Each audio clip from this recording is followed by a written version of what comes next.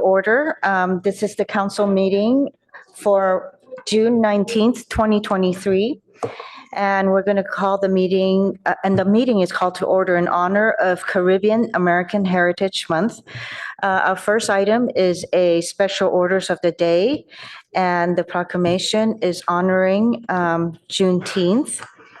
And we will have, Madam Mayor, could we take roll call? oh, I'm sorry. I'm just going straight into it. Thank you. Roll call, please. Councilmember Lowing, Here. Councilmember Tanaka, Here. Mayor Koo, Here. Councilmember Vinker, Here. Councilmember Burt, Here. Councilmember Lithcott-Haynes, Here. Vice Mayor Stone. Here. For the record, all present. All right, thank you. So we'll go to special orders of the day. First one is the proclamation honoring Juneteenth, 2023.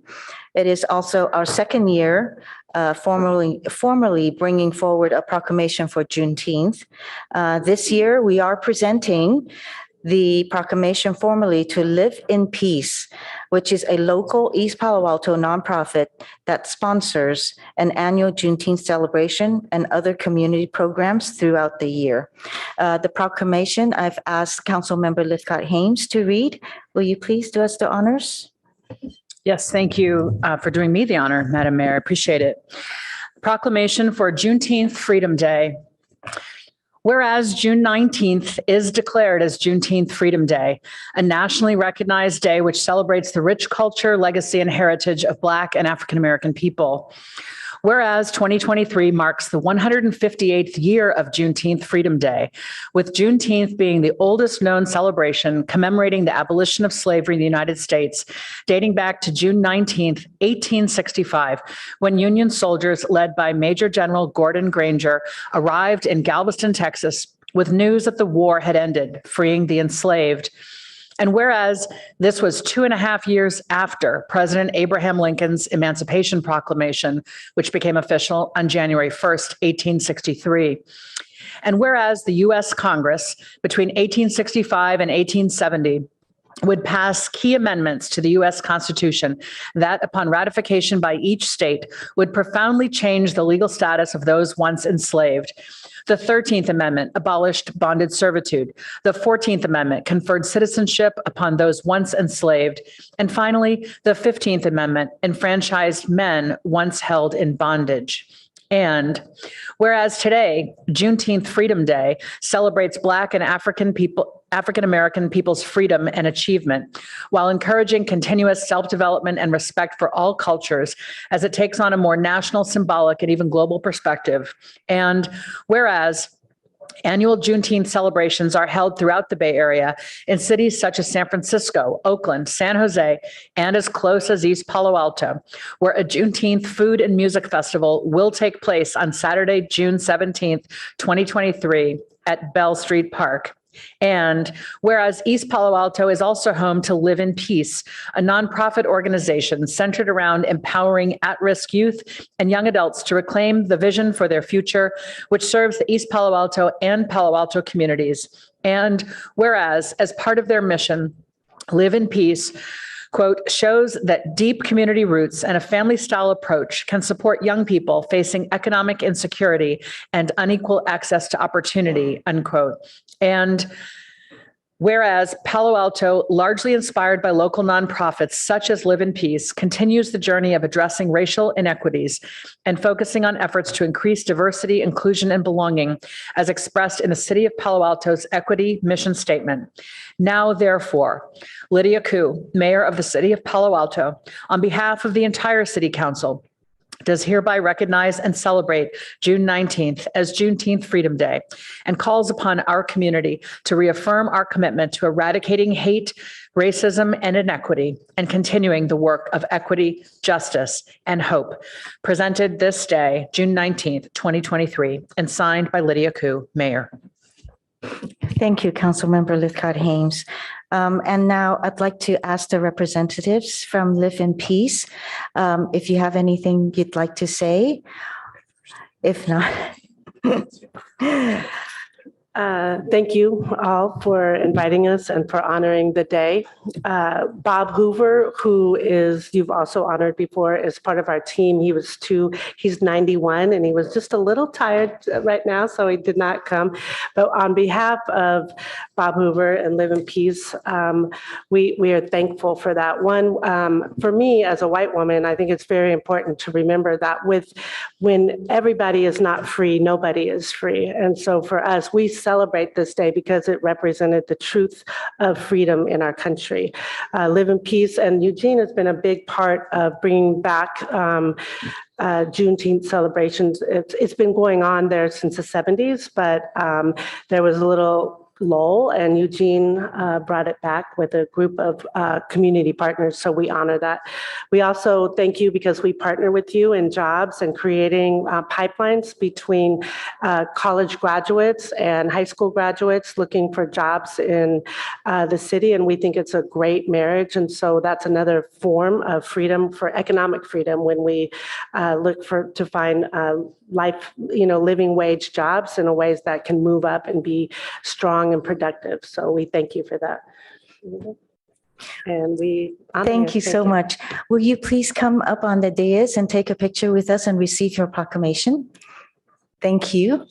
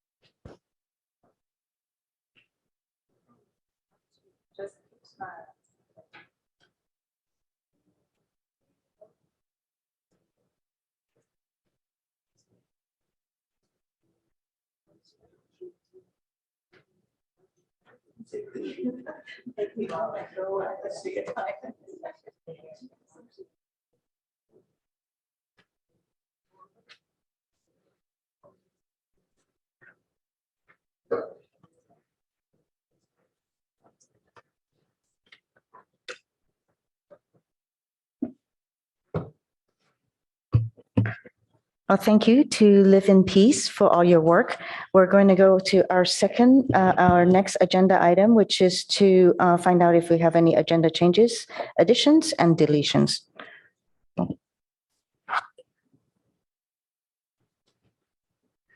Sorry for the lag there, Mayor. Let's see, in terms of changes for this evening, no substantive changes. We did have some titles that changed on a couple of the items. Did also want to note, Council, I'm sure is aware of this, but for public awareness, that there was an item added to the end of the agenda. So your last item this evening to be heard will be the proposed Friendship City program. It's a colleague's memo. Yes, the colleague's Yes. memo on that topic. Okay, very good. Thank you. And with that, we can go to public comments on items that are not on the agenda.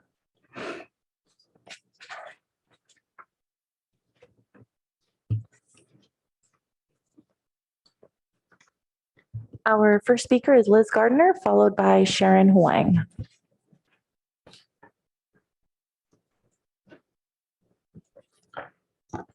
Liz Gardner, 2500 El Camino Real, that's Mayfield Place. How many minutes do I get here? Oh, it's already taken. Happy Juneteenth.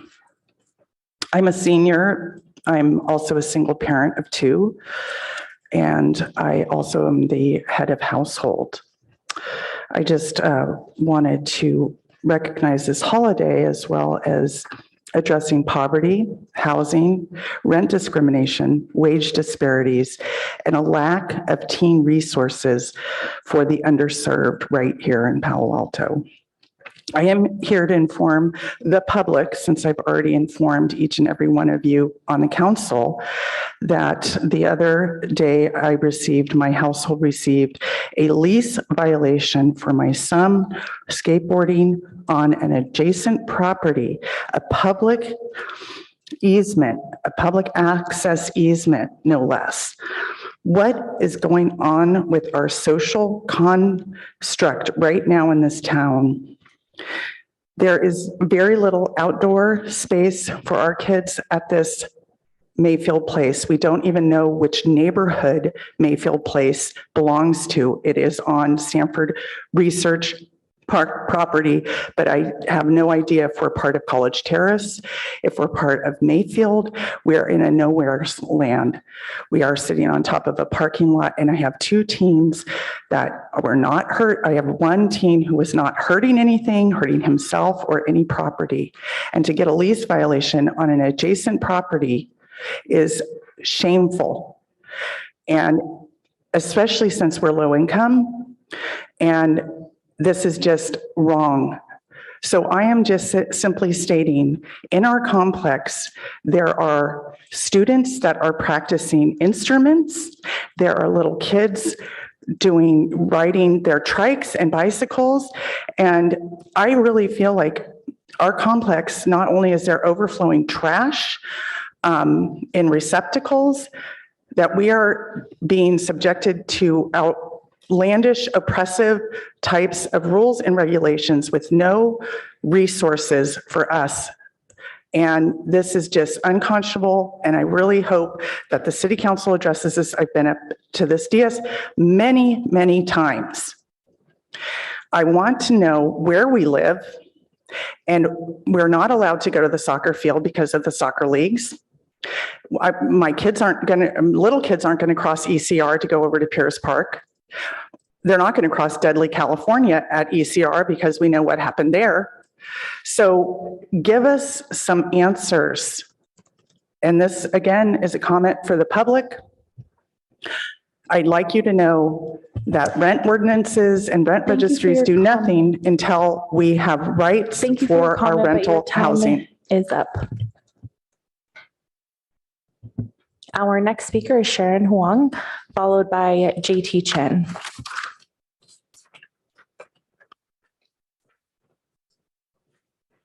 Thank you for the opportunity. Mayor Gu and the council members, my name is Sharon, and I'm a resident in Midtown Palo Alto. As mentioned during last Sunday's town hall meeting, there is a tenant residing on our street, Sutter Avenue. He is using our R1 residential neighborhood as his operating base to run his car rental business. He is using the car sharing app, Turo, and there's more than 20 cars to rent in Palo Alto. He maintains, repairs, washes his rental cars in his driveway. He also uses our residential street as his free parking lot for his car rental business. We have documented all photos, videos to showing the parking, traffic, strangers come and go and pick up and return the car 24 hours on our street. Even the suspicious circumstances showing strangers prowling on our street, urinating in public before they drove away. We have also identified, matched every single cars parked in front of their house on our street to prove they are Turo rental cars. And we spotted most of their fleet cars in our neighborhood. Please be aware, during the high demand season, like now, all their rental cars are consistently rented out. However, during slower season, our Sutter Avenue and nearby street are becoming their busting parking lots. Either way, this clearly violates the zoning code, the 18.42.060. This Turo car rental business should not be allowed in our R1 residential neighborhood. This tenant, this Turo host, should just rent a commercial parking lot for his car rental business. So we have forwarded all evidence to city. We have contacted, emailed the code enforcement officers. Unfortunately, the response we got is no code violation found. Case closed.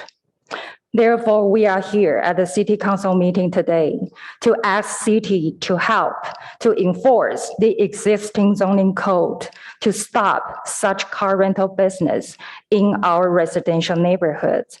And I have printed out a set of evidence here with me for your reference. Thank you.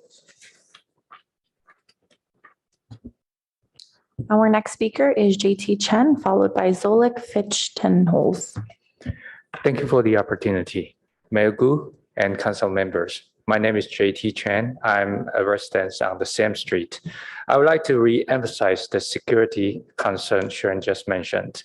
The tenant's car rental business has a serious impact on our neighborhood. Why? Every day we have kids around on the street, walking, biking, playing, and this car rental business brings lots of strangers and frequent turnaround of rental cars into our neighborhood. These strangers and unfamiliar cars endanger our kids' safety and put them at risk. Not to mention, it has been reported in news that several crimes, such as theft, robbery, and drug trafficking, are connecting to tour cars. Please also note it. This tenant's tour car rental business started at East Meadow Drive with a fleet of 26 rental cars. Now he moved to our street in Midtown. And who will be the next? Who will be the next? All of these parking, traffic, and security concerns are the consequences of this two-road rental business in our residential neighborhoods. And this should not be allowed in our Palo Alto. This is clearly a code violation of 18.42.060. So we urgently request the city's assistance in enforcing the existing zoning code for the safety of his residents. Thank you. Our next speaker is Zolik Fichtensol, followed by Rachel Croft. Thank you, council members. Thank you for coming out on a holiday. So I also want to support my neighbors from Sutter Avenue, okay, about this tour business. But I want to address this issue from a simple standpoint. This sets a precedent. If it's not addressed, okay, what will prevent other people do the same thing? Because this is clearly against the code. So if it goes unattended and unaddressed, okay, the other people can do the same thing. At that point, we have even a bigger problem, because then then what do? Okay, you allow this particular business, but don't you allow mine? This is a very, very big concern of mine. Okay. So this, the parking situation and the safety, of course, is a prime concern of all of us. Okay, I also want to address the issue that I wrote to Mr. Reynolds from the code enforcement, and for the record, I need to submit my letter. Which can I submit the letter for the record? Please. That's for the record to the city, which went unanswered, which is very disturbing. Okay. I tried to call, left messages, no answer. Okay. About the city, we asked the city the council to step up to and intervene in this situation to start enforcing their own codes, because if there is no respect to laws, codes, and regulations, what else do we have? Okay, so these cars, in addition to the concerns that already were voiced, these cars, because of whatever reason, they park the wrong way. Okay, here's another exhibit I would like to submit to the city. Okay, these cars are parked the wrong way, and nobody bothers to do this, to address this. Okay, so this is unsafe, as we all know. That's why there is a code and there is a state regulation, and so we have city code violation, state law violation, and nobody does anything about it. So thank you for your attention, and hopefully, we really hope you will address this issue accordingly. Okay, thank you very much. Our next speaker is Rachel Croft, followed by Aaron James. I have a couple slides. Oh, it looks like you've got them ready. I have a little intro first, Mayor Koo and council members, thank you for the opportunity. I'm Rachel Croft and a resident of Mariposa Avenue, and I'm here to comment on the reconsideration of the viaduct as an option for the Churchill crossing. I'm disbelieving and kind of disappointed that the viaduct is back. To discount the near decade of work on crossings and reintroduce an option that was twice defeated with vocal and active community opposition is kind of troubling. And personally, as a resident that has been fighting the viaduct for 5 years to prevent the destruction of the peace and privacy of our house and the value of our property, I'm extremely distressed. And perhaps a current council in its entirety isn't aware of our neighbors' prior activity in opposition to the viaduct. It would affect all of the houses along the Caltrain tracks in our neighborhood and the nearby neighborhood. And we submitted a petition against the viaduct in 2019, which I'll submit again here. I do have some slides. It looks like they're up. So the Caltrain corridor, if you go to the next slide, is extremely narrow as it parallels Mariposa Street. It's only about 60 feet wide. And if we live along the south side of the tracks, if you go to the next slide, a shoe fly track would need to be built in order to construct the viaduct, which due to the narrow corridor would force the viaduct to be 2 feet behind our back fence as circled on the upper left. Next slide, please. The viaduct would elevate the tracks 20 feet high with 16-foot tall trains running on top, putting the trains at a height of 36 feet. The electric wires are suspended 30 feet above the tracks for a total height of 50 feet. And using a standard 8-foot fence as a reference, you'll realize that the consultant's rendering of the train behind our back fence doesn't give you a real sense of what it would be like. So next slide, please. Next slide, please. Here's our backyard, matching dimensions apples to apples with the rendering. And next slide, please. Oh, up one slide, please. There you go. And what it would look like with 36-foot high double-decker Caltrains on top, just a few feet behind the back fence. Our peace and privacy would be gone, as well as sunlight and sky, and the wires aren't shown because they are too high for this picture. Slide, please. But it gets worse. Caltrain tracks also carry freight trains, about 3 per day, transporting concrete, heavy industrial materials, and liquid vessels with unknown contents. The thought of 3 trains, those freight trains a day passing 36 feet in the air right above our back fence is just simply terrifying. And the visual impact, massive scale, sound and proximity, all of those. And then there's the chance of derailment, which actually happens in the US. If you go to the next slide, there are 1,000 trains a year in the US and even a Caltrain which derailed in 2019. So to conclude, I just wanted to ask this current council again to reconsider your reconsideration of the viaduct because it does have real impacts for the people in our neighborhood. Thank you.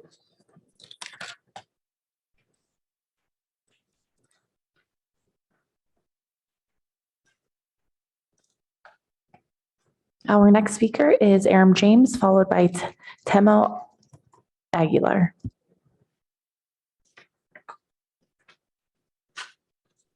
Okay, I wanted to commend the city for honoring Juneteenth Day. One of the things that I have concern about is that it's not been made a city holiday for the employees.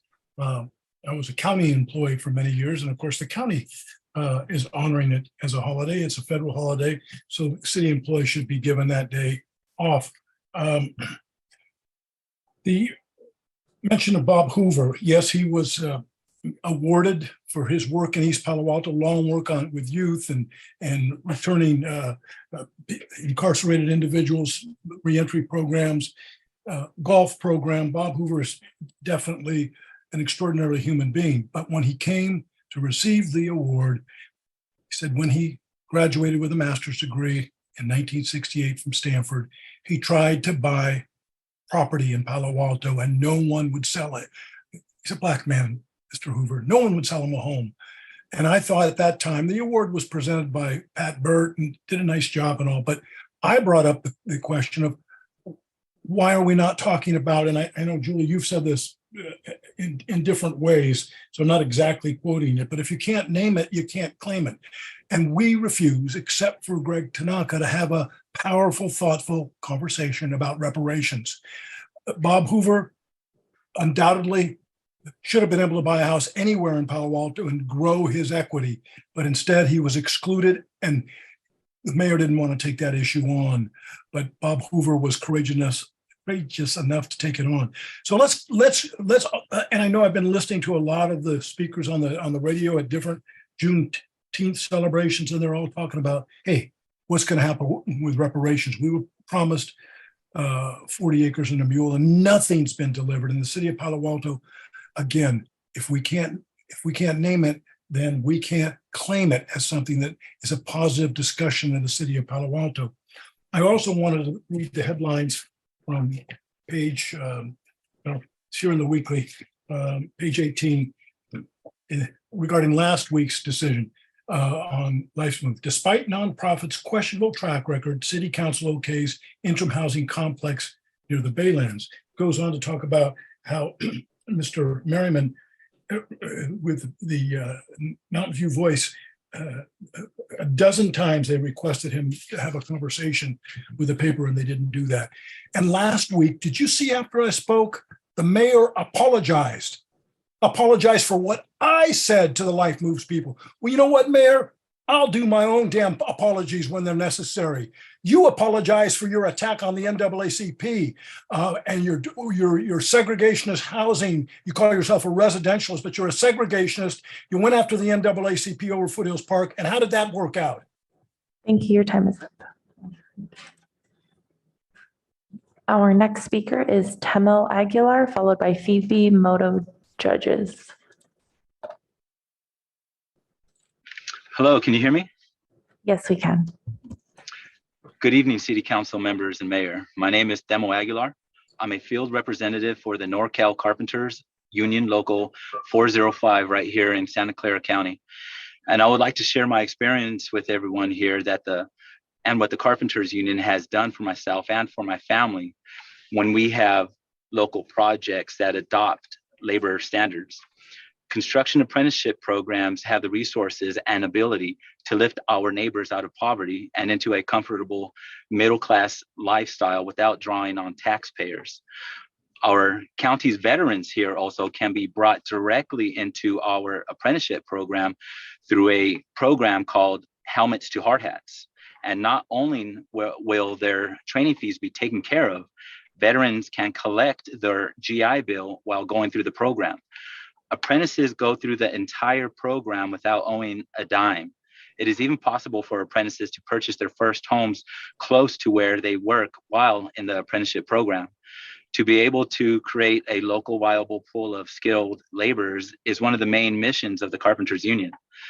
The Carpenters Union also offers an excellent healthcare program where sadly so many workers have none. These workers have to rely mainly on social programs and overly taxed emergency rooms.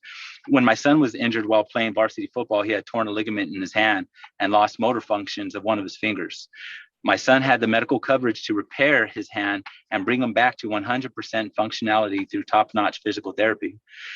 If we can adopt these sorts of standards, a living wage, an apprenticeship program, a good health and welfare program, you will see the standard of living throughout our community in the Bay Area rise up. I thank you all for allowing me to be able to share my personal experiences and just a small part of what the Carpenters Union's resources can do for our community. Thank you so much.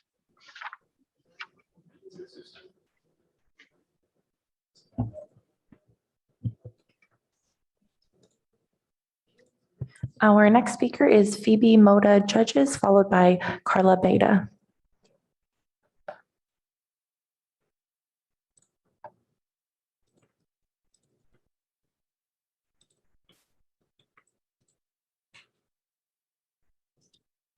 Good evening, council members.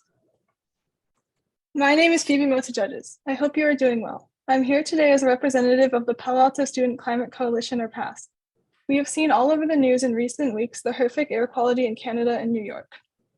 As temperatures rise and droughts worsen, we will see more extreme fires with a prolonged season, meaning that even worse air quality is in our future. However, air quality is not just an issue during fire season. According to the American Lung Association's 2023 State of Air Report, the Bay Area and Santa Clara County specifically received an F in graded areas for high ozone days and 24-hour particle pollution.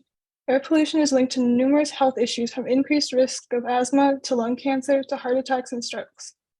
When talking about air pollution, it is it is crucial that we not overlook the impact of gas appliances in our own homes. Data from the Energy Information Administration shows that gas stoves alone produce over 25 million tons of carbon pollution each year just in the US. Furthermore, earlier this year, 30,000 gas stoves were recalled due to dangerous levels of carbon monoxide emissions, an odorless gas that can cause serious injury and even death. With greenhouse gas emissions continually on the rise and air pollution at record high levels, it is vital that we take the next steps to transition away from natural gas to a safer and more sustainable solution. For that reason, we urge the Council to set a sunset date to end the flow of natural gas. Palo Alto truly has the opportunity to lead and be one of the first cities to adopt this ambitious target.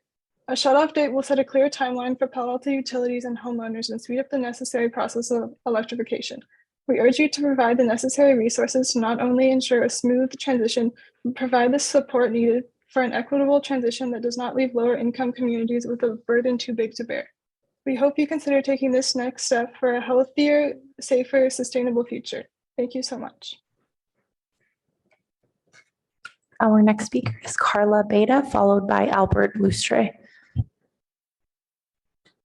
Is that Carla Beffera? Is that B? Is that me? Yeah. Okay. I'm assuming I'm the right person. Good evening. I wanted to thank the council for item number 13 on the consent calendar, which is the appointment of a committee of 3 neighbors who will liaise with the city regarding Castelleo's expansion. Thank you very much for your consent on that item. The 3 members of that committee were approved by all of the neighbors polled. 100% agree that they would be excellent candidates. All of them live on the same side of Embarcadero as the school. None of them are affiliated with the school in any way. None had children who went to the school. All of them are certainly impacted by the impacts of the school. So we think they're terrific candidates and we appreciate your consent on that item. We think it's important to have them in place as the school goes into its TDM measures at the end of this month. I also wanted to draw your attention to the recent news that the school has announced that it is going to remain on campus in the next calendar year, but it is adding enrollment and increasing to 450 with the extra students to be housed at the JCC. The council's motion last year was that the school could grow if it moved off campus during construction, and it's creating a hybrid of growing and remaining on campus. Among our concerns is that when they do all school events, it will cause the impact on the neighborhood that we were trying to avoid. And that will happen when it's under construction and when none of the mitigations that the construction would have solved are in place, such as the garage. So we'd like the attention of the council to this matter as it comes up in the coming weeks and months. And we appreciate your attention to this matter. Thank you. Our final speaker is Albert Lustre.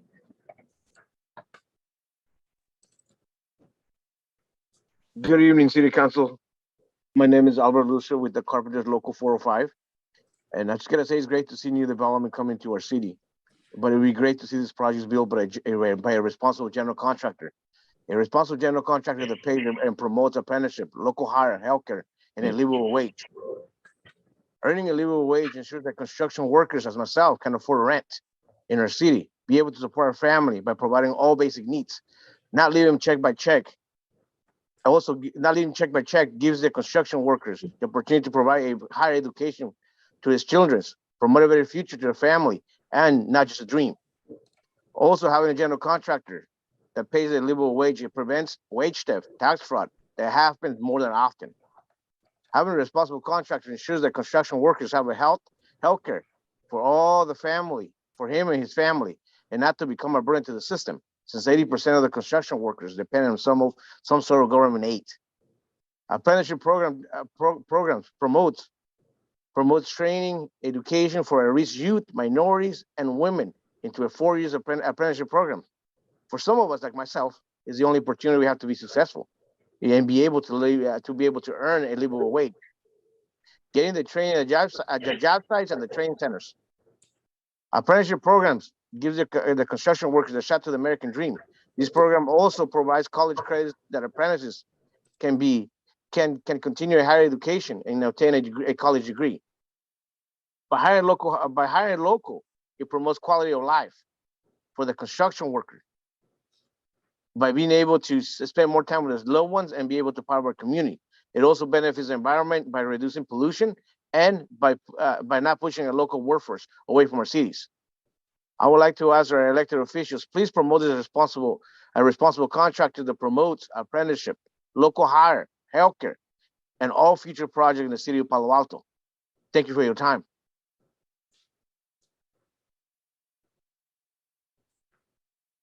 That concludes public comment. Thank you, Madam Clerk. Next, we'll move to council member. Yes. I just wanted to check with the city manager. We had two public comments that seem appropriate for follow-ups on the Mayfield Place lease violation claim, and then this issue of operating a commercial business in a residential neighborhood.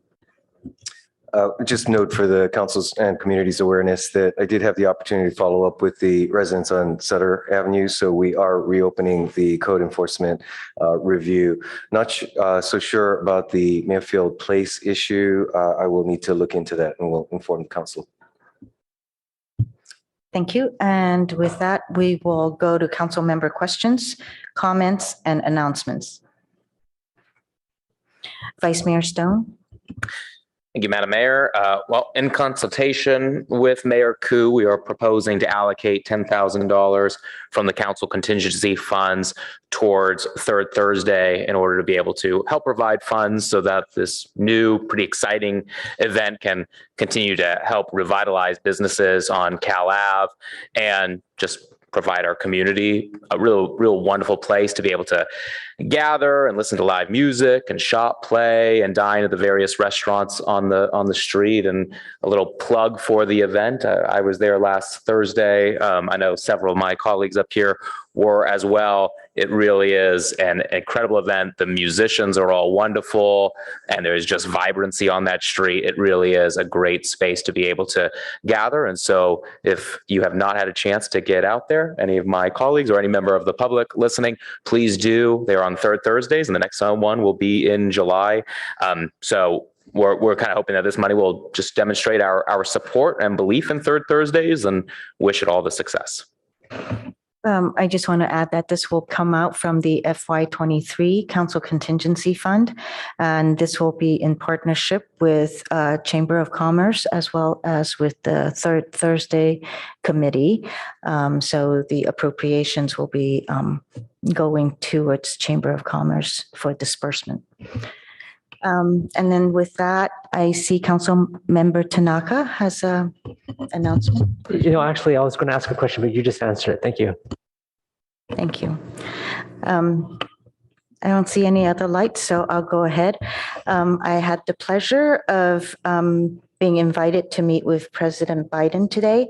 He did stop by Palo Alto on his way to Atherton and Los Gatos. We met out in the Baylands, and he committed to, and he's moving forward with his action plan to invest in America, especially in climate, and dedicating $600 million towards it. And it was a true pleasure meeting him. And then onto a less exciting item, I did attend last week's ABAG General Assembly, and essentially they are having trouble with their CalPERS, and as you know, ABAG had merged with MTC, and so previous to merging, they had the CalPERS, which they are actually trying to work in to up their investment there for the pension liabilities.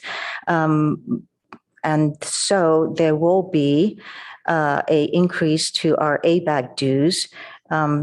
Currently in FY 2022 to 23, it is $17,749 for Palo Alto, our dues. In 2023 to 2024, the dues are going to be $19,524. And so that is my report back to City Council. Thank you. Councilmember Burt.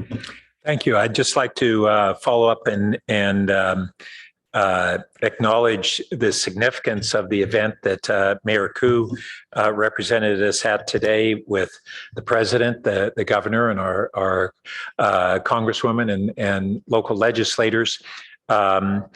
That was a big deal that the president chose our Baylands and the Lucy Evans Baylands Center as the showcase for announcing a major national climate resiliency initiative.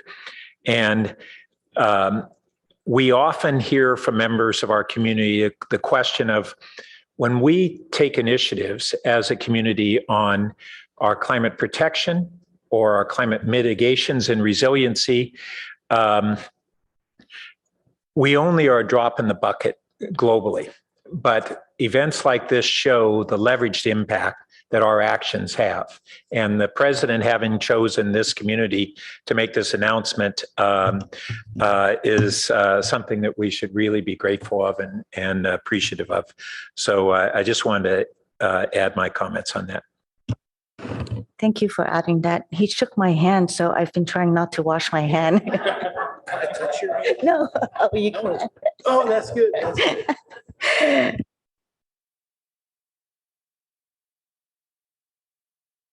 All right, so we finished with council member questions, comments, and announcements. Now we'll move to our consent calendar. Is there any public comments for consent calendar?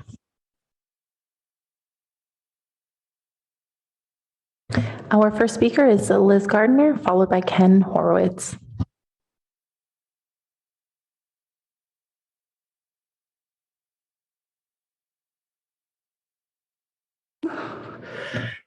And this is on consent calendar item, the rent registry, correct?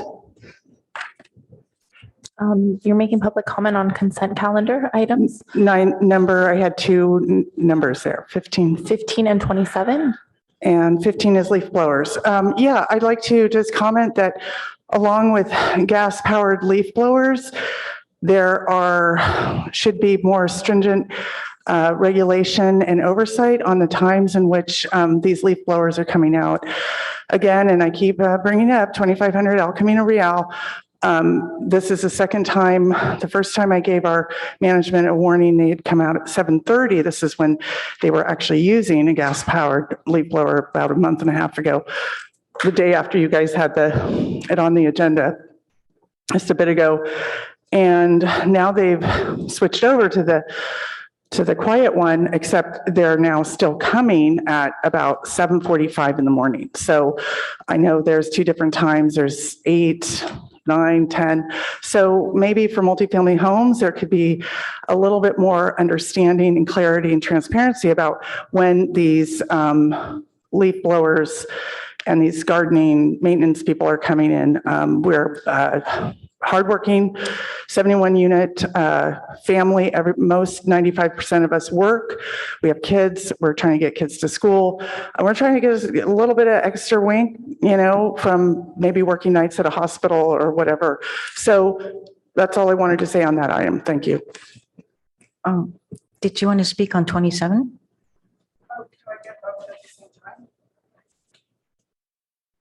Yes, this is on, I think you guys are second reading on the rental registry again, to reinforce that it's one thing to have a registry, it's another thing to really support renters in the city, especially those single moms, low income, people of color, all abilities, all ages. As I stated before, we've gotten a lease violation for something that wasn't even on our property. And, we have little space, little room to do much when tenants are getting penalized or punished for getting a little fresh air, especially teens and children, doing something that's climate friendly, like riding a skateboard and getting some exercise at a reasonable hour for a short period of time on a property that is a public easement. So that said, it's really important that our council, especially on this day, Juneteenth, that we're recognizing not only people of color and the emancipation of slavery, but the graduation from slavery to wage slavery. And, you know, we need some. Thank you for your comment. Your time is up. Our next speaker is Ken Horowitz. Good evening. I'm going to speak on 3 items on the consent calendar, numbers 3, numbers 20, and number 37. And all 3 of these either relate to Coverly or the Palo Alto Unified School District. And I think I'm here to support these particular items. But we're going to be entering negotiations, I understand, in August with Palo Alto Unified School District regarding land acquisition. And then next year, we're going to be negotiating with, again, Palo Alto Unified School District in regards to the lease, which comes up in 2024.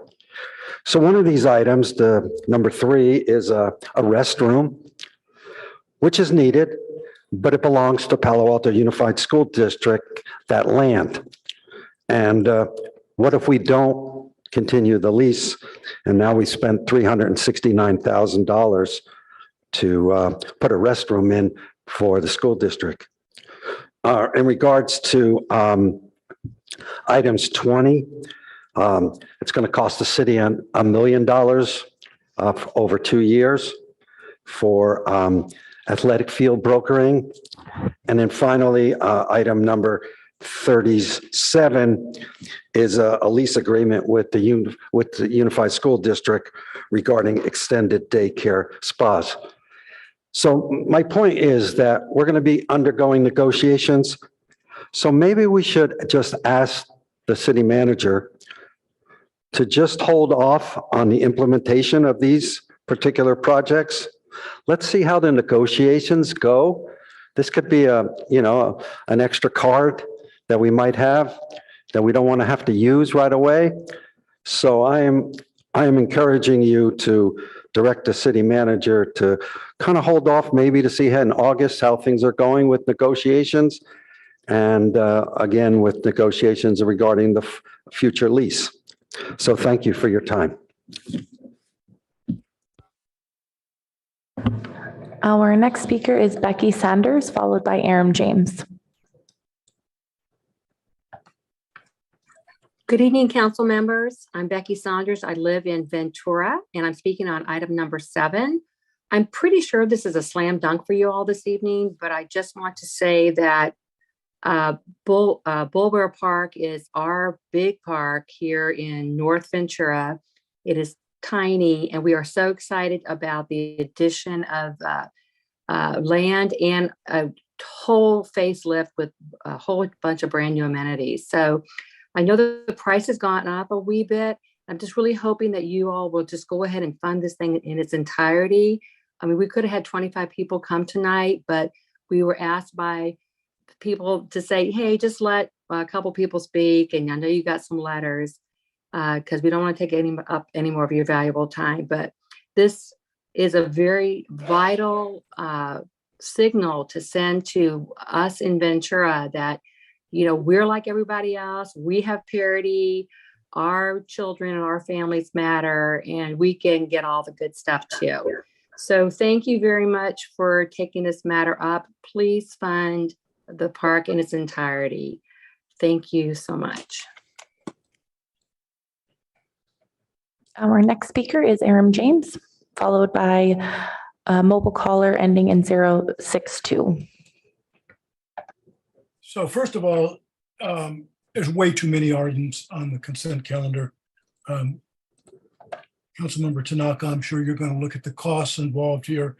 I'm specifically talking about why item 9 and 16 are not agendized as action items. A purchase order with Pivot Interiors in the amount of $756,021 and a purchase order with One Workplace in the amount of $480,000 for the public safety building. So, somebody wanted to explore whether some of the furniture that's already there could be used at the new, what I call the Slave Catcher Center. So those are extraordinary costs that Mr. Shikata and the team that sold us the Slave Catcher Center didn't let us know about. Maybe we should have figured it out on our own. And then an additional purchase order with AVIAT Networks in the amount of $438,907 for radio communication system for the new public safety building, etc. And the Daily Post has an article about the budget. You guys want to, I'm going to the bottom of the first paragraph of the article on page 18, I believe it is. And they're talking about the new budget also proposes the addition of 2 police officers to work in traffic enforcement at a cost of $391,000. I'll bet you our psychiatric response team, the one person that was there is now not been rehired. You need to talk to Andrew Binder about that, because probably paying them $50,000 or $60,000 alongside the traffic cops that are making close to $200,000 before we talk about benefits. We're also going to be hiring a new worker for the police station for another $165,000. Then there's another $84,000 a year. Then $100,000 for security at the city council meetings. On and on and on. So Takata's boondoggle, not only is it not finished, and by the way, it talks about the fact that the price has nearly doubled since the inception of the idea of putting in this Slave Catcher Center. It says here, the cost has more than doubled since 2018, when the city said the new police station would cost $57.8 million. We're now at $117,000 and continuing to count. So Greg, I'm asking you to use your accountant mind and just dig into these things. And why aren't they action items? Why is Shikata jamming these all down our throats at the last city council meeting for the next until August? Thank you.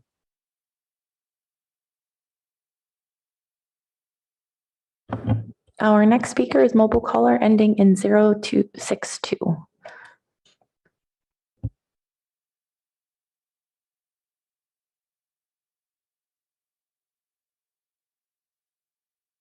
Hi, my name is Allison. I'm a volunteer for Downtown Streets team. I just wanted to thank the council so much for saving my life and many others by providing support to this wonderful program.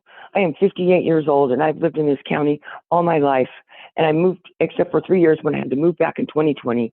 And thanks to Downtown Streets team, they supported me and got me into permanent housing from a hotel to a temporary 2-year program. And now I'm in my own permanent housing. Not only have they helped me, they've helped my son's father, who had a triple bypass, who went from being on the streets since 2014 into housing, and now he is secured in housing because of Downtown Street Team. We see miracles every day in this program. Thank you so much for supporting it. You change lives. And not only does it keep the downtown Palo Alto clean of cigarettes and trash and debris, it helps the people that do that. And thank you.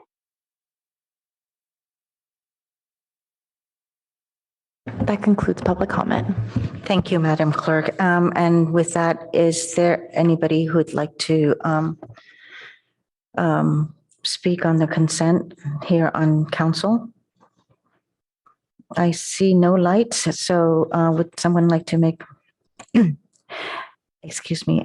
So I see a light come from Councilmember Tanaka.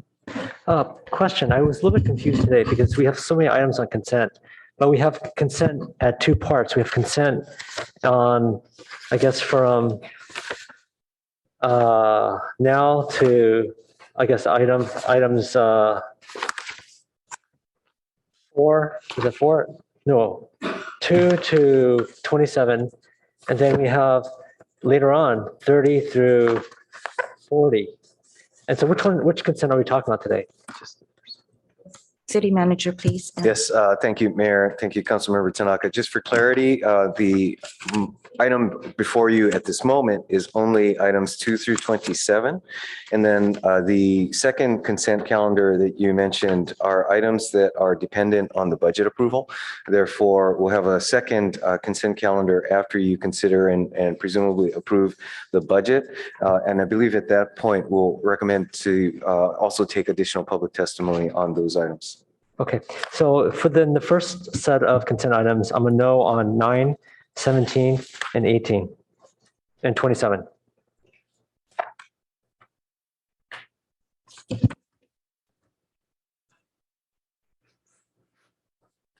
we have a motion for approval of the consent agenda? So moved. Thank you, Vice Mayor. Second. Thank you, Councilmember Lithcott Haynes.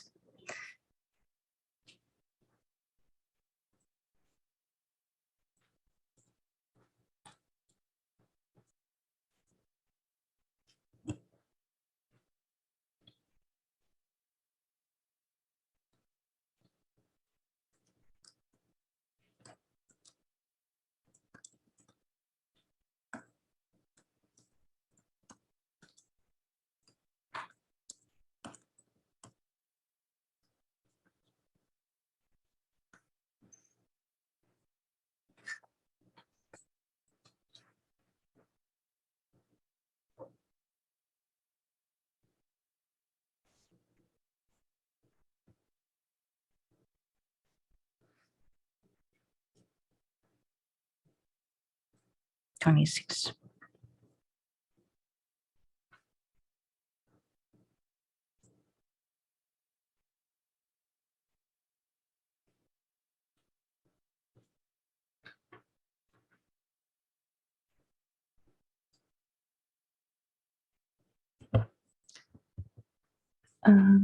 Councilmember Lithcott Haynes? Actually, Yes. hold on a second. The thing says 2 through 9, it says 2 through 8. I think you have to fix that. Thank you.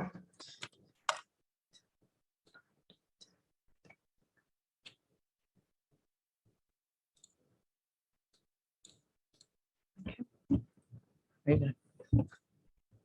Councilmember Lithcott Haynes? Yes. Councilmember Vinker? Yes. Councilmember Tanaka? Yes. Councilmember Burt? Yes. Councilmember Lowing? Yes. Vice Mayor Stone? Yes. Mayor Ku? Yes. Motion's carry. Councilmember Tanaka, would you like to speak to 9, 17, 18, and 27 on your no vote? Yes, and I also like to share my screen, but I have to wait for the, okay, thank you.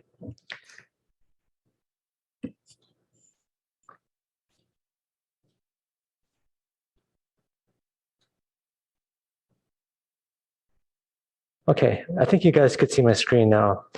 Okay, so the first one is about office furniture for our public safety building. Well, first let me just remark that we have a crazy number of consent items on the calendar. Like, it's really tough to make sure everything's okay, but anyways, that's a different topic. So on item 9, we're spending about $1.2 million on office furniture for our public safety building. This is an article that came out recently, and this was actually about Redwood City, and they were spending about $500,000 a year. By the way, Redwood City is 20% bigger than Palo Alto. So they're 20% bigger, but we're spending, for our public safety bill, not for City Hall. This is for City Hall, $500,000. So we're spending a lot more. And the other part that really kind of got me was when I looked at the purchase orders attached to this staff report, it did not have a breakdown of like what the cost was, like how much of each stuff was there. So I looked at, well, what are we buying, right? So I found out we're buying, I'm not sure you guys heard this brand called Herman Miller, but Herman Miller is like crazy expensive, right? I mean, just gives you some prices of what the kind of chairs that we're, I don't know if these are the chairs, because again, there's no breakdown, but these are, I buy my stuff from Costco, right? And, I think a $200, $500 chair is plenty good, but I don't know, are we getting this $8,000 chair? I don't know, because it's not in the staff report. But I just know that we're spending $1.2 million on office furniture for a public safety building, which strikes me as really, really expensive for the amount of furniture that we need. So I don't know what kind of furniture we're getting, but it seems like it's going to be very pricey, and for a time. And then on 17 is more of an issue of the contract that we're supposed to approve is not in the staff report. So I don't know how we could approve something like that. The staff report's there, but there's no contract associated with it. So that's mainly the reason why I can't approve it is because unless the contract's there, I will not approve the item. 18 is about replacing our phone system. So the current system with Avaya, I don't have necessarily issue with that, but what I do have an issue with is, we're replacing the system with a new system after, many years, which probably seems appropriate, but we did not get a multiple bid. And I don't know why. To me, it seems like we should have. It's a pretty expensive project. So not multiple bids, which kind of puzzled me. And not only is it not multiple bid, but when I looked up the vendor on the website, Vox Communication, it's actually not listed as one of their partners. There's a lot of companies a lot closer to us, but Vox, the people we picked, is not there, and yet it was the sole. Looks like it was a direct award. If it was multiple bid, certainly the staff report didn't talk about that. So when we're making such expensive purchases, and I think this one was,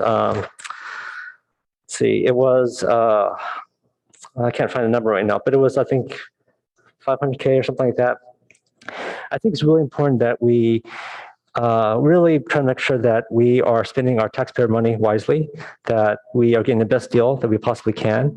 And when we don't multiple bid things, we are not getting a good deal. So I'm very concerned the fact that we decided to just do a direct award here versus try to shop it around and try to get maybe a vendor, a reseller that is closer to us. So, Avaya has over 20 different potential partners here. We didn't pick any of them. We just didn't multiple bid. So that was a little bit disappointing. And then 27, basically I voted no on that last time, so it's no again this time. Thank you. Thank you, Councilmember Tanaka. City Manager comments. Thank you, Mayor, members of the council.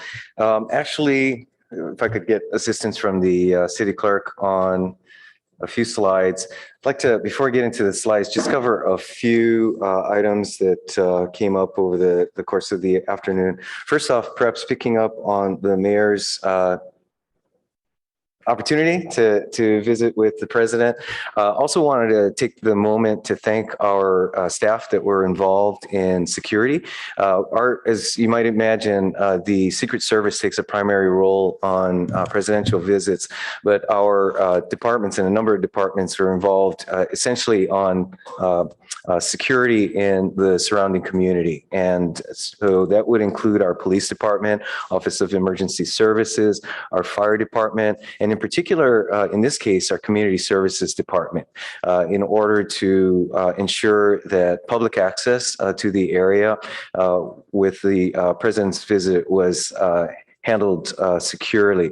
Now, recognize that also means some inconvenience to our residents and other visitors in the area. So appreciate the community's cooperation through really important visit, as was noted earlier. Then did want to address one note regarding Juneteenth. I appreciate this special order and had received some questions around the city's practice of celebrating Juneteenth. So just want to provide some background for community members for awareness that last year, in March of last year, City Council had a discussion and took action regarding what we had referred to as key dates of historic significance. And the City Council took action on a number of important dates, including Juneteenth, to recognize these as dates of historic significance. And as part of that action, both took action specific to those dates, but also referred to our Human Relations Commission request for some additional work on how best to recognize and celebrate these dates. And that report is pending and should be coming back from the Human Relations Commission shortly. But also note that earlier this calendar year, the City Council approved its meeting dates for the calendar year. And we do expect that that will be done each year. And so we'll provide an opportunity in future years to consider and make adjustments to how the city celebrates these dates of significance over the course of our calendar. And then let's see, two other things. The mayor noted the allocation of city council contingency funds to the Third Thursday event. And we want to call attention to the fact that that is a new procedure that is reflected in the new policy and procedures handbook. And if it is not online, it will be online maybe tonight. And so I'm told that it is online now. So the now newly adopted procedures and protocols handbook by the city council will reflect that process of the mayor and vice mayor reporting on that allocation up to $10,000 from the council's contingency program. And then, sorry, one last thing before we move on to the slides this evening. Just want to note with respect to the council's consent calendar, Councilmember Tanaka identified a number of concerns he had raised. I would simply like to note for community awareness, the council is well aware that we do have a process in which questions can be asked, and also provide staff an opportunity to respond to those questions before the council meeting. And so, quite frankly, when issues are raised for the first time at the council meeting, we don't have the opportunity to provide appropriate context for comparisons such as to Redwood City, which I'm sure would be a very different situation. But in any case,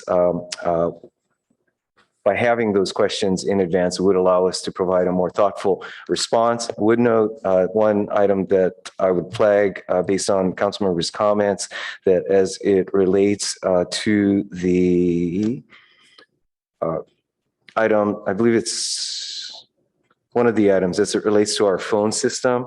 This was number 18, that purchase agreement was competitively solicited through our National Cooperative Purchasing Alliance, which quite frankly is an efficiency measure that allows competitive procurements by this consortium to be applied by individual agencies, and therefore does not require us to do individual procurements for every contract. It allows us to take advantage of bulk pricing that is achievable through those cooperative arrangements. Okay, so with that, let me go on to a few quick items for council and community awareness for this evening. Next slide, please. Some upcoming events during the council's July recess, and actually beginning tomorrow. Would note that at our Junior Museum and Zoo, we will have a special story time celebrating and continuing celebration of Juneteenth from 11 a.m. to noon. Then our library will always challenge us to increase our reading by providing a reading list for community members of all ages to explore the topic of Juneteenth. Don't forget our 4th of July and celebration at Mitchell Park and Chili Cook-Off. Then also related to 4th of July, would remind all not council members, community members, that fireworks continue to be illegal in Palo Alto as well as most surrounding communities, and encourage community members to participate or attend professional fireworks shows. And then finally, our Municipal Services Center open house, July 15th, Saturday. And I'll make sure that also share that with our partners at Live in Peace, as we have had ongoing discussions of career opportunities in public service. And I think that would also be a next excellent opportunity to introduce, especially community members that are still in school, as potential career options that are much broader than people realize. Next slide, please. Then also on continuing with the library theme, would note that our libraries program for summer reading for a cause will continue through the summer, and offering an opportunity both to do some good reading as well as to participate in this valuable program. Next slide, please. Then let's see, turning to a more serious note, upcoming community meeting on wildfire preparedness, particularly for our residents in the foothills, but also in throughout the city. Good opportunity to get up to date on wildfire preparedness measures, as well as opportunity to compare notes with other community members. And this will be at the Palo Alto Hills Golf and Country Club on July 6th. Next slide, please. Then finally, just look forward into August. We are still having some movement on specific items that will be held on your council agenda in August. So we'd simply flag the dates of the August 7th, 14th, and 21st, where we will have a number of pre-screenings, development pre-screenings, as well as hearings related to the 340 Portage property, the former Fry's site, as well as potential development opportunities for parking facilities and affordable housing in the downtown area. As was noted by a member of the community, the Castellea Transportation Demand Management Program will be coming back to the City Council for review, our economic development strategy with our consultant Street Sense, and then finally weed abatement program hearing. And I believe that is my last slide. With that, back to you, Mayor Koo. Thank you, City Manager. With that, we're going to move into our action items. Our first action item, number 28, is the Finance Committee. Finance Committee recommends adoption of 4 resolutions. One is approving the fiscal year 2024 wastewater collection utility financial plan, proposed reserve transfers and increasing wastewater rates by amending wastewater collection rate schedules. Second is approving the fiscal year 2024 water utility financial plan, proposed reserve transfers and increasing water rates by amending water rate schedules. 3 is amending utility rate schedules and also to increase dark fiber rates by 4.9% and amending rate schedules for EDF 3 to make technical revisions with no rate change. And lastly, amending utility rate schedule D1, increasing the stormwater management fee by 4.9% per month per equivalent residential unit for fiscal year 2024. And I wanted to also mention, as we consider these items related to utility rates and financial plans, first, we'll hold a public hearing on proposed changes to the city's wastewater collection and water rates as required by the California Constitution. Then we will separately consider the dark fiber rates and stormwater management fee. So we'll begin with the wastewater collection and water rate increases. We'll conduct majority protest proceedings for both rate increases, and the public will have an opportunity to speak. Staff have a presentation. We do, Mayor Koo. Good evening, council members. Tonight, we've held numerous meetings back as far as last year, as well as March and April with the UAC Finance Committee and the City Council. We've reviewed the proposed rates changes and we recommended by staff through these meetings. We've also summarized those meetings in the report that you have tonight in front of you, as well as included as the staff recommendations.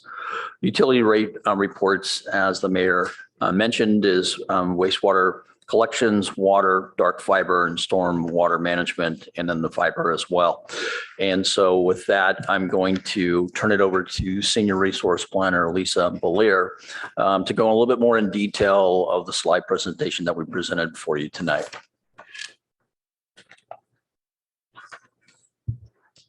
You guys good?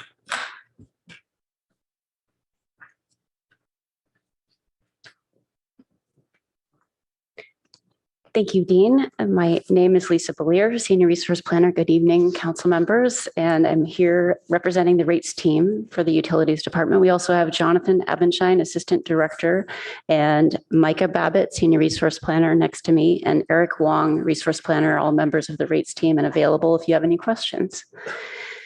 On April the 17th, the council held a study session that covered the gas, electric, water, and wastewater rate changes for the upcoming fiscal year. That same night, the council approved the gas and electric rate changes, and those are not being discussed tonight.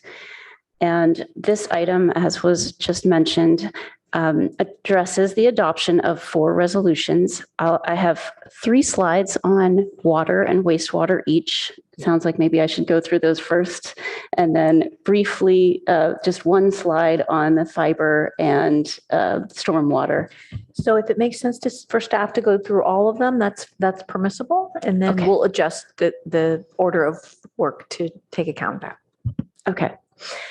So for the water, to start with the water utility, since that April 17th study session, the San Francisco Public Utilities Commission did adopt a slightly lower rate increase than we were anticipating at that time. And the pass-through commodity rate that currently is $4.75 is going to be going up to $5.21, which is a 9.7% increase. Palo Alto will pass this commodity rate increase through to customers, and we have done outreach through all our usual channels, as well as sending a postcard to every customer that describes this increase. That increase is not directly part of what we're asking the council to approve tonight. That's the pass-through portion.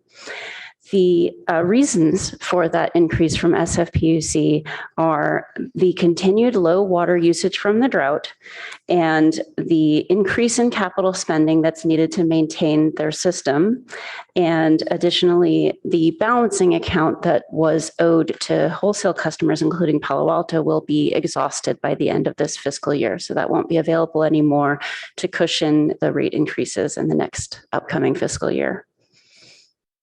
Staff's proposal for the water distribution rate increase is a 2% rate increase.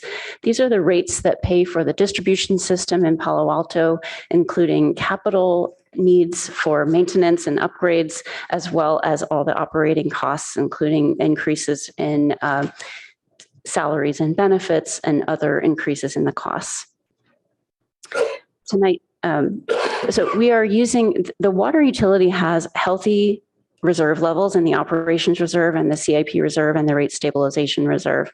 And we are able to keep the rate increase at the level of 2% by utilizing the funds in those different reserves. So part of the proposal tonight is to transfer $3 million from the rate stabilization reserve to the operations reserve in order to use those funds to pay for the costs, and for this to transfer up to $3.7 million from the CIP reserve to the operations reserve in order to use those funds for needed capital improvement investments.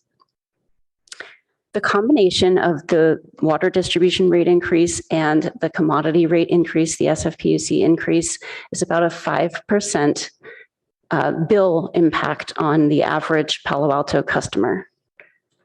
And you can see that in this slide, the first red number at the top of the slide, at the top of the chart, is the 5% in fiscal year 24. That is the net effect on customer bills of this proposal. And the chart shows how the blue line, how revenue has declined over the last couple of years with the ongoing drought. And we anticipate there will be a recovery time period as we exit from the drought. The capital costs are in orange. The distribution system capital costs are in orange, and the distribution system operations costs are in green. And then the water supply, that's the SFPUC commodity costs that I was mentioning, is in blue. And there's a little bit of debt service ongoing in the water utility. So to summarize our recommendation, we are, the Finance Committee and the UAC and staff are recommending the 2% water distribution increase, the 2 transfers that I mentioned, and then the necessary changes to the rate schedules for water. So that summarizes it. And I'd be happy to go on to the wastewater or you can stop me anytime for questions.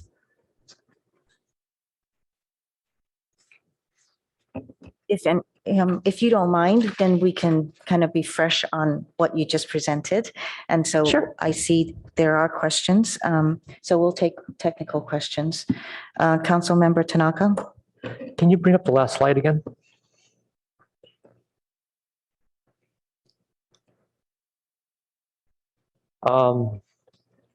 Actually, the bar graph, where's the bar graph? Okay, this one, yeah. So for the green operations, do you have that percentage year by year?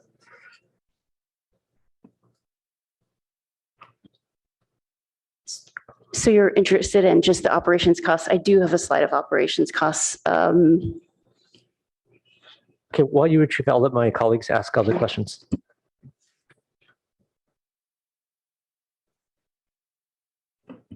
Councilmember Lowing?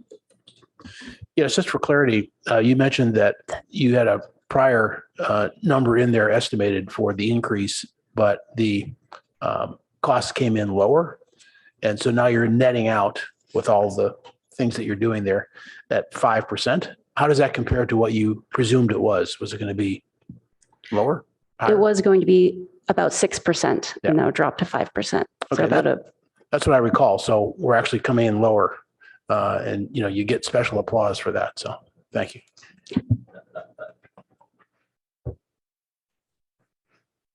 Councilmember Tanaka? Do you have the year by year operation cost?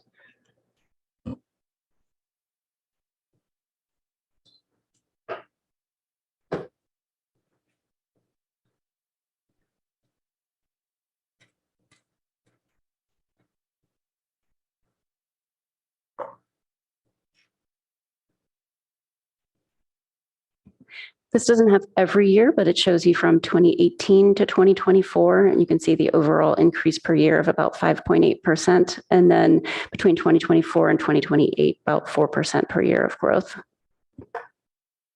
Thank you. I don't see any other lights for technical questions. So would you like to? Oh, I'm sorry. I see Councilmember Burt. Thank you. Just one question on the supply cost, the SFPUC commodity rate.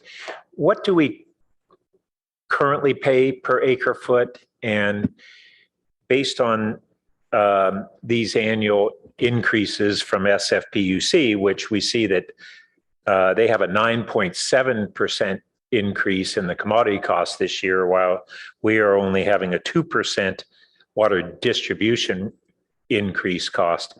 But I'm interested in what we will be paying per acre foot, not only today, but by the time we have our advanced water recycling facility up, say in 5 years. Do we have those different numbers? Let me start with the first part of your question. We're paying $4.75 right now, which is about $2,000 per acre foot, which is going up to the $5.21, which I believe is about $2,200 per acre foot. For the next couple of years, the SFPUC's projection is for the rate to be flat, no increase. But I'm going to have to look to see if we have the numbers here. We do have it, That's the 10-year close enough. projection. Okay, That's very close helpful. enough. Thank you. Thank you. Do you want to move to the next one? Thank you. Yes. Do you have a slide for me?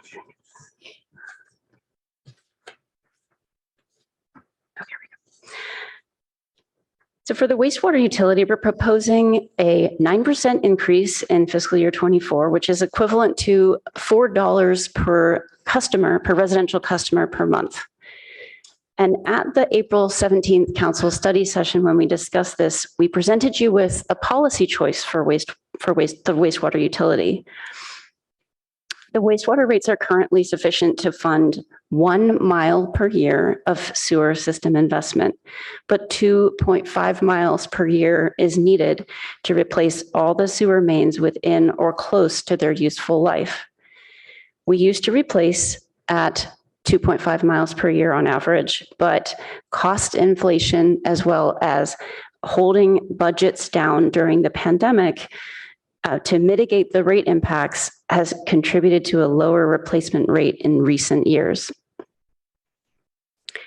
Staff presented various alternatives for increasing the rate of investment to a sustainable level. And these varied based upon the year by which the utility would begin achieving an average investment rate of 2.5 miles per year. The UAC and the Finance Committee unanimously recommend achieving this investment rate by 2026. And that's what the proposal in front of you tonight represents.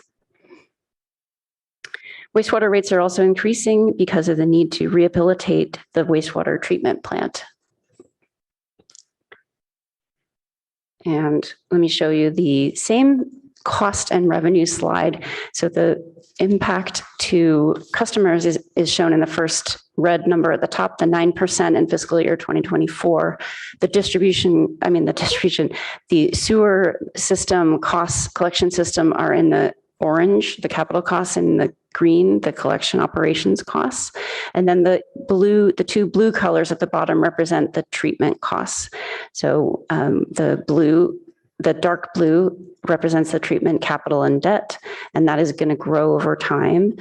And the treatment operations is in the light blue at the bottom. So you can see in the red line that revenue, even though revenue for the wastewater utility is quite stable, the revenue did decline during 2021 and particularly in 2022 as a result of the impacts related to COVID and the water use reductions that led to, and other policies related to COVID that led to some reductions in revenue. But we are expecting revenue to increase over time and recover.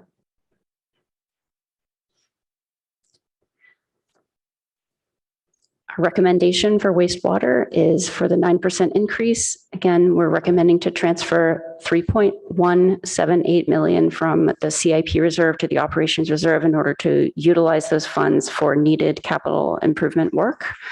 And there are $342,000 available in the rate stabilization reserve, and we are recommending to transfer those funds into the operations reserve to cover the costs of the utility. And the last bullet there is just to make sure that we make the rate changes to the rate schedules. So with that, are there any questions on wastewater? So bring it back to council for any technical questions from Ms. Villar. Councilmember Burt. Yes, thank you. So just a little more clarification so that the recommendation had been between now and 2026 to increase the sewer main replacement from 1 mile a year to 2.5 miles a year. And that means that each of these years in between now and 2026, we will be ramping up that replacement rate. Is that correct? Yes, we will be planning on ramping up, but the first larger 5-mile project will begin in construction in fiscal year 26. That's okay. The plan. Yes. And then on slide number, I guess, 8, what really looks here is in that orange, the collection capital and debt.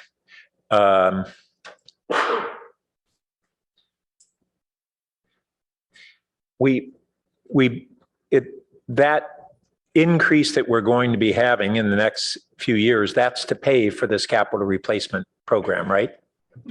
Yes. So it really looks like we were underinvesting, at least going back to 2018 here, and not only during the pandemic is the reality, and that we need to do a catch up to maintain the infrastructure at its proper condition. Yes, we need to do a catch up. And the other thing that is going on, though, is inflation. So this is showing the actual dollars, and right. There's that influence as well. Thank you. So you had said that it was $4 per resident customer. So with the rate increase, is it what will it be? For residential customers? Yes, About I have that approximately. phone number.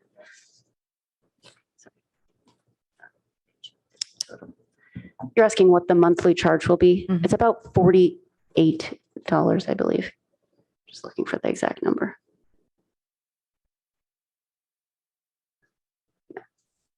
Okay, thank you. Councilmember Tanaka? Yeah. So from what I understand, the wastewater is a shared plant, right, among other cities. Is that right? The collection system, yes, sends its wastewater to the shared treatment plant that Okay. you're asking about, yeah. And from what I understand, the operational costs are split according to usage, correct?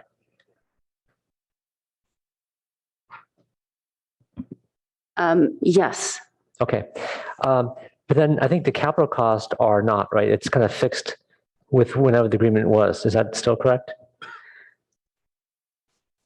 I think there's the capital costs are split slightly differently depending on the project, and they're doing a study looking at that. So I don't have a comprehensive answer for you, but that's kind of the overview.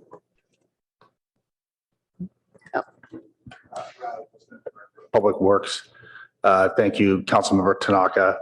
That is correct. For capital projects that are debt financed, there are a fixed allocation between the partner agencies. Okay. And that's not changed. But as Lisa was saying, we're getting ready to study that in our long-range facilities plan update to look at other potential models that could change in the future. Because I think one reality is that, Palo Alto compared to other cities like Mountain View or other ones nearby that are sharing this with us, they've grown a lot more. They have a lot more people. Our city has grown a little bit, but not as much as relative to our neighbors. And so I think for the capital costs, and one issue I see here with the capital costs is because it's a fixed amount and it's not proportionate to usage or population, we are having to pay more relative to our usage. So I think we should have our capital costs split like we have our operating costs. So it should be based on usage, not just based on some arbitrary percentage set in the past. Because I think this is causing us to have to pay more than we should be on the capital side. So do you have any idea of when this will be corrected? Well, we plan to do an RFP for the study, and that work will take place over fiscal years 23 and 24. I don't have a schedule yet for when we might have recommendations to consider on this particular matter. Okay, it would seem to me that we want to get this done as quickly as possible to make sure that our neighbors are paying their fair share of the wastewater capital cost.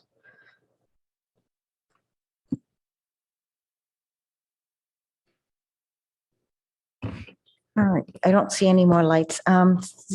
City Attorney, Madam, shall we go on or? Right, so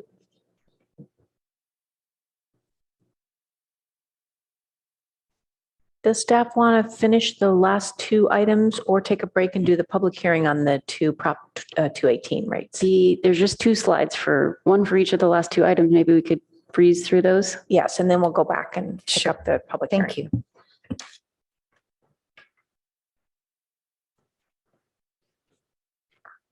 So for dark fiber, there's an increase to the EDF1 and EDF2 rate schedules that is in accordance with CPI. And it's 4.9% for the December to December Bay Area, San Francisco CPI.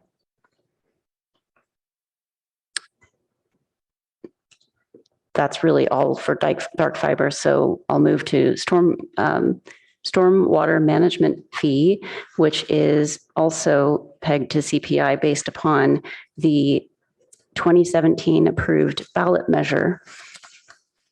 And Public Works staff did present this to the Finance Committee with this recommendation, and the Finance Committee unanimously recommended approval of this increase. And so with that, I did want to show one overview slide, and that is to give you the sense of all these rate increases together with the electric and gas utility increases from that the council already approved in April. And I'll mention to you that for fiscal year 2024, the overall impact on the residential median bill is a 3% impact or $11. And that concludes the presentation. I'd be happy to try to answer any questions you have. Thank you. So we'll bring it back to council. I don't see any lights. I just want to ask, on the dark fiber, does EDF stand for something?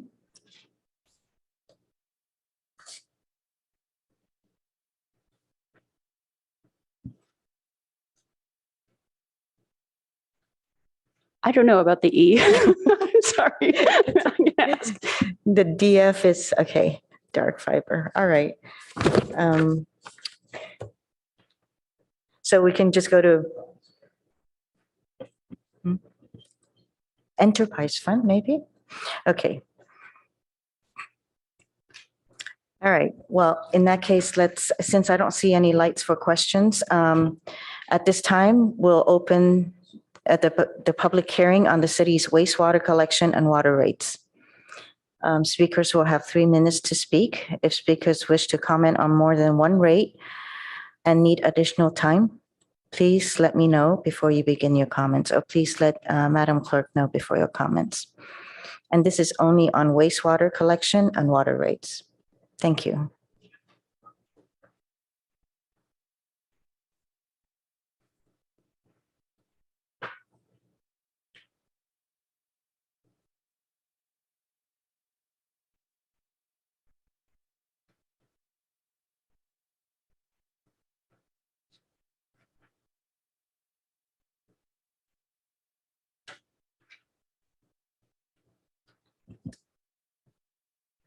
It appears that there is no members of the public who wish to speak on the wastewater collection or water rates. The public is advised that this is the last opportunity to submit protests on these rates to the city clerk.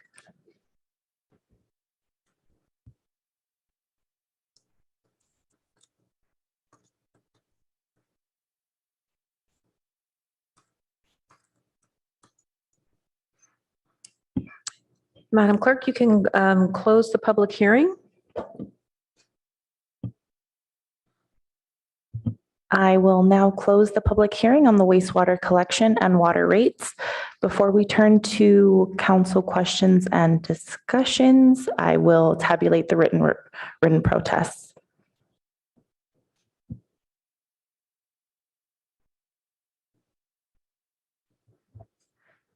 We have 3 written protests for wastewater rates. So you have 3 just for wastewater? Yes. Okay. And Madam Attorney, how many would we need in order? So there are 22,414 wastewater collection customers that are subject to the rate increase. 11,208 protests would create a majority, and 3 is less than 50%. So the council is able to discuss and take action on this rate this evening. Okay, we'll bring it back to council. Thank you, Madam Clerk. Do you have anything else to add? Will we be going over the water rate protests next, or should I do that now? So you could do that and then vote on both of those 2 Prop 218 rates at the same time. Okay, and we have a total of 3 protests for the water rates. 3 for water rate. Madam Attorney, you have anything to add? Yes. So in the case of water, there are 20,658 property owners. Oops. I might have got my numbers wrong. No, I have a typo on my script. I was right. 20,658 property owners who are subject to the water charge. 10,330 create a majority. And 3 is less than 50%. So again, the council is able to proceed on these rates this evening.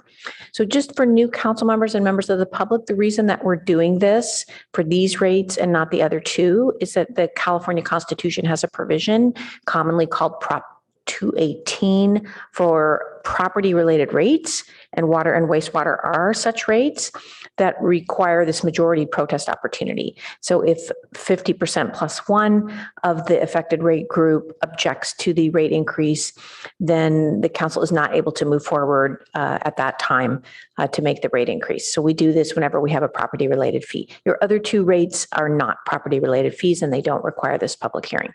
Thank you. Okay, so we don't have a majority, so it will be, since there is no majority protest on the wastewater collection and water rates, we will consider the resolution adopting a wastewater collection and water rate increase. And with that, we can move, if we get a motion, please. So moved. Councilmember, yes, I'm sorry. Councilmember Lowing? Second? Oh, who moved? Oh, did Councilmember Burt moved and Councilmember Lowing seconded. Thank you.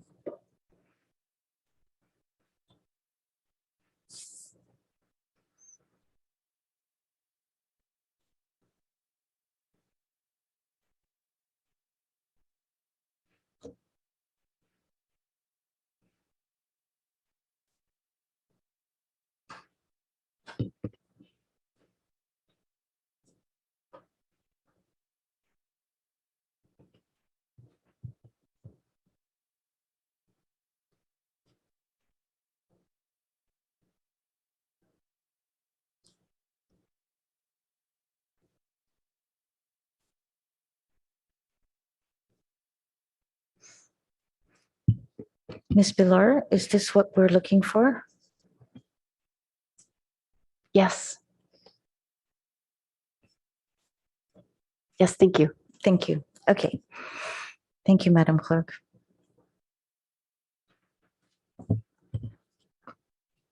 Vice Mayor Stone? Yes. Actually, Mayor Juneau, can we not talk about this item? I'm sorry? I have my light on. Can we talk about this item or? Oh, no I didn't discussion? see your light. Okay. Let's hold the voting and Councilmember Tanaka. It's really quick. I'm not going to vote for number one, so if we could split that. Yes, we can split that.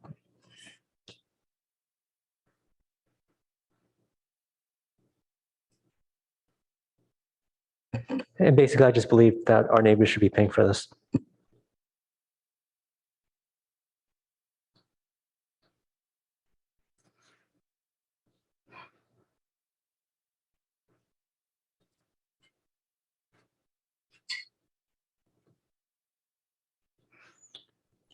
So the vote is for just number one for the wastewater collection utility.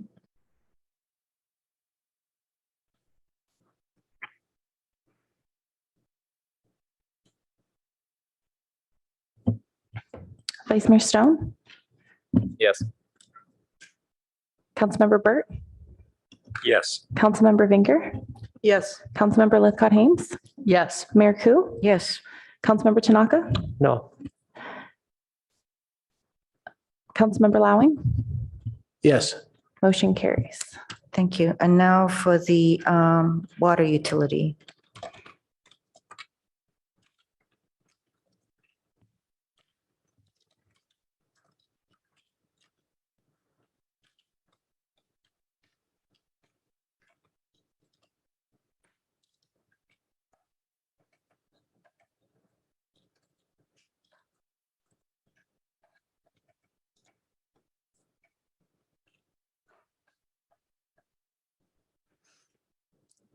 Can you conduct the vote for the second, for paragraph 2? I mean, the item number 2, I'm sorry, bullet number 2 for the water utility? Because we split the motion.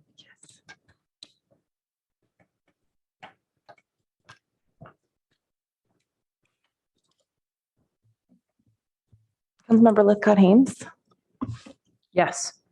Councilmember Tanaka, Yes. Councilmember Lowing, Yes. Councilmember Burt, Yes. Councilmember Vinker, Yes. Mayor Ku, Yes, Vice Mayor Stone. Yes. Motion carries. thank you, Madam Clerk.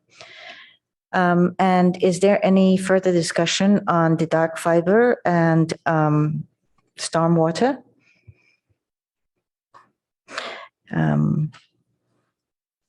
Councilmember Tanaka? No? All right. And with that, we'll take a motion. I will move it. I'll move both stormwater as well as the dark fiber. Second? Thank you.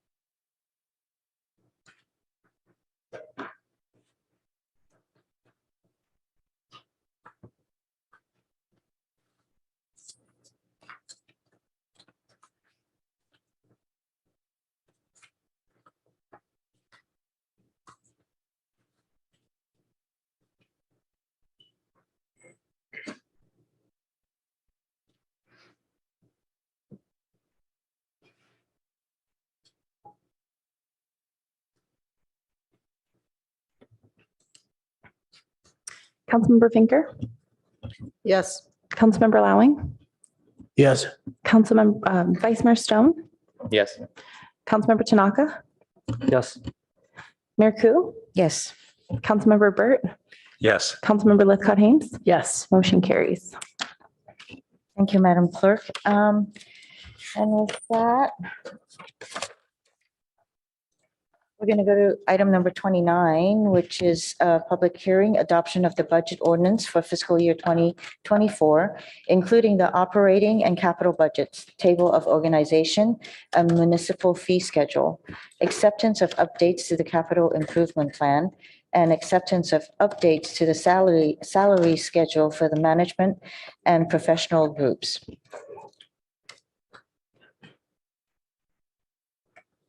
Hello.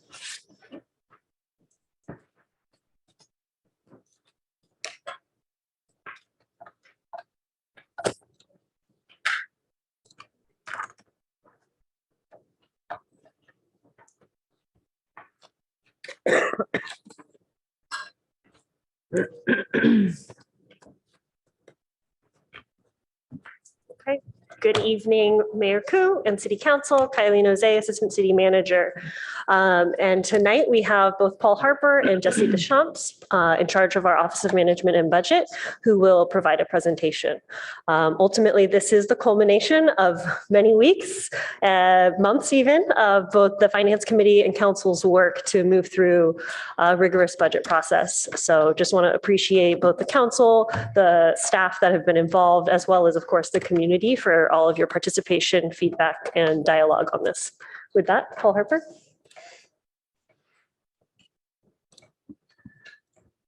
Thank you, Kylie. Thank you, Clerk. Can we go to the next slide, please? Good evening, Mayor and Council members. My name is Paul Harper with the Office of Management and Budget. We are here tonight to finalize the adoption of the FY 2024 budget, which includes the operating and capital budgets, as well as the municipal fee schedule. This budget represents a pivot point from the pandemic recovery to a steadier state of operations for the city. It maintains and enhances services provided across the city and adds resources for critical needs, including some of the 72 council priority objectives approved in the 2023 work plan, while keeping an eye on longer-term fiscal planning needs. As presented throughout the budget process, one-time funds are being used to resolve deficits through fiscal year 2025, and a deficit of approximately $6 million is currently projected in fiscal year 2026. However, the city continues to proactively fund long-term liabilities such as retirement benefits and capital improvements, and is keeping the general fund budget stabilization reserve, or BSR, at the 20% level to address economic uncertainty and perhaps some of the projected deficit in fiscal year 2026. Next slide, please. This slide should look familiar. It shows the numerous touch points with the Finance Committee and the Council over the past 2 months, starting in May 1st when the budgets were released, to the review and recommended changes in the fiscal year 2024 proposed budget documents, and concluding with the adoption of those budget documents this evening. Next slide, please.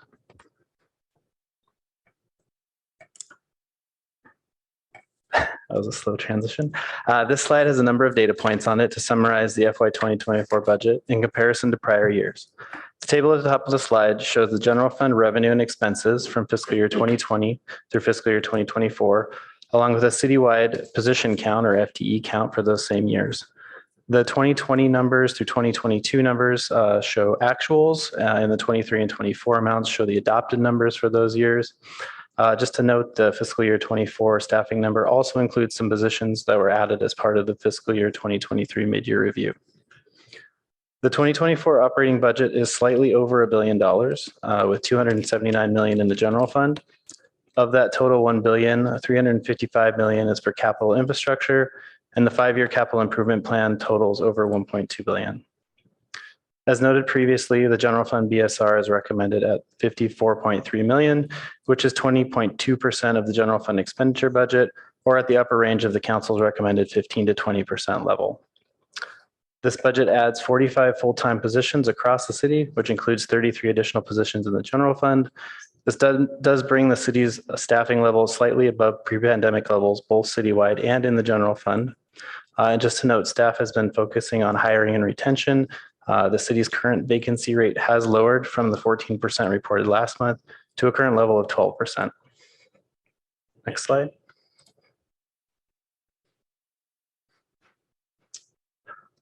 So this slide and the next slide go together. They show the recommended changes to the budget through the review process. As a reminder, the council's feedback to the Finance Committee on May 22nd was to reduce the recommended increases by a net $1 million. These 2 slides demonstrate information presented to the council on May 22nd, which is the first column, the Finance Committee's work on the feedback from council, which is the middle column for May 30th, and then the final recommendations for tonight, which is the rightmost column, which is for tonight, June 19th. The table in the upper left corner of this slide shows the revenue changes. The table on the right shows the expenditure changes for 2 of the council priority areas. And if we can go to the next slide, please.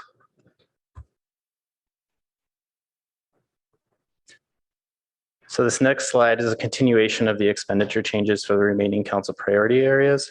As you can see in the bottom right corner of this slide, the net reduction to the Finance Committee recommendations is $1.1 million. And as a reminder, all of the items deferred from the adopted budget will be considered as part of the 2024 mid-year review. I'm sorry, Paul, can you just move your mic a little closer? Sure, sorry. Did you want me to repeat that or could you hear that? Okay, next slide, please. So in addition to the items to reduce the Finance Committee's recommended adjustments by $1 million, there are several other adjustments recommended in the adoption memo. These include shifting costs for routine maintenance contracts from the Coverly Fund back to the general fund. So of the $0.9 million budgeted for operations and maintenance costs at Coverly, this will leave approximately $0.3 million ongoing in the Coverly Fund for facilities and systems maintenance work. In addition, a net zero shift of positions to manage the Sustainability and Climate Action Plan, or SCAP, is also recommended to eliminate a senior engineer and a principal resource planner and replace them with an assistant director of sustainability and climate action and an engineer position. The new assistant director is a new position classification, and an amended salary schedule for the management professionals and confidential group is recommended to be approved tonight to add this classification.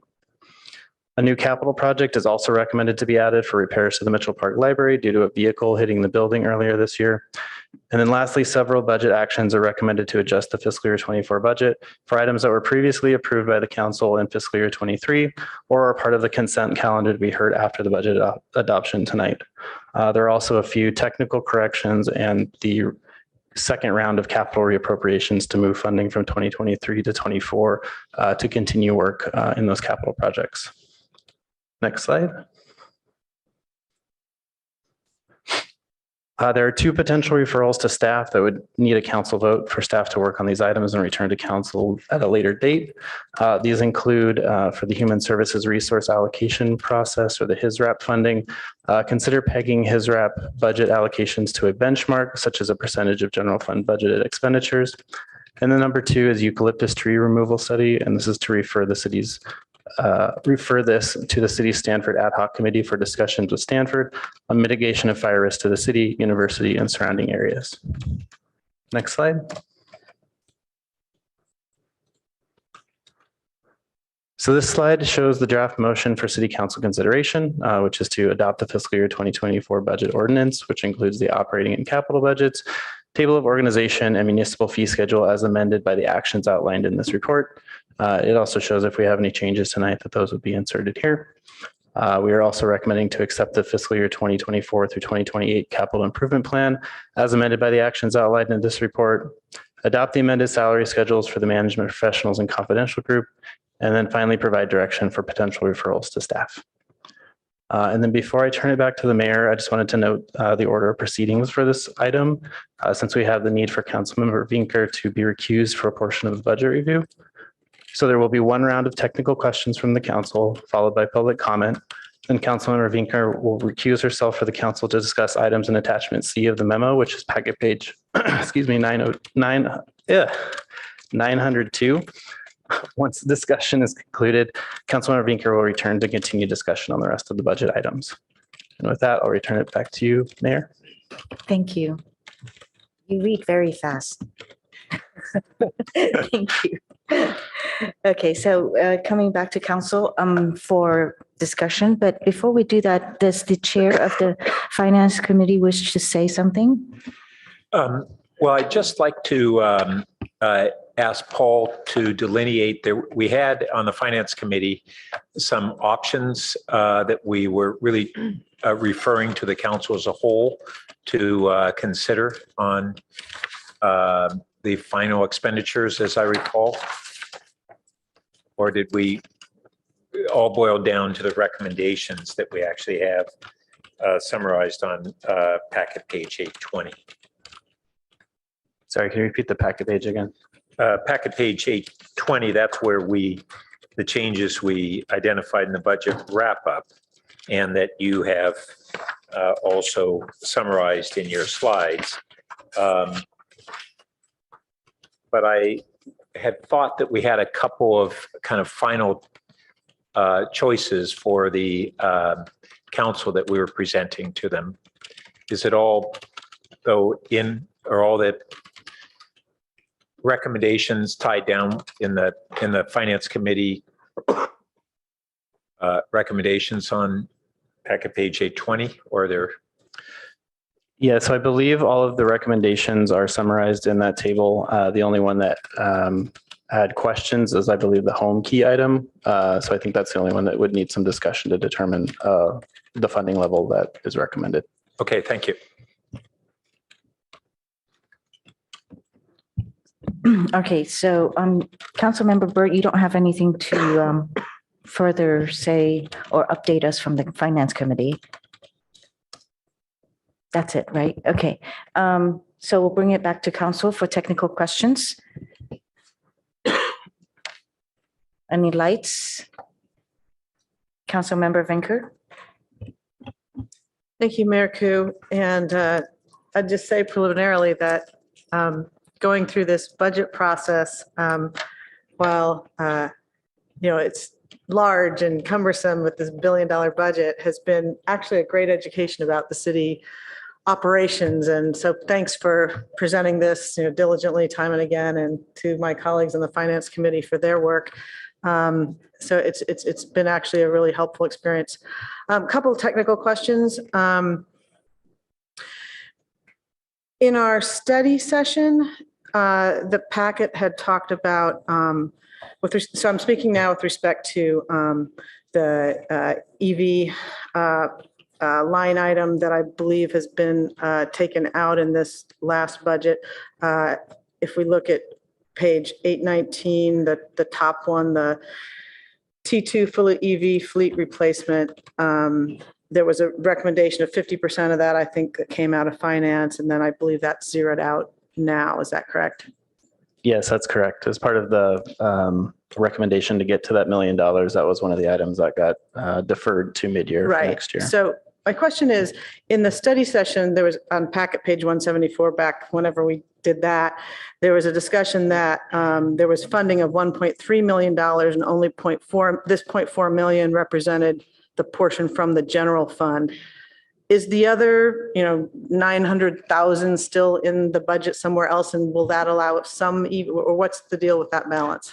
So the table that we've been looking at throughout this process has generally been for the general fund, which is what we've been focusing on. Right. I guess you can think of it as the 0.9 million is the cost that would be borne in the other funds, and it's not shown in here. So it's not part of the budget. It's sort of a package deal. If you fund the 0.4 million in the general fund, you also fund the 0.9 million in the other funds to purchase a whole vehicle, or to purchase the fleet of vehicles that we were talking about, which I believe was heavy equipment vehicles.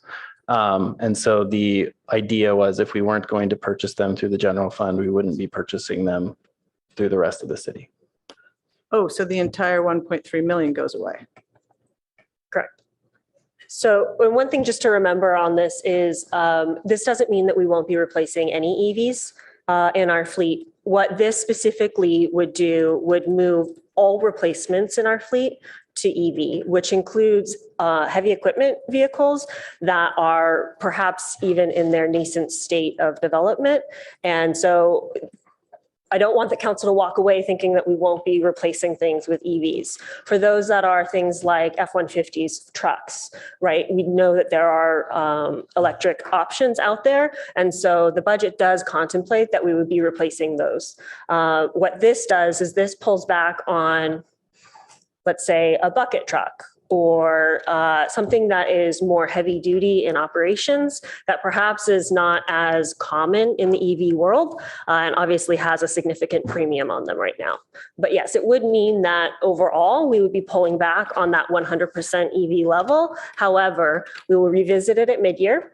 And of course, as staff is looking at this across all funds, if there are options and opportunities, we've heard the message from council loud and clear to make sure we are prioritizing electric vehicle purchases over any ICE. Thank you. I'd ask because in the study session, it was followed immediately by 4 police pursuit rated vehicles will be, and some vehicles would be deferred to future years. So it was unclear to me if we would still be replacing any. So thank you for that clarification. My other technical question is with respect to the Mitchell Park Library repair because of the recent accident. Is there any insurance component either that we carried or the driver carried, or why? Because it seems like we're literally taking a hit.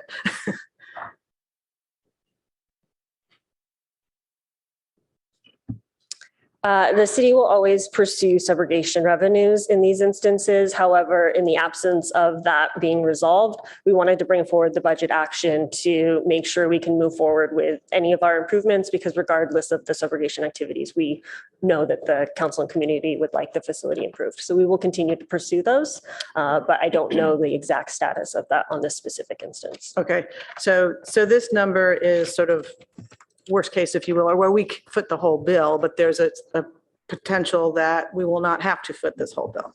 Correct. We will always do our best to be reimbursed as much as possible. Okay, great. My time is up. Thank you. Councilmember Burt. Yes, I just wanted to follow up on Councilmember Vinker's question on the heavy duty vehicle electrification. I was trying to recall, but I thought my memory was that it's not that we are electing to replace those vehicles at this time with internal combustion engines, that we were going to extend the life of the current vehicles in anticipation of a more mature market in the next couple of years. Is my memory correct? Yes, Councilmember Burt, that's correct. What we've done essentially, even with not including this extra funding in the project this year, we've switched the vehicles out to have a fully electric replacement program. with the exception of some police pursuit vehicles that are in there that we don't have the electric options in play yet. So essentially what we've done is move some smaller vehicles, passenger vehicles where electric options are available in place of some of these very expensive medium and heavy duty vehicles. And as you might recall, that the 2.6 million additional figure we talked about at first, that was the additional cost for just 8 vehicles. So it was a big lift. And just to clarify again, it's not that we're saying we will buy a new internal combustion engine vehicle. We're going to extend the life of the current vehicles in anticipation of next couple of years, a more mature market for EVs of these big ones. That's correct. And with the expectation, we would ramp this up over time. Thank you. I don't see any more lights. Councilmember Tanaka, do you want to ask any technical questions? No, I'll make a few comments though. So I noticed that the city manager office is growing by about 8%. I think that we should have our growth in areas where it's directly serving the public. I think adding more management is not a good thing. The second thing is I noticed that we're giving kind of the same raise to everyone on the management side. And I think especially for management, we want to award raises to high performers and less to others. I don't really believe in just giving the same to everyone, especially for management. I don't think that makes sense. But my overall concern with the budget is that I said it before, I'll say it quickly now, which is, our expenses are growing faster than our revenue, and that's not a good situation. So really, we should figure out how to make ends meet. But I know I'm in the minority here, so thank you. And then I'll go. I don't see any lights. I wanted to ask the Assistant Director of Sustainability and Climate Action, which department will that fall under? Report to? Public Works. Public Works. Okay, very good. Also with the HISRAP funding, that's the 150,000. So that's an extra 150,000 to HISRAP. Has it already been dedicated? Is the did they mention that human, what's that, HRC? Yeah, the Human Resources Commission. Committee. Yes. Have they indicated where that money will go? Yes, I believe they had a meeting to discuss that, and they came up with a plan for allocating that funding if it was appropriated to them. There should be a report referenced in the memo. I didn't see that. I might have missed it, but I was wondering, did they indicate if any of that funding is going to be going towards Ada's Cafe? I believe Director O'Kane is on the line. Oh, and you are on mute. There we go. Good evening, Mayor Koo and council members. Kristen O'Kane, Community Services. Yes, Paul was correct in that the HRC did do additional allocations, assuming that council would allocate more funding. They did do an allocation to ADA's. It's not the full amount that they requested, but they did add allocation to Ada's Cafe. Okay, and I just want to kind of understand that they're going to be distributing it for the FY24 year under HISRAP to Ada's. That's correct. Okay, thank you. Councilmember Lithcott-Hames. Thank you, Madam Mayor. Just to follow on your question about ADA's and HISRAP, I am under the impression that the HRC allocations for HISRAP funds, their recommendations still need to come before council. And we would have the opportunity then to opine about the suitability of those allocations. Am I correct in having that understanding? Director O'Kane, do you know the status of those? I do not. I have Minka Vanderswag on the line. Minka, if you have an answer to the question of do those additional allocations need to go to council?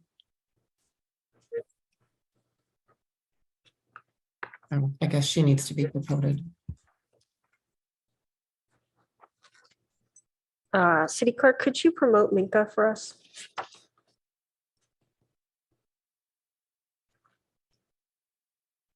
And while we're waiting for that, I will add that my question is based on the concern that ADAS was allocated nothing in the first round, was allocated $6,000 out of, I believe, $72,000 request when we increased our funding, which is really quite a different treatment than, I think, 21 of the 24 requesters received. ADAS seems to be coming in at the low end, and I know a number of us are concerned about that. And if I could respond to that, council member. So the original allocation was 6,000. It has been increased to 10,000. I know that's not a significant amount, but that correction has been made.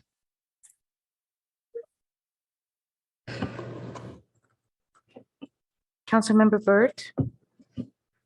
Yes, I'd just like to share my concerns on that allocation, and that we've seen recently that ADAS has been forced to really cut back on their operations. And one of the things that my understanding when the HRC had looked at the different many different meritorious service providers in human services, ADAS was viewed primarily through the lens of how many disabled employees they served. And the additional value of ADAS is the way in which it advantaged and disabled adults and builds both an integration of those workers and dedicated people with our community, and builds empathy in our community. And that I think that there really has been an underappreciation of how valued ADAS is to our community, and that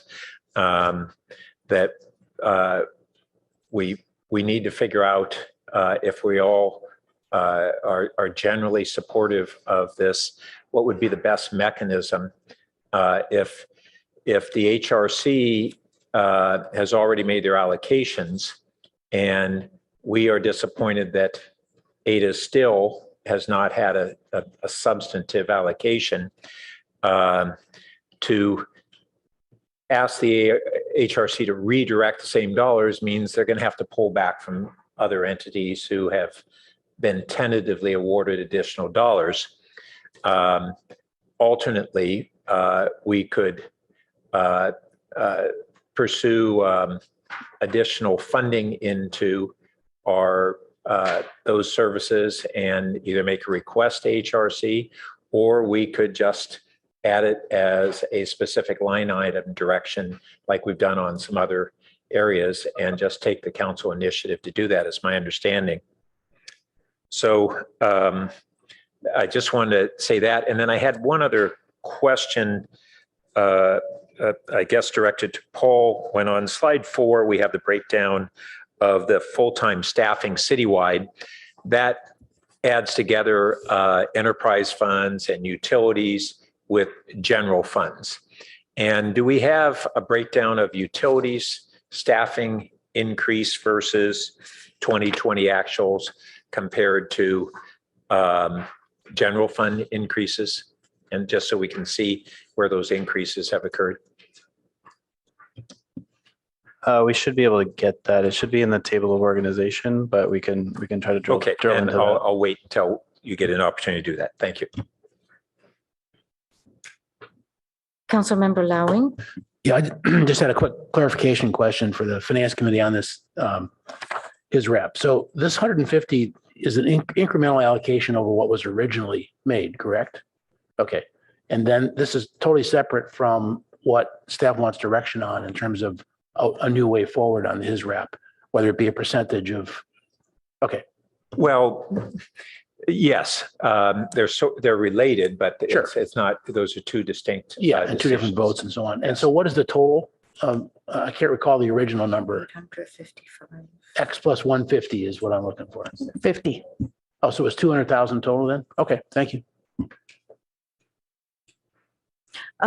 In terms of looking at the percentage towards the whole budget, is that a referral to the finance committee to consider, or is it a referral to staff? Kylie, can you remind me how we did the referral?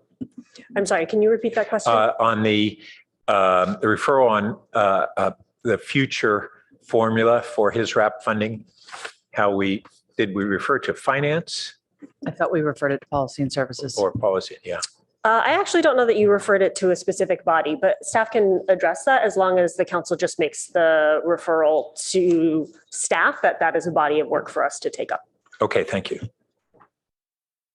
And then city clerk, apologies, if you can promote the attendee Human Relations Commission, then we can have Minka help us walk through the status of the HRC. And while recommendation, and while the city clerk is doing that, just to recap for Minka, I think the question is I believe the HRC did provide recommendations up to what council is actually recommending in this proposed, which is an additional $200,000 allocation for his RAP activities in totality. Will those additional allocations be brought to council in a separate action item, or has that already been approved? That's one question. And then the other one is, within that $200,000 of additional allocation, do you know how much was allocated to ADAs, please? Thank you, Kylie, and good evening, council members. Minka Vanderswag, Human Services Manager. So we're kind of in uncharted territory with the contingency plan, in that in the past, when his RAP was allocated other additional funds, it has been at a smaller amount of money, and we've gone back to the HRC after just the bulk money was passed by the council, and we had a discussion on how much should go to each of the proposed agencies. In this year, we did the exercise of looking at what they would do with an extra $100,000 or $200,000. And at their April meeting, they did make some recommended allocations as far as that is concerned. And I have that in front of me. So the HRC passed that. I would say that as we are in uncharted territories, I'd really leave it up to the finance staff for the city, Kylie and her staff, or the council to let me know if that needs to come in as a separate action. But the current allocations without the increased amounts is in the proposed operating budget for fiscal year 24.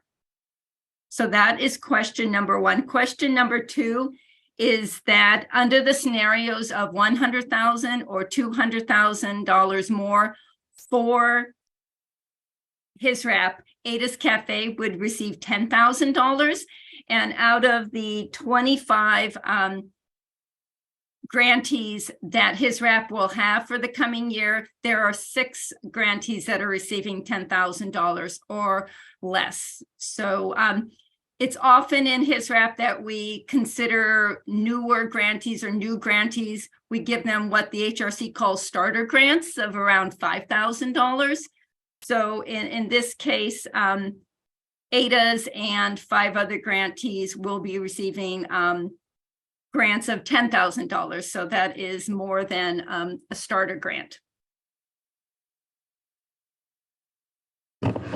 Thank you, Minka. And could you remind me, what was it that ADAs had asked for? They asked for $75,000. Okay. So if I might interject with Minka's deferring basically to how the ultimate decision is made, I would suggest that if the timing works out, we could bring the specific recommendations to the council either directly or through finance committee as appropriate, to be able to get that, well, quite frankly, to get give the HRC an opportunity to report out on their process and then the basis for their recommendations, rather than to supersede it here. Absolutely. Yes, I see nods, and so I would agree to have them vetted and then for them to bring to council so that we can take up their recommendation and discuss it. Okay, so I see Council Member Vinker. I'm happy to defer to Councilmember Birch. I think he has something on this item, and I was going to move on, if that's all right with Madam Mayor. Yeah, I just wanted to follow up on the city manager's recommendation there. The dilemma, though, is that if we lock in this dollar amount in the budget, we get the HRC recommendations. The only choice we would have would be to accept them or reallocate those specific ones and take dollars. If we wanted to increase dollars, say to ADAS, we would have to take it away from one of the others, correct? If under the scenario you described. Unless we put a placeholder in the budget that would give the council some discretion on additional funding beyond this additional 150,000. Is that correct? Well, why don't you go ahead and suggest what you just did? Sure. So thank you, Councilmember, for the question. Couple things. One, I believe that the current recommendation from the HRC does choose to reallocate within that 200,000. You could also choose to add funding from your budget stabilization reserve at any time. So you don't necessarily have to put money aside now. So that's the answer. So we could reallocate from the BSR. Thank you. Always the council's discretion. Councilmember Vinker, thank you for deferring. Of course. Thank you, Mayor Koo. So I have one more technical question. And again, because I haven't had the benefit of going through the Finance Committee review of this, on pages 824 and 5 of the packet is where it discusses capital project adjustments. And there are several, like Mitchell Park Library repair we discussed earlier that add expenses, but then the adjustment to the fiber to the premises, of course, is quite large, and it looks like it nets out that we're $7 million ahead after putting those together. And how does that impact like the remainder of the budget? Does that, we've been struggling with some of the flexibility on the general fund. How do those relate, and if so, how? Yeah, so the fiber to the premises project is actually funded in the fiber fund, which is separate from the general fund. So simple answer is those two funds do not commingle. Okay, understood. It's an enterprise fund. Okay, got it. And then I guess I would ask Madam Mayor, I had another thought, but it's more on where I would suggest we allocate things. It's not a technical question. Do you want me to hold on to that? Yes, please. Okay. Then that's all I have for now. Thank you. All right. I don't see any other questions. Shall we open it to the public? Mayor, sorry. To answer, Paul from the budget office, to answer Councilmember Burt's question about the position ads, about 55% of that has been in the utilities department or the enterprise funds. So of the 29 positions, about 16 of them have been in the utilities department from fiscal year 2020 to 2024. Thank you. All right. With that, we can open it up for public comments.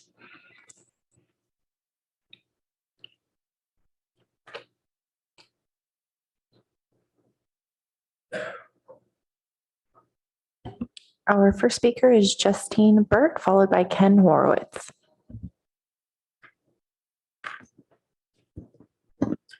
Good evening, Mayor Koo and City Council members. My name is Justine Burt. I'm the Executive Director of the Palo Alto Transportation Management Association. You probably know PATMA as a nonprofit.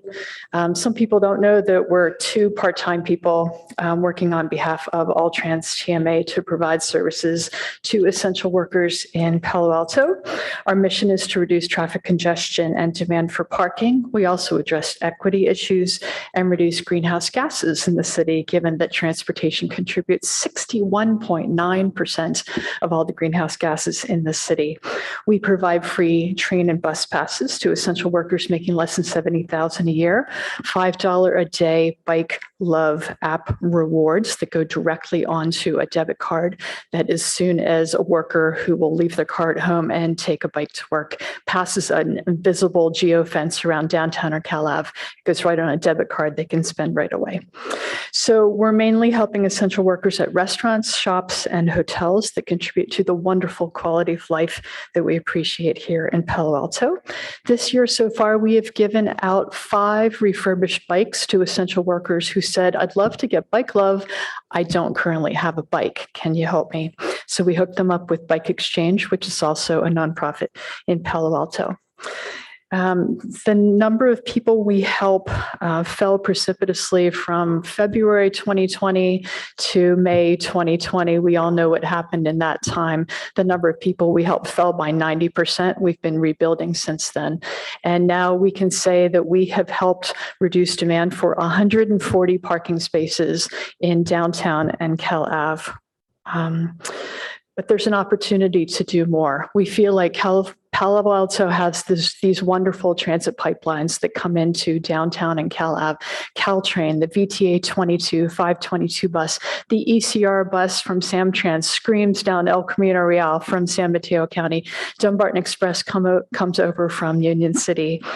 And there's also a lot of opportunity to move people into bikes if they live just a few miles away, or electric bikes if they live 3 to 10 miles away. So one last point I wanted to make is that since I started in February 2022, we have more than doubled the size of our board. It was 3 people when I started. It's now 7, and we're about to add 2 more. So thus tripling the size of our board, which has representatives from tech, from small businesses, from restaurants, someone who's retired from Stanford B School and is a resident. So very happy with the progress we've made in the last year and a half or so, and really appreciate the city's support of PATMA's programs. Thank you.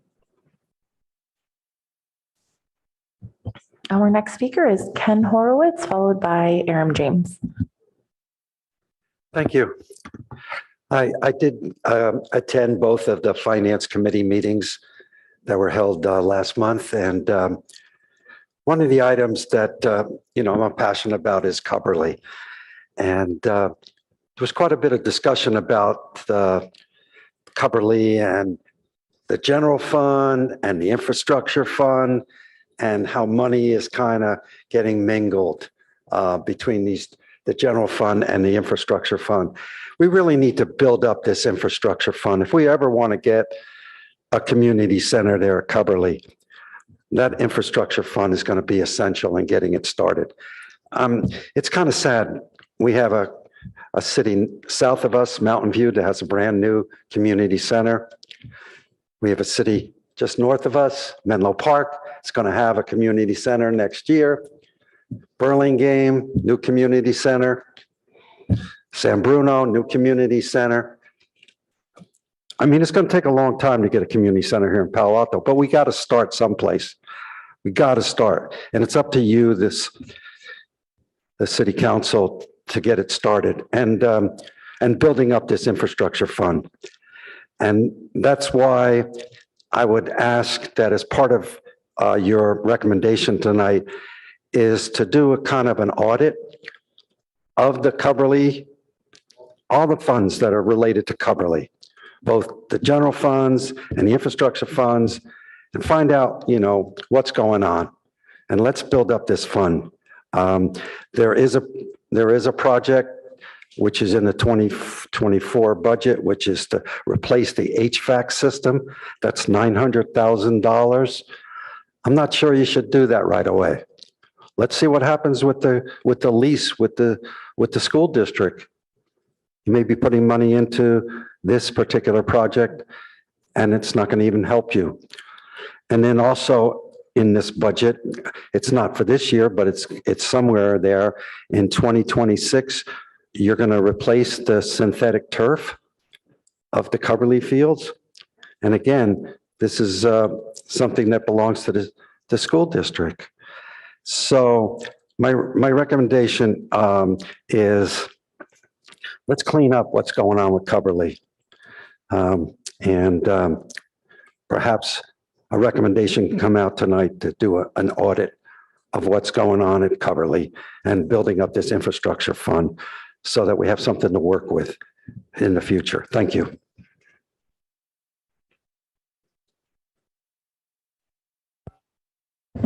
Our next speaker is Aram James. Okay, so good evening. This is more along the line of questions, and somebody might give me the benefit of an answer. But I've seen that there's a trend across the country, but certainly in California, of general fund budgets of cities just being eaten up by the police departments in the cities. So I'd like to know what percentage of the overall budget goes to law enforcement every year. And I understand, they look like one-time costs, but the new slave catcher center, also euphemistically called the public safety building. What are we overall? What does the budget look like? And also, what are we doing about making sure? Can anybody tell me whether we even have a psychiatric emergency response team member any longer, and what their wages are? Because my understanding is that we can't get them because we don't pay them right. We pay them way below new entry police officers. Yet we brag that we were the first city to have one, but we don't. As I understand, we haven't replaced the psychiatric social worker, and of course, rather than spending nearly $300,000 on 2 new traffic control officers, I'd like that $300,000 spent on taken out of the budget to hire 2 or 3 psychiatric social workers, so we don't get sued time and time again for our cops going out to mental health situations that they're not trained to deal with. And secondly, as long as we continue to increase management salaries, which are very, very, very high, as been pointed out by some city council members, compared to out in the private sector, we're that $500 million debt.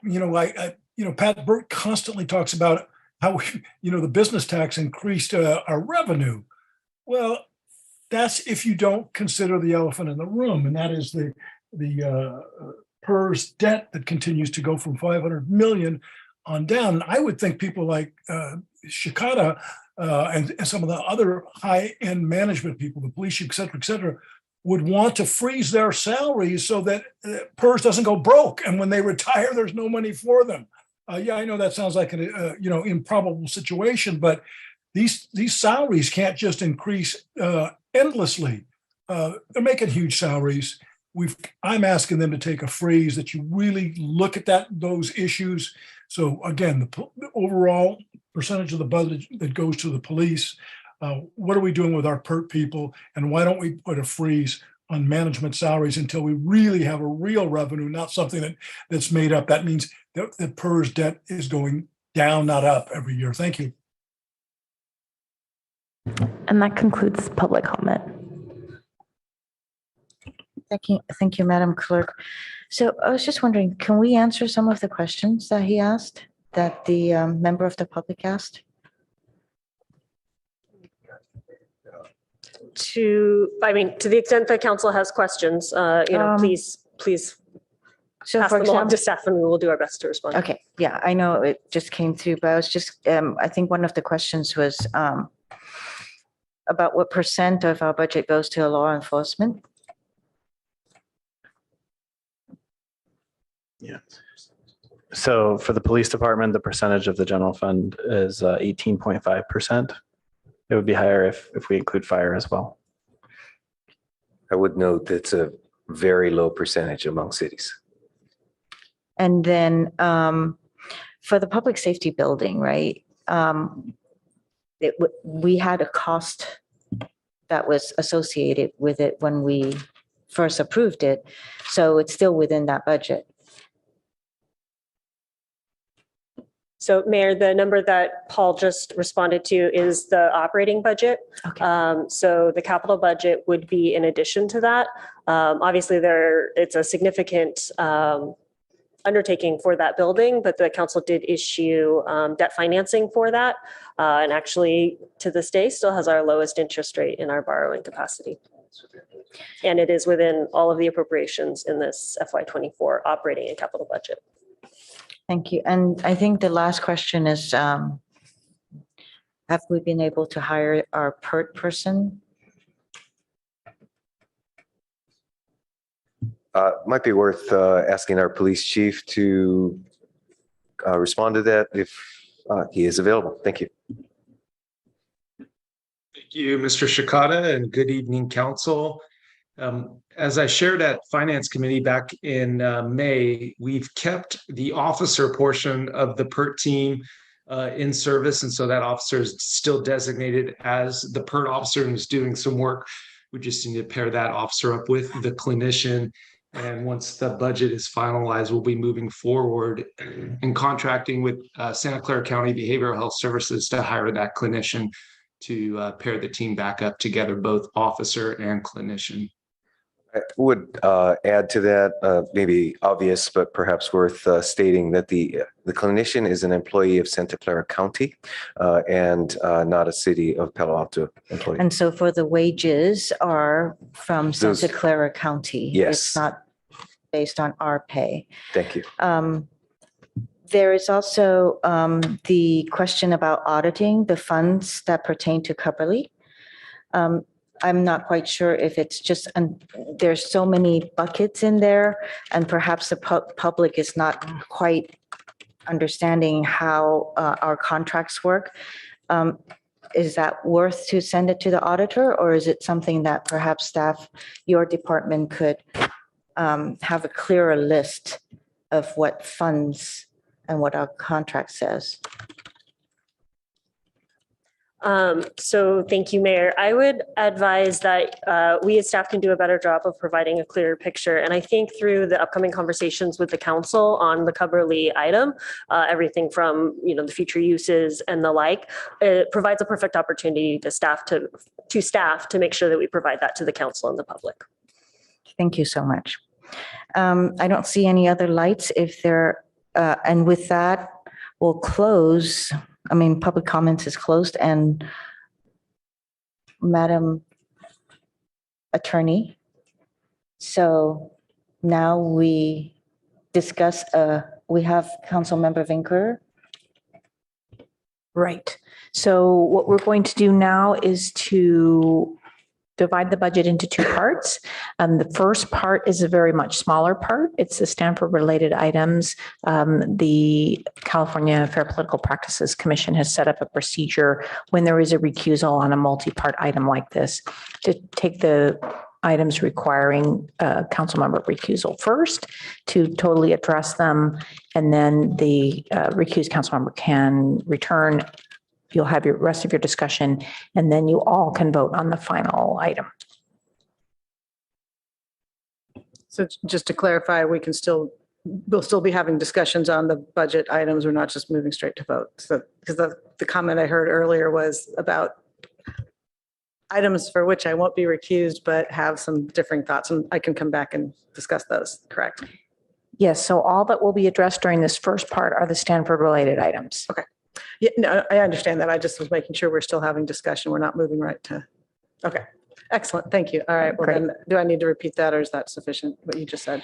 It is sufficient. I just note for the record, it is in the staff report that the Nature Council members issue here is that she does legal work, legal services for Stanford University.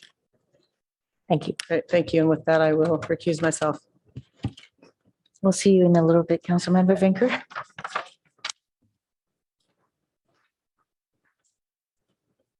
So council members, you're now going to focus on the items that are on Exhibit C, which is the last page of your very long supplemental staff report. Attachment C, packet page 902, staff report page 91. Would you like to take a No, staff presentation? doesn't have a presentation You for don't have this, a Mayor. presentation? Ultimately, what should happen right now is, should the council have any discussion, questions, or modifications to the item on this attachment, now's the time to discuss and find agreement among yourselves. And then ultimately, we can move forward with the larger discussion. Okay, so this council, if council has any questions, please turn on your light. Councilmember Tanaka? Yeah, so for Palo Alto Link, how's it going? How many riders do we have and how much has it cost so far? We have our Chief Transportation Officer, Philip Cami, on the line. Yeah, so I actually can look up that information. I don't have it handy. I can tell you that based on our early information noting that we've only had this service operating a few months now, we were on track to surpass our ridership of our previous year, our final year of operating the crosstown shuttle. If we were to annualize the ridership, which noting was continuing to grow, our costs, I'm sorry, I don't have that on hand, but I could get back to you with that. That's helpful, but noting that it's a grant funded project. I understand. It would be good to know how many riders and how much this costs. So if you could send that, that'd be great. Let me, if I could just clarify a bit, that transportation staff is working up a routine reporting cycle, and I will share that information as soon as it is available. Councilmember, you're done? Okay, I wanted to find out on the fire training facility replacement. Has there been any discussion with Stanford with regards to updating their site, or does fire department not want to have that location and want to check out some other place?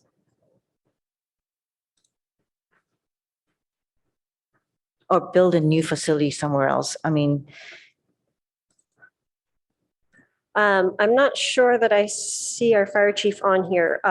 What this is ultimately is a study. So I believe that we wouldn't be able to respond to any of those questions. Those will all be part of the study.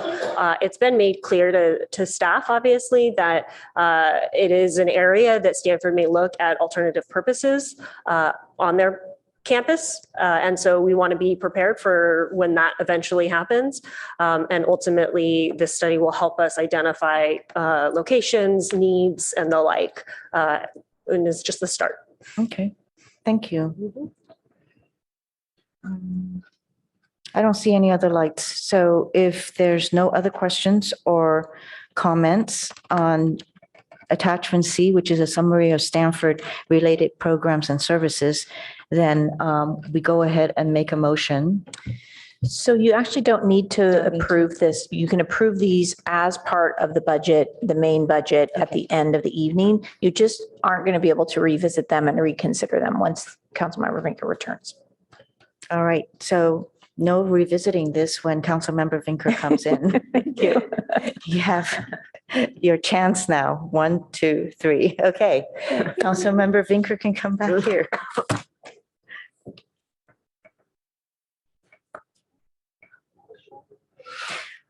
Do you know if we needed to take public comments on this? You did that as part of the broader public comment for this Okay. item. You're good.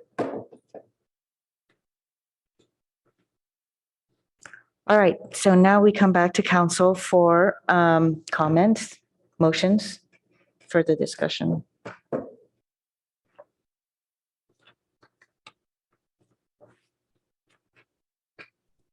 Councilmember Vinker. Thank you, Madam Mayor. So I want to speak briefly about the sea level rise adaptation plan that was removed. And I know we discussed it a little bit last time, but I had a thought on it. So last year we did a sea level vulnerability assessment. And this year we were supposed to do an adaptation plan. And then after that, we would start taking action. And it's obviously something we can't do quickly. It's going to take a lot of forethought. And I'm just worried about it getting kicked down the road. That said, I did notice on the city website, the May 2023 update just from last month about how we had anticipated beginning community discussions about the sea level rise adaptation plan this year, but that we wanted to coordinate and potentially leverage the resources of Valley Water and the U.S. Army Corps of Engineers for the levee improvements around our shoreline that they would be doing. And that we've now learned that those construction timelines are shifting and unknown. And so therefore we want to wait and reschedule public discussion. So I understand that there's not as urgent of a need for this, and that it was considered that it was suggested that we reconsider this at the mid-year budget review.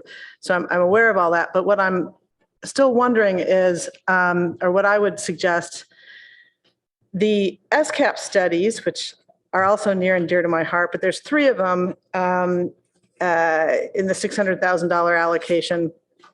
And what I'm wondering is if we could take $100,000 of that and put it to the sea level rise adaptation plan with the thought that it would be done in the second half of FY 2024, that we could start it and it could dribble over to the next year, and that it would not slow much of the other SCAP studies. But I haven't been involved directly with, obviously, the departments that were looking at doing this.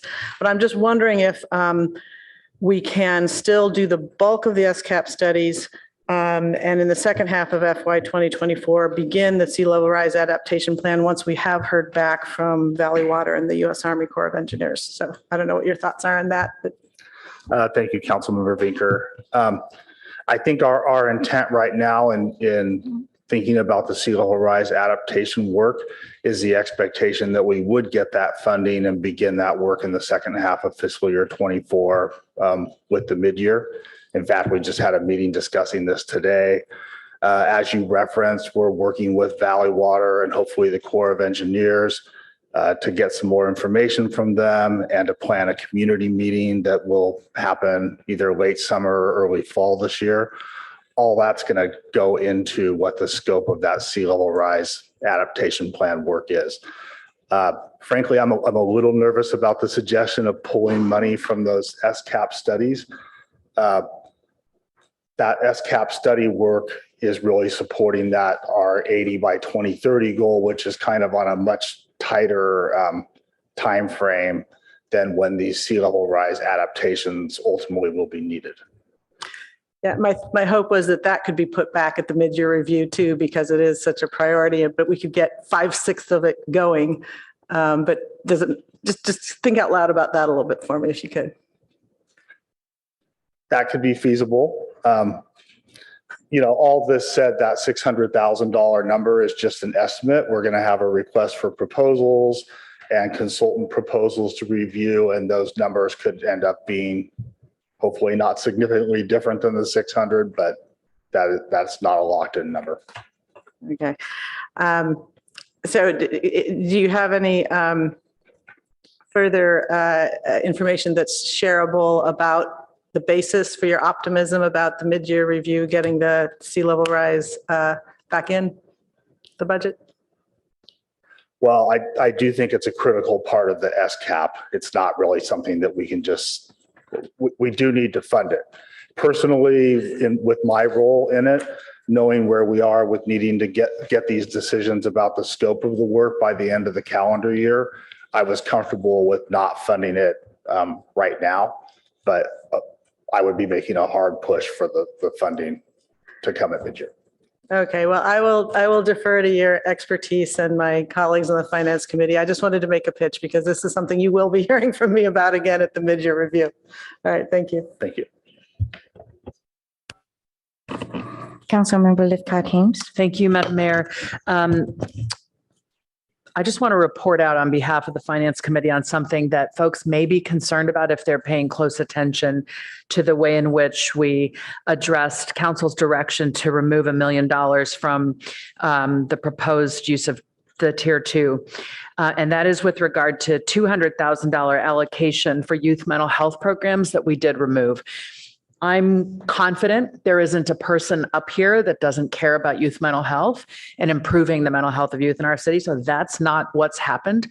We are not deprioritizing that. It's simply that we learned from Director O'Kane that the $2,000 request was really a placeholder.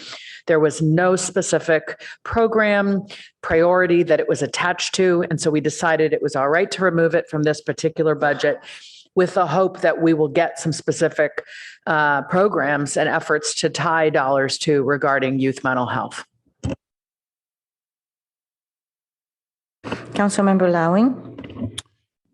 Yes, thanks. I want to start a bit more higher level. And first of all, because I haven't heard it yet tonight, I wanted to thank staff for all the work that's gone into this, and our remarkable City Council Finance Committee, who also was in the, what do they call that, in the harness, pulling the wagon with everybody else. And the things that I liked about it, besides that it's obviously accurate, is it was very thoughtful and very organized and very balanced in terms of where the recommendations are coming from, which gives me a lot of confidence in what we've got going here. It was also reported previously, but for the public that is only tuning in tonight on this, we were in a good place starting this budget year because revenues have popped now since the pandemic. They're coming back. And our forecasts on ongoing revenue look quite positive. So that was kind of the starting point, which means happily we can put some things back in for our residents. On the other hand, the cautious aspect of it is that the R word is still being thrown around about the economy, which is recession.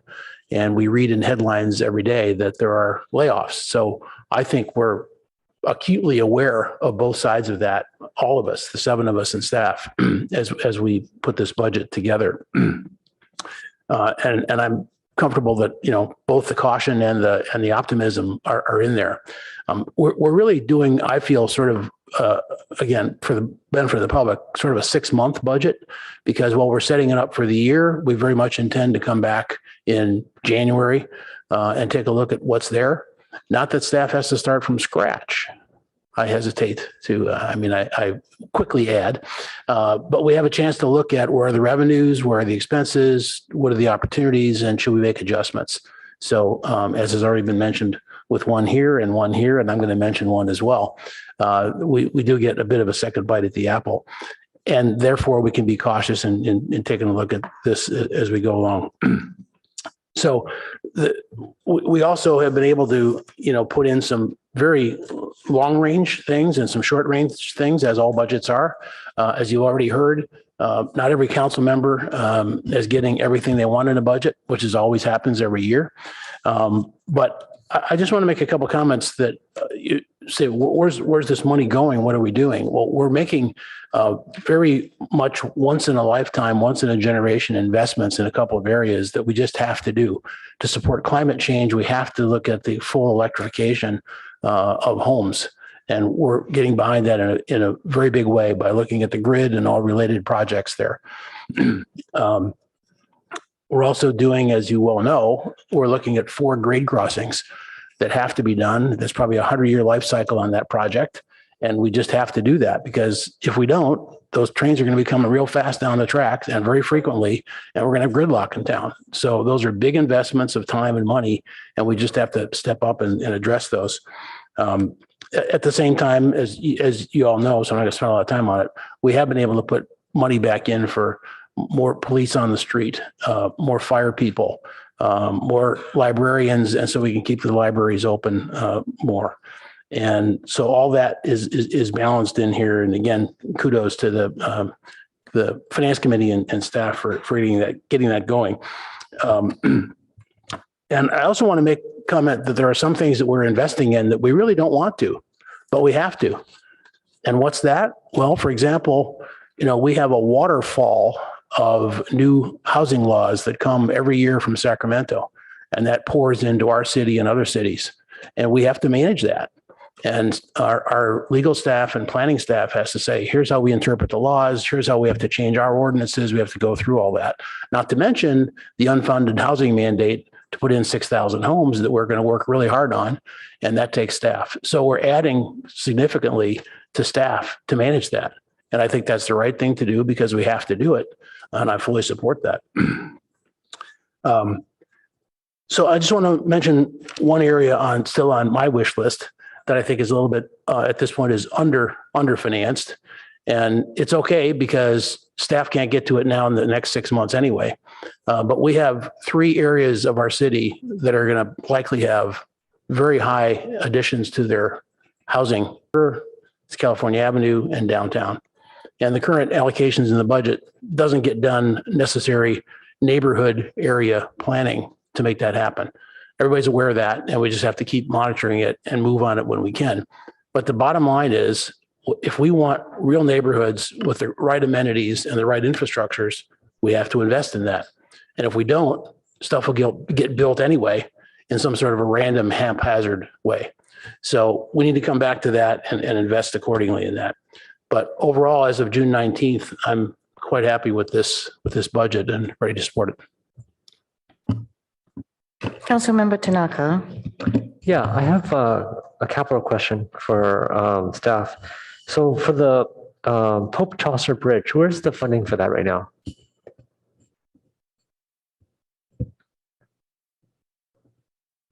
Are you referring to the Pope Chaucer Bridge or Yes. the Newell Road Bridge? The Pope Chaucer Bridge. That project is not funded by the city of Palo Alto. Okay, so it'll be funded by who? It's primarily, it's led by the San Francisco Creek Joint Powers Authority. Okay, so they would pay for it? Well, it's part of in conjunction with the Reach 2 improvements along the San Francisco Creek. So there is a funding plan yet to be finalized. Okay, so would we have to pay for it, or is it something that someone else can be paying for? I don't think we can assume that we have zero responsibility for that. Okay, do we need to budget for this? That would not be a need in the upcoming fiscal year. Okay, thanks. But even if you because I think last season we had a very rainy season, right? And a lot of people got flooded in that area. So I'm just trying to think, sooner the better, probably. So I just want to make sure that we have money for it to do this. I'm sorry, Councilmember, could you repeat that question? Sure. So I think you remember last rainy season, we had a lot of people who got flooded in that area. And so I want to make sure that we have money for this project. I don't actually know the schedule, but I was just thinking about, our capital allocation. I looked through the capital budget, I didn't see it in there. So I'm just trying to understand, if the state's paying for it or some other body's paying for it, that's great. I just want to make sure someone's paying for it.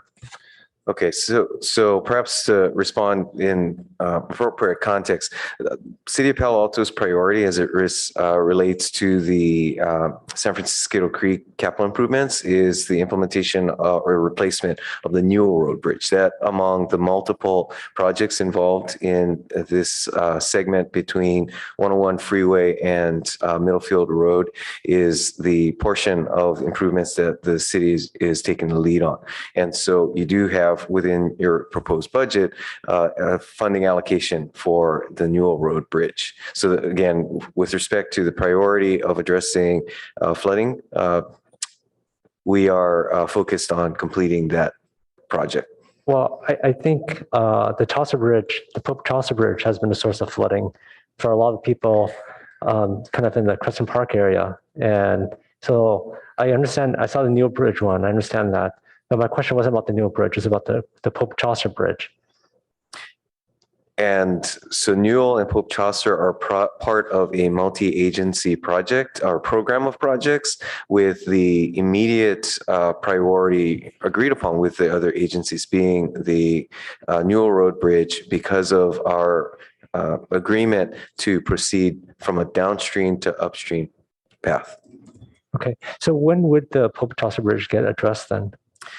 That is the topic of a rather involved discussion, including, again, with the Joint Powers Authority agencies. Okay. We don't have a specific date at this point, other than general planning dates as that work proceeds. Okay, so do we need to have money allocated for this to do any studies, to do engineering or things like that?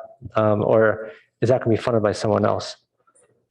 We do not have a specific proposal at this time. So the work that's ongoing with the other agencies can proceed without the city of Palo Alto allocating money in your upcoming fiscal year. Okay, so there's nothing that they need from us to make sure that this happens as quickly as possible. Not at this time. Okay, thank you. I'm going to San Francisco Creek.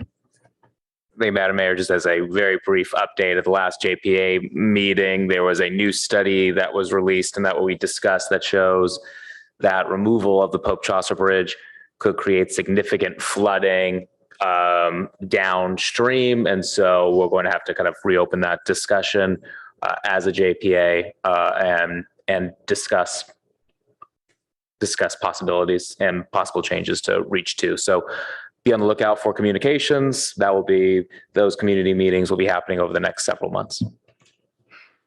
Thank you, Vice Mayor. I also wanted to ask, I don't see any other lights, so I just wanted to ask about light pollution. Has that been moved to mid-year as well?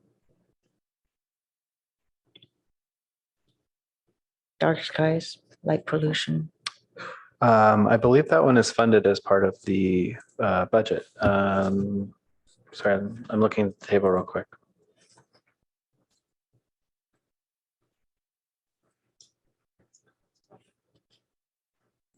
I see bird safe glass and wildlife protection.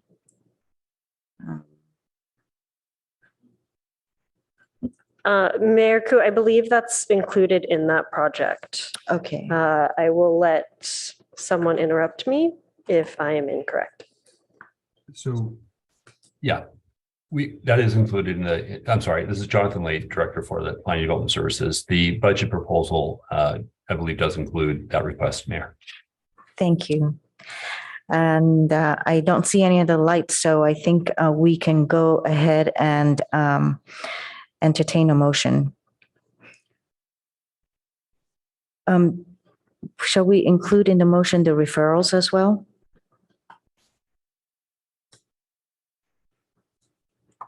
The referrals for the eucalyptus tree and let me find the page.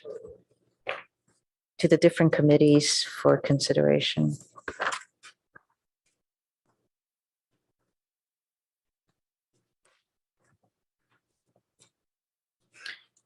Potential referrals, human services resource allocation process for the HISRAP funding.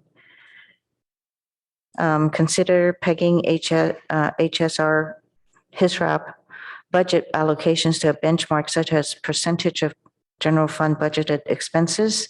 And the other one is the eucalyptus tree removal study. Refer to City Stanford Ad Hoc Committee for discussions with Stanford on mitigation of fire risk to the city, university, and surrounding areas. Councilmember Burt. Yes.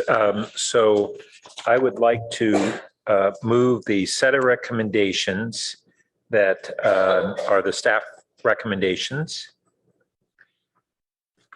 along with the referrals that are listed on slide number 8 that the mayor just cited. Do we have a second? Second. Thank you, Councilmember Lifgott-Hames.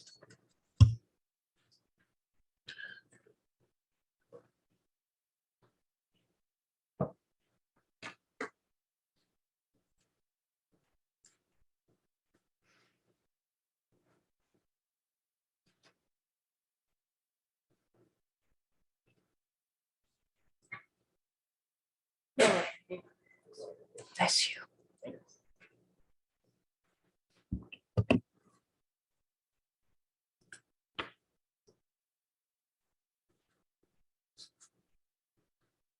And while the clerk's putting that up, I'll just briefly say that as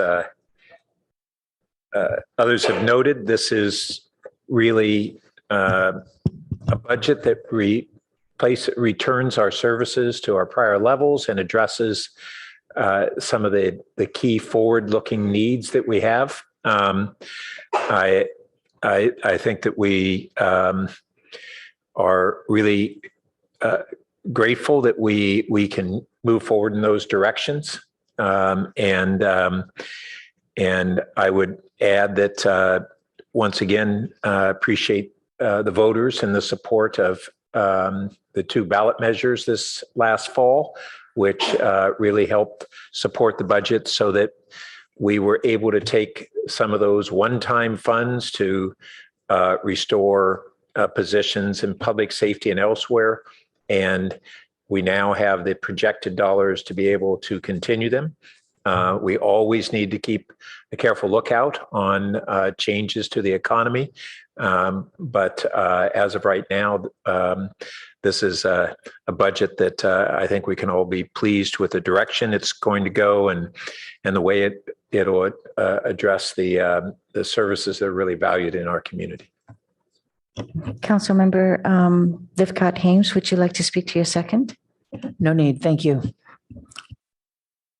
Okay, and I just want to say huge thanks to staff for all your work on the budget and also to the Finance Committee for all the vetting that you did on behalf of council. And with that, we can take the vote, conduct the vote. Councilmember Burt, Yes. Mayor Ku, Yes. Councilmember Lowing, Yes. Councilmember Lithcott Hames, Yes. Vice Mayor Stone, Yes. Councilmember Tanaka, No. Councilmember Vinker. Yes. Motion carries 6-1. Thank you, Madam Clerk, and thank you, staff. With that, we're going to go on a 15-minute break. I'm sorry. Madam Mayor, I just wanted to acknowledge the budget office staff who's also sitting behind us. It's Oh. not just the two of us. I know you see us a lot, but they're sitting here as well. And thank you to the council and to the finance committee for the budget hearings this year. It went very smoothly. Thank you. Thank you all. Okay, and we're on break for 15 minutes. Thank you.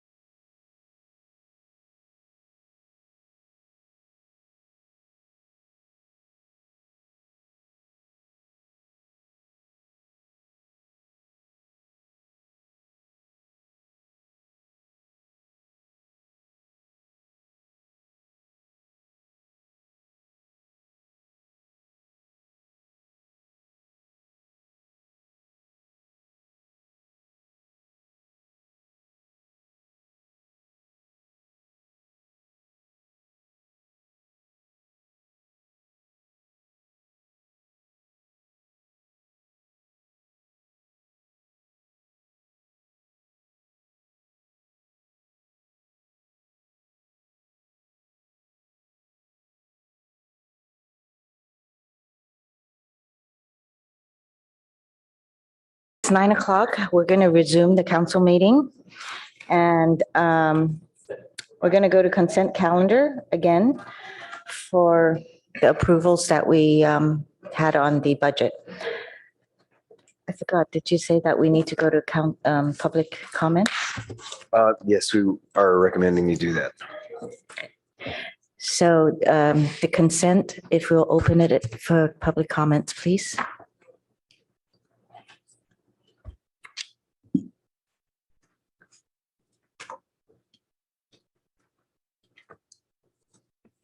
Our first speaker is Arthur Lieberman, followed by Aram James.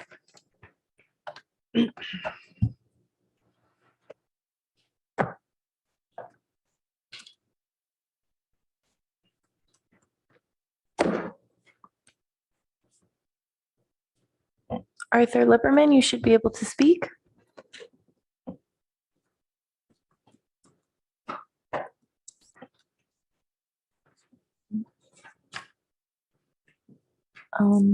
We cannot hear you if you are attempting to speak. I will try you again at the end of public. I will put you down further on the list to try again.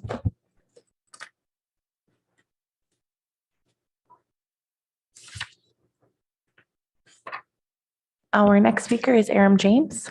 So, I wanted to talk a little bit about the process of putting this many items on the consent calendar. There was a piece today on the front page, the bottom of the Daily Post, on one of my heroes, Rebecca Eisenberg.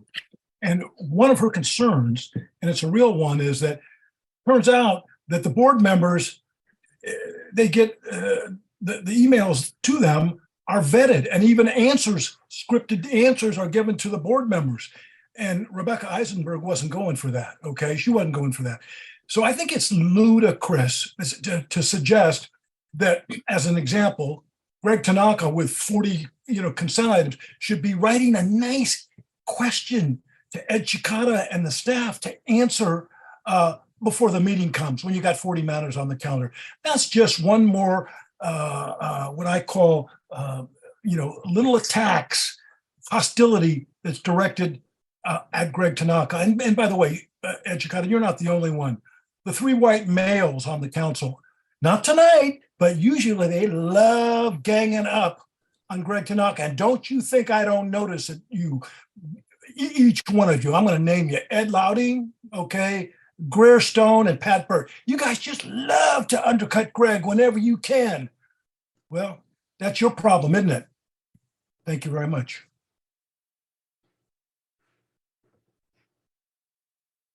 Our next speaker is Chris Richardson.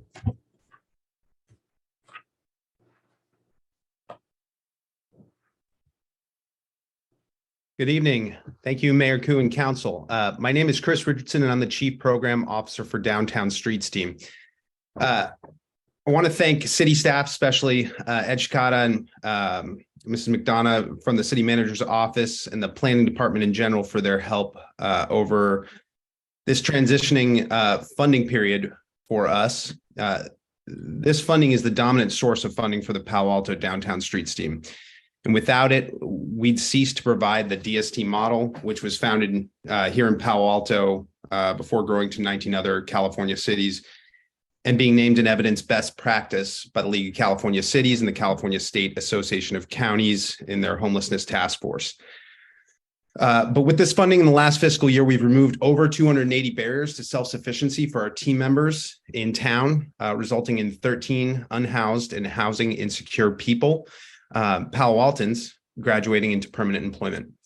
In addition, team members provide a valuable service to downtown businesses, visitors, and residents. And in that same time period, our team members have removed over 58,000 gallons of debris from the downtown core and over 20,000 cigarette butts. Just like Councilmember Burt said earlier regarding Ada's Cafe and their incredible impact with, beyond those that they serve and the greater community, I'd argue that DST's team members' greatest impact is dispelling myths about homelessness and building those community connections as well. Certainly hard to measure, but very real in our community. But I'd also argue that now more than ever, that providing a permanent pathway out of homelessness is essential for our entire community. And we'd like to thank you for your consideration, but also the city for allowing us to continue our important work. Supporting Downtown Streets team over the last few years through this transition to new leadership on the board and staff level, and for standing behind our team members. Thanks.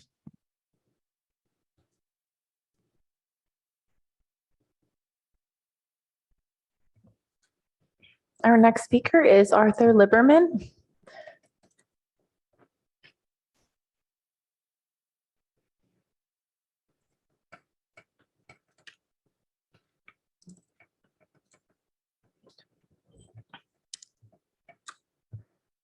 Okay. If you are trying to speak, Arthur Limberman, we cannot hear you. So, all right, that concludes public comment.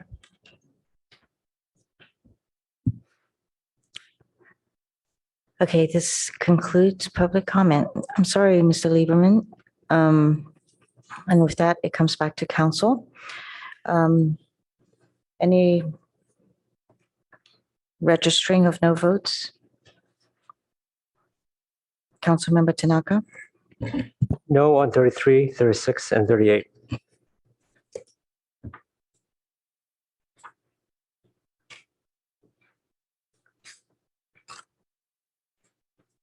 To confirm, that was 33, 36, and 38?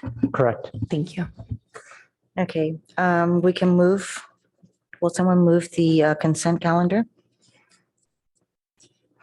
I'll move it. Need a second, please. Thank you, Councilmember Burt.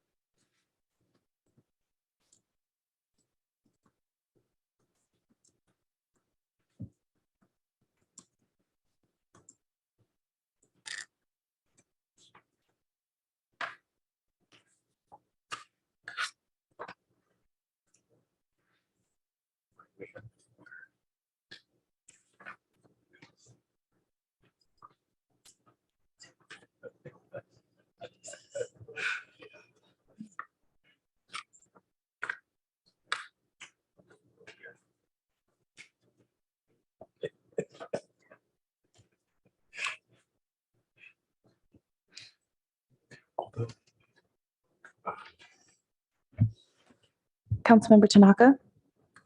Yes. Councilmember Lithcott-Hames? Yes. Vice Mayor Stone? Yes. Councilmember Vinker? Yes. Mayor Koo? Yes. Councilmember Lowing? Yes. Councilmember Burt? Yes. Motion's carry. Thank you. Councilmember Tanaka, would you like to speak on your no votes? Sure, thank you. So let's see, 33, basically more money for the business tax. I didn't support it originally. I think, with the mass layoffs, the recession, bank failures, doesn't make sense, still doesn't make sense. 36, it's kind of bizarre. So this is to do analysis on how we get our block grant funding. But one bid's 211K and the other one's 6,000. I mean, it's quite a difference. It's like 2 order of magnitudes different. And, more money we spend on analysis, less money we spend on the people that actually need it. So that doesn't make sense to me. And then 38 is just consistent with my my prior vote on Life Moves.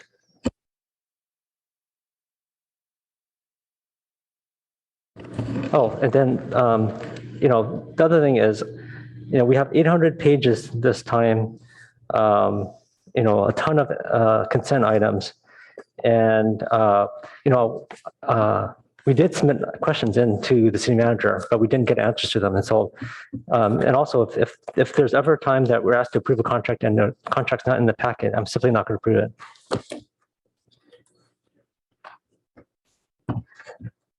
All right.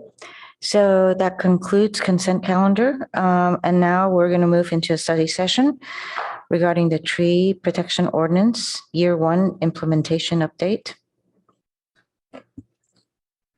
Good evening, Mayor Koo and City Council.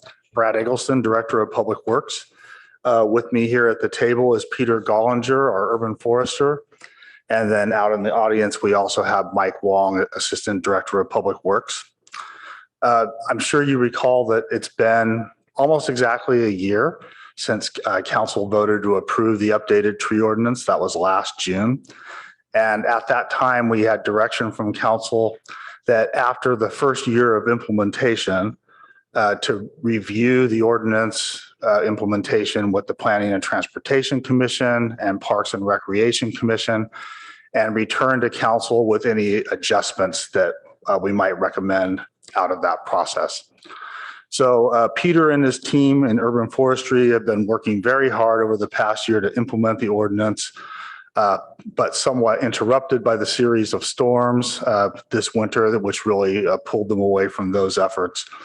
And kind of as a result of those storms, and given concerns from community members that we've heard about trees falling during the storms, and some people referencing the updated tree ordinance, we wanted to take this opportunity just to update the council on the information we have from the most of the first year. It hasn't been quite a year that the ordinance has been in effect.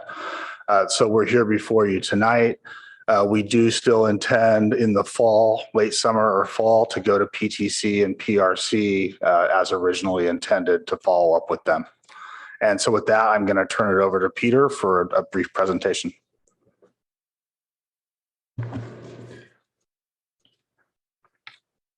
Thank you, Brad, and thank you, Mayor and council members. Next slide, please. So this will be brief. I'm going to review the timeline of the review process we have in place, give you a brief summary of the changes that were included in the ordinance, discuss some data that we've collected from the first 10 months that it's been in effect, and then talk about some of the implementation items that we've completed and some that are still upcoming. Next slide, please. As Director Eggleston just mentioned, this is the rough timeline for our implementation review process, so I won't go into too much detail there. Next slide.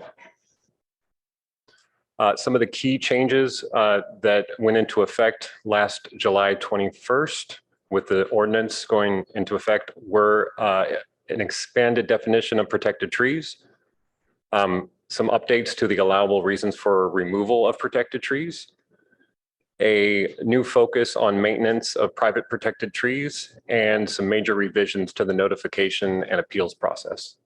Next slide, please. Here you'll see the list of species that are protected under the updated ordinance. 3 of these species were previously protected. The coast live oak, valley oak, and redwood were protected previously. Just to give you some perspective, our estimates under the old ordinance, we had approximately 82,000 trees in the city that would qualify as protected. Under the new ordinance, we estimate about 224,000 trees. So the majority of those are the 15 inches or larger, which is the new category you'll see there. Next slide, please. So this is some of the data that we have collected so far in the first 10 months. These are for tree removals outside of development. So these are for tree permits not related to a project. You'll see we have higher numbers than the previous years. However, some of the data is pretty consistent. For instance, the damage to structures is pretty steady across all 3 years we have there. This is for the 10 months of the first 10 months of the ordinance, and the other numbers are also for the same time frame. So it's the 10 months where we wanted to do apples to apples. So it's July 21st to May 31st for each of those years. We estimate we're going to have about 150 total tree permits for calendar year 23. Of the applications submitted under the new ordinance, 57% of the trees included were newly protected. Next slide, please. One of the key updates is maintenance notification for maintenance on protected trees. This is not a permit. There's no fee required, and the city does not approve or deny. This was one of the things we had some confusion about during the storm season. So folks that are getting ready to maintain a private protected tree simply fill out a form to notify the city. We use that data then if we're asked about activity on a street. So for instance, a resident calls and says, there's somebody cutting the street. Well, we have a maintenance notification, so we can quickly answer their question and say it's just being maintained. Part of the upside to this is that as part of filling out this form, they have to agree to follow best practices in the maintenance of their trees. Next slide, please. The noticing system is also in effect. We are sending out postcards when an application is received and a second postcard when a decision is made. And this is to properties within 300 feet of the tree. Next slide, please. Some of the completed outreach efforts are all of our city web pages have been updated. We've created a new trees frequently asked questions page, which addresses a lot of the issues with the new ordinance and storms. We've created an email distribution list to arborist and tree care companies to push out updates on individual aspects of the ordinance. And our nonprofit partner Canopy has updated their website and has put out information in their newsletter that they email out to about 4,500 subscribers. Next slide, please. So the storm system, the storm season that happened this year. Just to give you some perspective, I know it's been talked about before, but 4 of the top 20 recorded peak flows on San Francisco Creek happened this winter. 4 of the top 20 historic flows. That's just mind-boggling. We had multiple storm events with high rainfall totals in a short time period, followed by high winds, upwards of 80 miles an hour. We had saturated soils and high winds, and staff was involved in storm cleanup for about 4 months, and there may even be a few items still in process. Next slide, please. So some data. We had 10 emergency tree removal permits issued. So these are private protected trees that fell, and we issued an emergency removal permit. Staff responded to 243 limb failures during the first 4 months or 3 months. And to give you some perspective, that's a year. So normal numbers, we respond to 250 limb pickups for an entire calendar year. We did that in the first 3 months of the year. 206 of those were from city trees, and 37 of those were from private trees that were into the right of way. 43 city trees were removed. There were 50 tree-related electric outages, and we had over 560 tons of green debris that we removed. Just for comparison, for the same time period in 2022, we only had 40 limb failures, only 5 trees removed, and 3 electric outages caused by trees. Next slide, please. So outreach efforts that are upcoming, direct mailed postcard to all Palo Alto residents with information about the ordinance update, utility bill inserts, informational ads in local printed and electronic press, and we're going to do some webinar sessions targeted at local arborists and tree care companies. Next slide, please. I think that's a brief update. Yes, thanks, Peter. And with that, we'll turn it back to you, Mayor Koo. Thank you. So we can go to public comments first.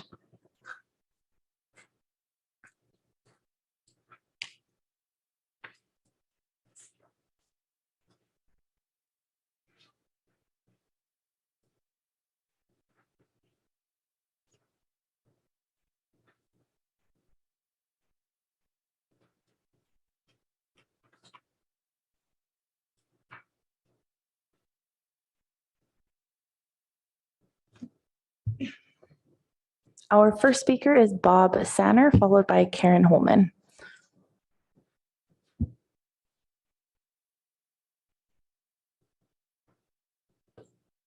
Hi, good evening. My name is Bob Sanner. I'm a 44-year resident of St. Holman Barron Park. I'm going to say some perhaps dramatic and accusatory things, and I hope you will therefore listen. I stood here 1 year ago and urged the council not to pass the staff proposed new ordinance. I said it didn't go far enough in protecting residents and was not compliant with state law.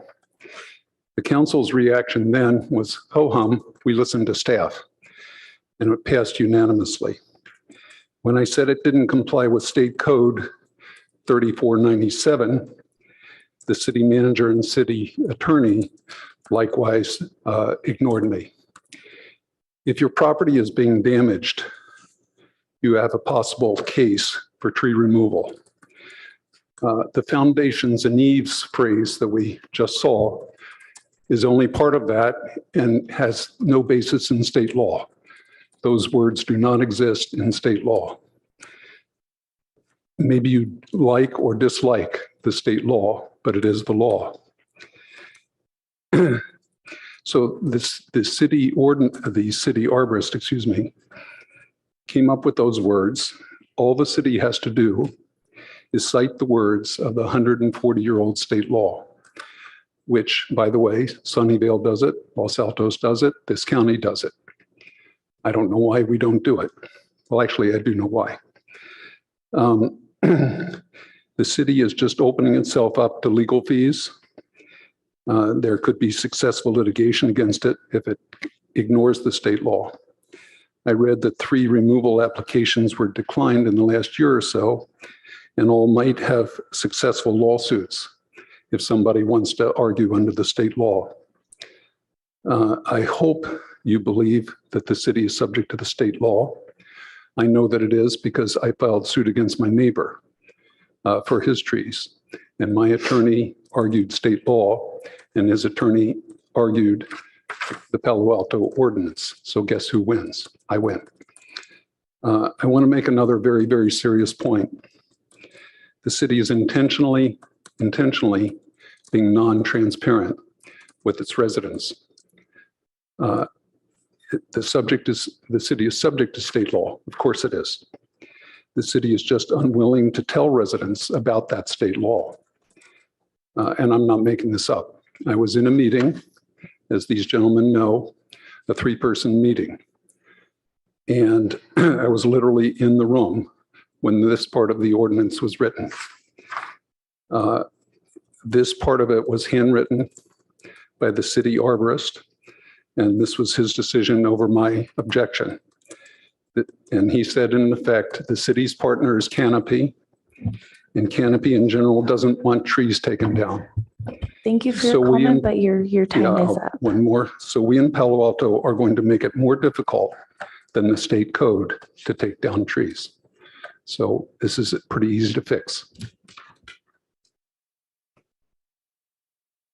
Our next speaker is Karen Holman, speaking on behalf of Terry Holzmer, Bob Phillips, Andy Reed, and Hank Souza.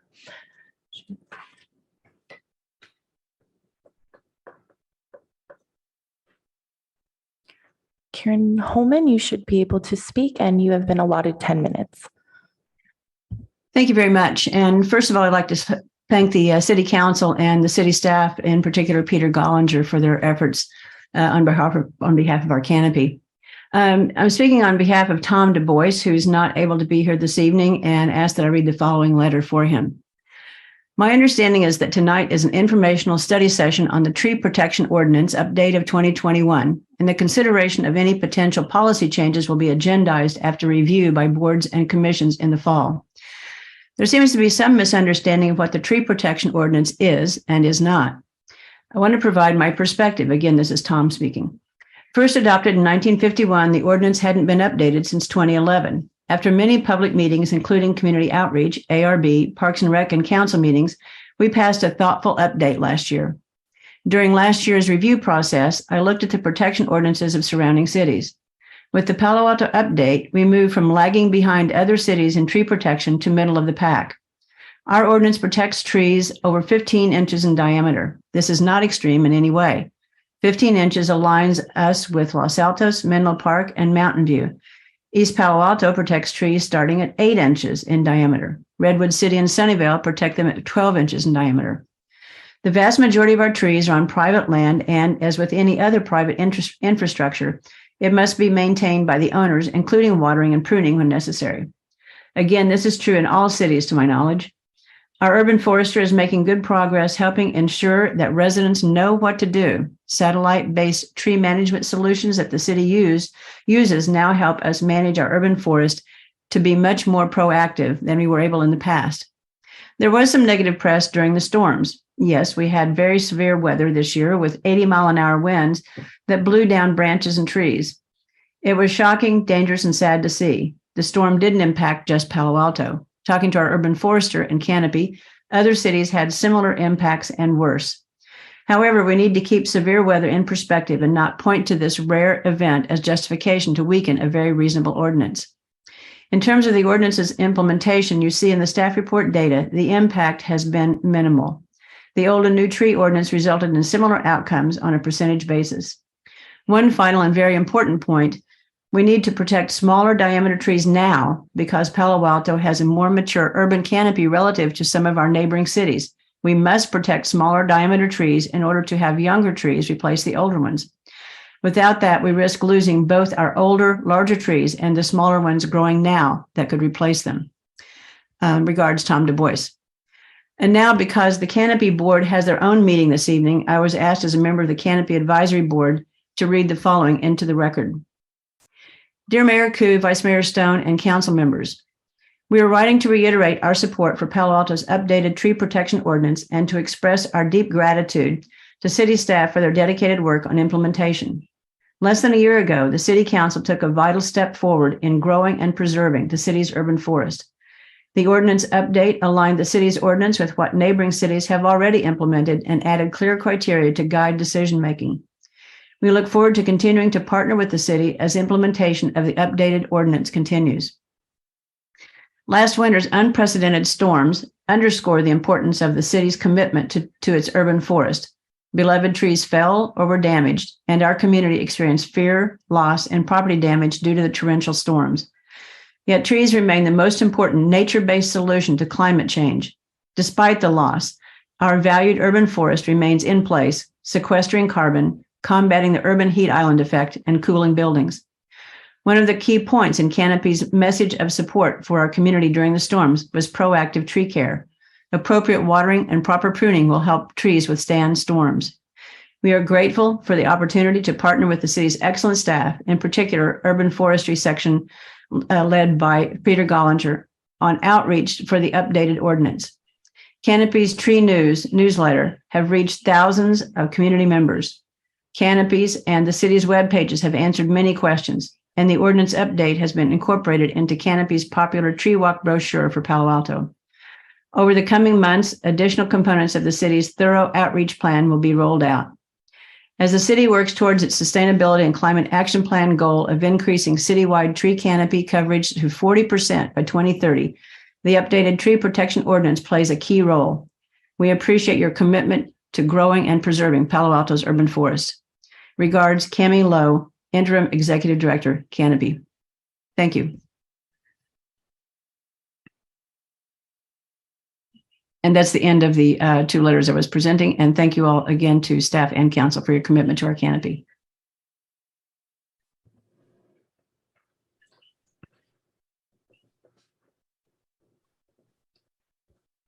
Our next speaker is John Kelly, followed by Leah Russin.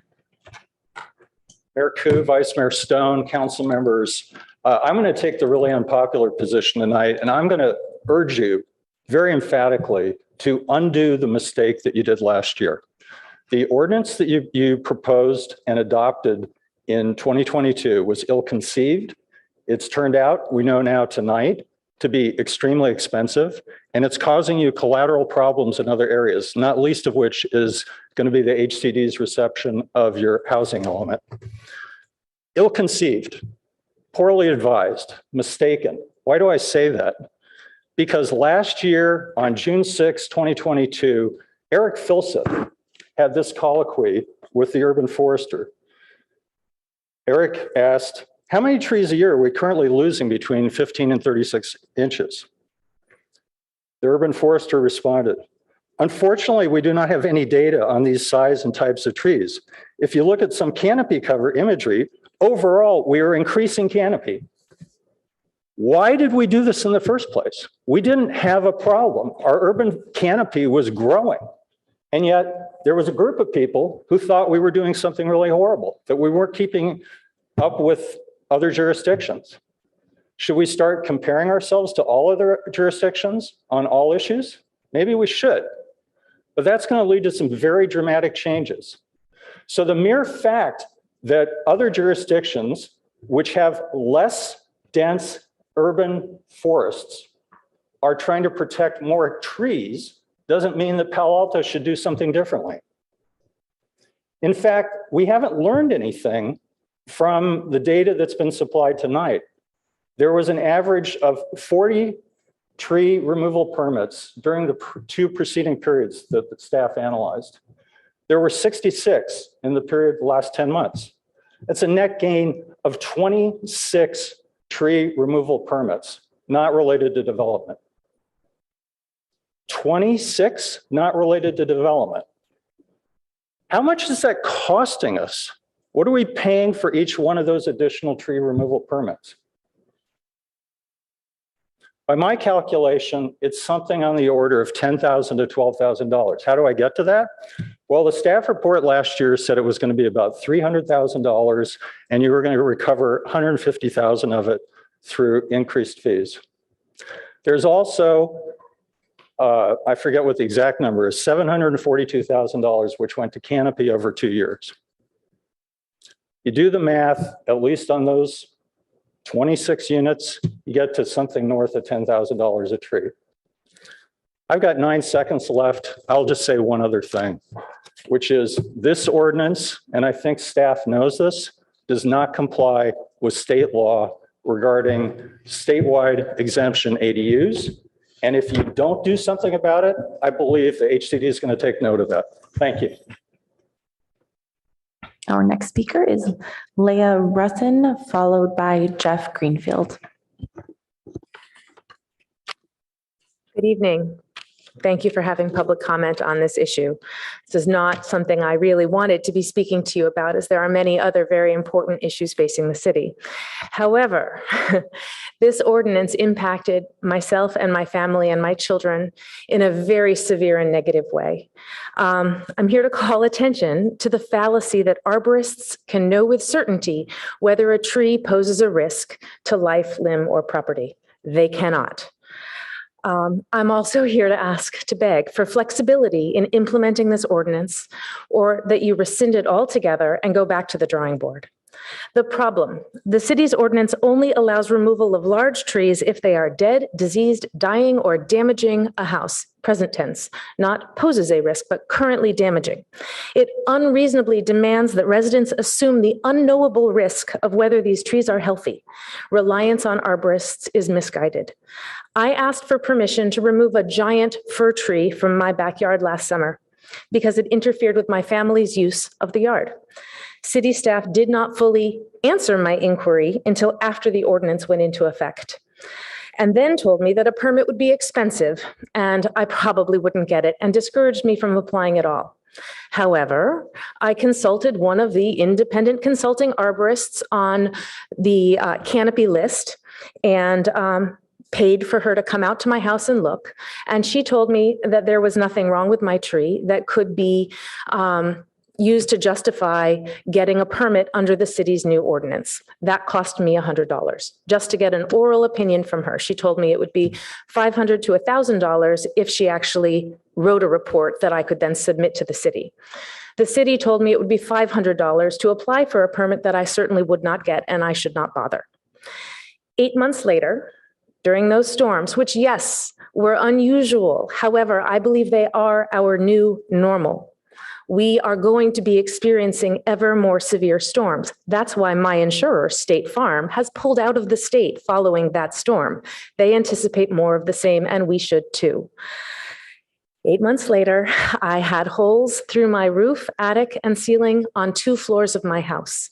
I looked out the window and saw the tree swaying. And ironically, I called my husband, who was upstairs, and said, could you please go video the tree swaying so that we can send it to the city and maybe they'll let us take it down? I hung up on the phone with him. I looked out the window and the tree was falling towards me. I had my 3-year-old in my lap.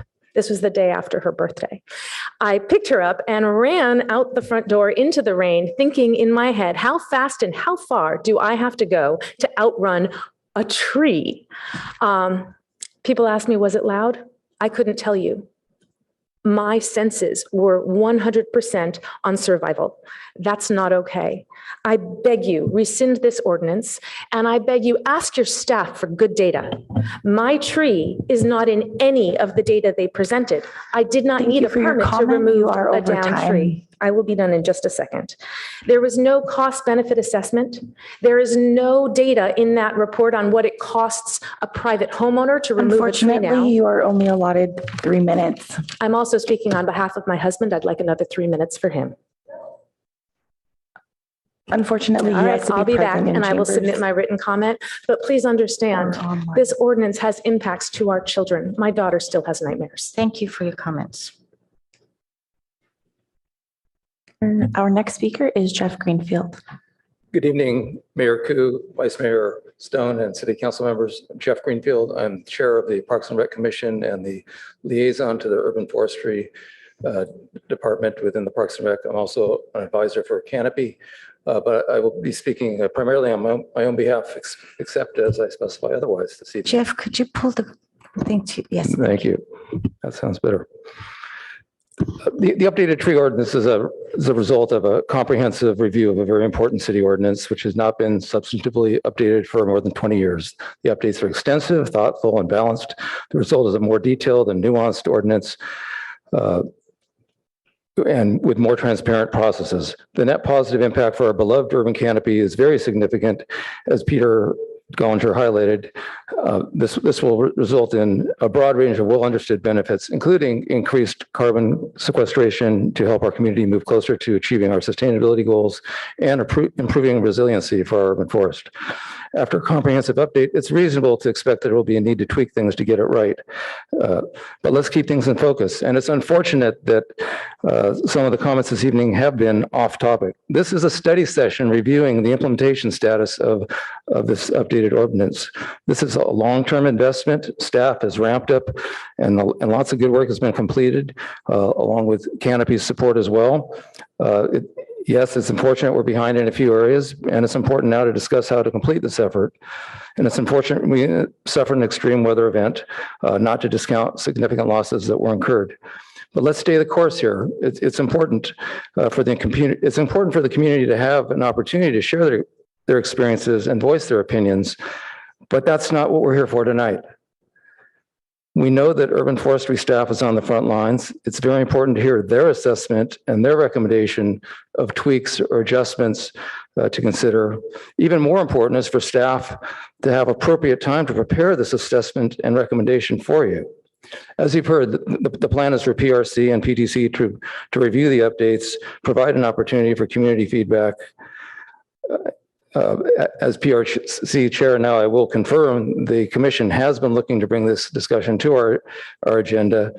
The storm impacted rollout delays were a factor, and more recently staff has advised we hold off until after the city council update, but this will be coming to PRC. Let's stay the course. The urban forestry team is now fully staffed. We've got a strong team in place, which is further supported by Canopy. For much of the public outreach effort. I'm really confident in this team. I look forward to returning to you later this year to further discuss our Title IX tree ordinance update. And I thank you for your time and consideration this evening. Our next speaker is Aaron James, followed by Winter Dellenbach.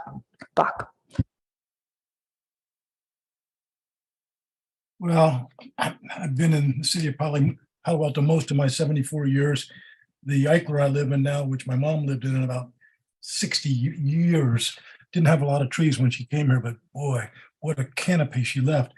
I really could understand and agree with Mr. Sanders, Mr. Kelly's, and Leah Russin's positions. Mr. Greenfield, I've been called a kook, but you sure as hell sounded like a kook tonight. You seem to go back and forth between, representing yourself as a private citizen and then as part of a committee. And that seems on borderline problematic and a conflict. What did Ronald Reagan say about redwood trees? All of you tree lovers like me, huh? We gotta love him. He said, "You've seen one redwood tree, you've seen them all." But he had a similar statement.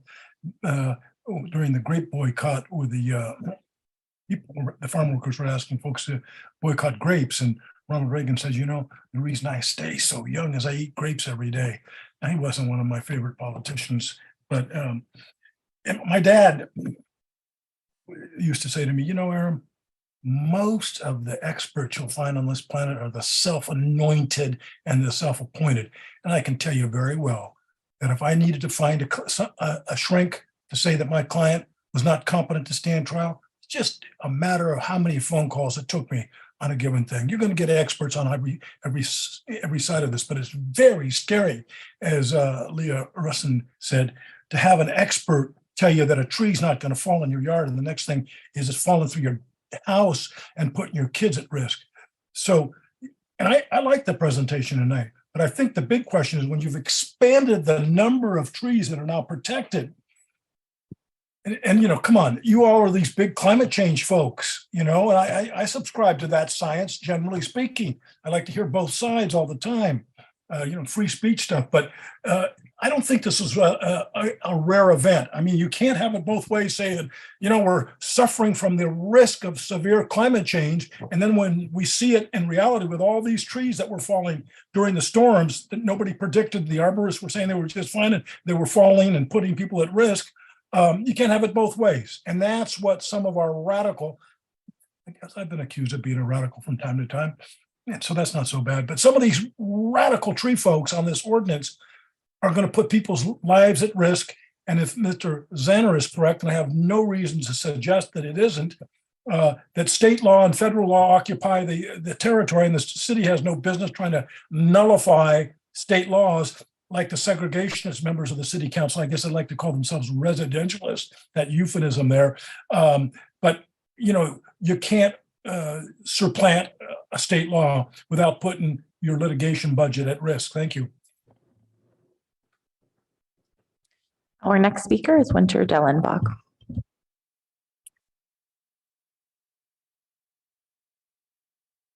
Hi, I'm sure you're all looking forward to some time off. Well deserved, by the way. I think you're generally doing a good job. I want to first say, I'm really sorry that your tree fell and that scared you and did some property damage. I truly mean that. I had a tree fall when we first moved into our house years ago. A giant valley oak fell in our front yard, not due to any storm or anything else. It fell. It was rotten. We would have had a tomography done with a consulting arborist. It would have been found and we could have addressed it. At least we got some good honey out of it because it had a big hive. But I want to say that under our old tree ordinance, we protected less than 15% of our city and privately owned trees. Now 33% are protected. So the vast majority remain unprotected. I wish we protected more trees, but 66% unprotected. More natives are now protected, and the planting of drought-tolerant and climate-adapted and non-invasive species is promoted like the city has done ever before. If the city is proactive, we can continue protecting and growing our urban forest while also reducing the risk of tree and limb failure. To do this and further implementation of the tree ordinance, the city could better educate tree owners to preventively care for their trees just as they do for their homes.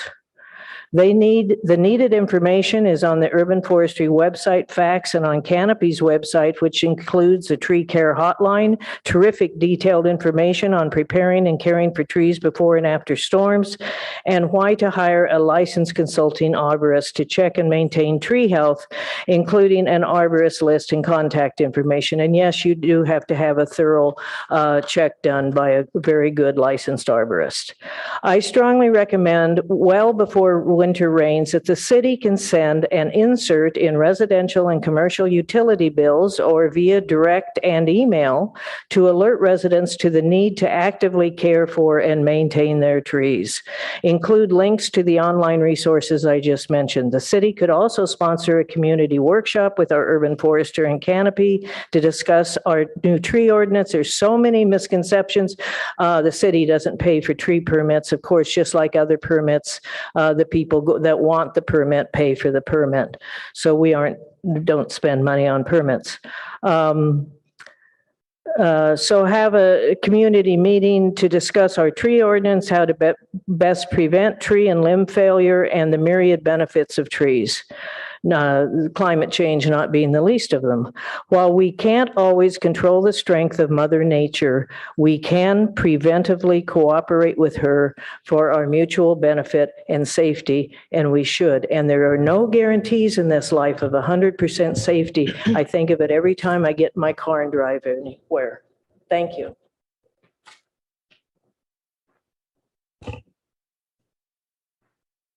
That concludes public comment. Thank you, Madam Clerk. Okay, and we'll come back to council. Anybody have questions, comments, motions? Please go for it. Oh, no motion. I'm sorry. Yeah, study session. I was like on a roll. Let's get this done. Councilmember Lowing. I'll start off with just a couple of data questions on packet page 755. First of all, you say in the permit section there, once our new tree permit workflow is active, what's the estimated time on that? So I had a meeting with the technical folks over in planning and development, and that should be live next week. Okay. And then under the next bullet point section, it just you have 11 no decisions rendered, but under that a sub bullet says 3 denied, which sounds like that's a decision rendered. So that seems like a conflict actually. Yeah, that's a bullet error. So there are 3 denied. 1 was canceled by the applicant, and 7 were denied but could be approved if more information was provided. So essentially, the reason they stated was an adequate reason for removal, but they didn't provide enough evidence. So what was the basis for denial? That's my follow-up question. So if those 3 denials the reason they stated didn't meet any of the allowable reasons for removal in the ordinance. Okay. I've got more, but if somebody else wants to go with data questions, they can do that. Or should I just continue? Oh, you can just continue. Okay. Yeah. It seems to me at this point, I mean, a lot of this is still TBD and work in progress. And I totally respect that. And I know this is a study session. It seems to me that so far, the kind of core issue here is educating people. And I note, for example, that you say you just simply fill out a form for the tree notification, and there's no fee, but people don't know that they have to do that. It's just not general knowledge now because it hasn't been done before. So it's not a question of if there's a fee or not. We just don't all know it. I mean, I will say I'm pretty aware of what's going on in the city, and I didn't actually know that part. I've got a bid from a tree arborist right now to maintain a very magnificent, gorgeous redwood tree. And I'm happy to comply. I just didn't know I was supposed to do that. So I think just generally, and it couples with my other comment here, you talk about the T1 sheet, the tree protection as part of the plan. And I'm hearing generally that you want to put postcards out about that. I know it's more expensive, but it seems like, something in a letter or a flyer or something that's just jumps out at you and says, hey, there's new situation here you need to know about. Maybe you emphasize the neighborhoods that have more trees for the first mailing and see if you get responses or something to keep the cost down. But I don't think just a postcard for notification that a tree might be applied to come down, I think that's fine. But if we're really trying to educate folks, and I always love the bill inserts and utility bills, I just don't know how many people read them. I do because I'm really interested in that stuff, but I don't think we can depend on that or websites from our own or Canopy. We have to be proactive on this if we expect folks to come up the learning curve. I think we do have more things to learn, and case studies like we're hearing tonight are some of the things that we need to hear to evaluate that to see if we have enough, what should I say, flexibility on any of these other items. Not making a judgment on that, just I think continuing to listen, I think would be really good. And the volume of stuff that you had to do this year with the limb failures, 6 times last year, and the city trees removed is 8 times what last year was. So this is definitely an anomaly in terms of data gathering. Thanks. Councilmember Lifkow-Hames. Thank you, Madam Mayor. I want to thank Mr. Gollinger for the presentation and Director Eggleston. Also want to thank members of the public for sharing their heartfelt comments with us about the tree ordinance. I want to speak to the intersection of our tree ordinance and our need for trees and respect for trees, and our housing element and our obligation to build more housing. They obviously intersect at some point. And when y'all come back to us this fall, I'm really hoping for some very concrete data about the impact of the tree ordinance on requests for housing permits. I think we all obviously appreciate how essential our tree canopy is for carbon sequestration and for cooling and for the aesthetic experience of living in a community with trees. And yet we've also got to build some infill housing in places in this city. And so housing permits for JDUs, ADUs, SB9 lot splits, any other efforts to create new units of housing where such homeowners, landowners are requesting the removal of a tree and they're not allowed to remove that tree because of the tree ordinance. I'd be interested in those data, please, this fall. And the question that I would like to put out there is there, when we have such conflicts, is there a way to say, for the sake of getting one more unit of housing, we're going to let you take that tree down, but you homeowner are obligated to plant, I don't know, 2 to 5 more trees than you're taking down in areas of the city that currently don't have trees, but where housing is planned. For example, San Antonio, where we plan to build lots of housing, but it's not very green. Maybe there's a way to make a meaningful exchange. So we don't just retain the number of trees we need, we might get more, but we're also able to meet our housing goals at the same time. Thank you very much.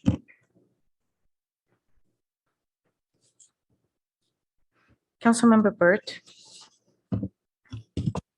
Thank you. So a couple of things.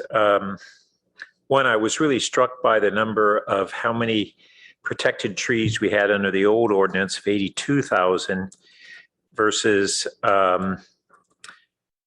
224,000 today. And when I did a rough calculation of the number of households, that's, and not all these trees are on residential properties, but it's about 9 per household. It's an interesting context, and I think it's worth kind of thinking about that. So one question on the, we have the notification for the major or significant maintenance, and I see no fees required, and it's not a approval or denial. But this, how do we apply the same standard to the city contracted street tree maintenance? Or do we in any way require our arborists or our tree maintenance companies to apply, do their work according to similar standards? Yes, those best practice standards are included in the contracts for our How long tree have workers. those standards been the requirement? As longer than I've been here. Okay, so then I will simply state that I think we have a big disconnect between the contractual standards and the way that they actually trim our trees. A very serious one. I can show you just a whole block of London plane trees in our neighborhood that today are trimmed like they're digger pines. It's just nothing to do with the natural shape and form in which those trees grow, not even in the ballpark. And so I think we have a significant problem in holding our own city practices to good standards. So that's going to be something that I'm going to be very interested in referring how we have better compliance. And then can staff provide some insights on the concerns that were raised by a couple of members of the public about this state code requirement. I think, was it 3497? And the assertion that many other cities incorporate that by reference in their tree ordinances, but that we do not. Is that correct? And what's the substance of that state code? I would have to defer to the attorney's office for the details. What I do recall of it when this was brought up while we were working on the tree ordinance update was that this was language in a state definition of nuisance. I think it was not necessarily specific to trees, but some other jurisdictions have taken that language and put it in their own local tree protection ordinances. And is there a reason that we would not do that ourselves? See the city attorney. I think our ordinance is more stringent by design than what that language allows, was my understanding. Yeah, I recall, along with the Public Works Director, that we did look at this when the issue was raised. I do not recall the details, so I don't feel like I'm in a position to respond on the fly without the section number. And the assertion by one of the members of the public did not disagree that ours was more stringent. I think the argument was whether state law would prevail in terms of that definition, or do we have the latitude to establish a different definition? so I can say with confidence that we carefully review the content of proposed ordinances to ensure that they are enforceable in light of the whole legal scheme that applies both locally and at the state level. I just can't give you specifics on this issue on the And now fly. just in this first round of wrap up. No, you can't. I'm sorry. You cannot. I'm sorry. You cannot. I'm sorry. You cannot. Yeah. So what I was going to say was that when we did adopt the ordinance, I pushed for this 1-year review.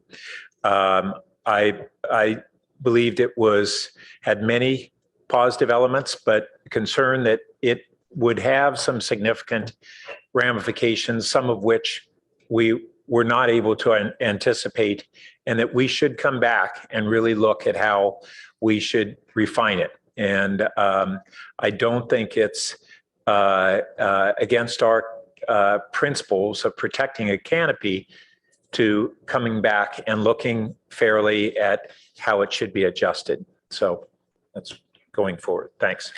Councilmember Finker. Thank you, Mayor Koo. I want to thank the public for all the comments. I think this is a tricky balance we're trying to strike here.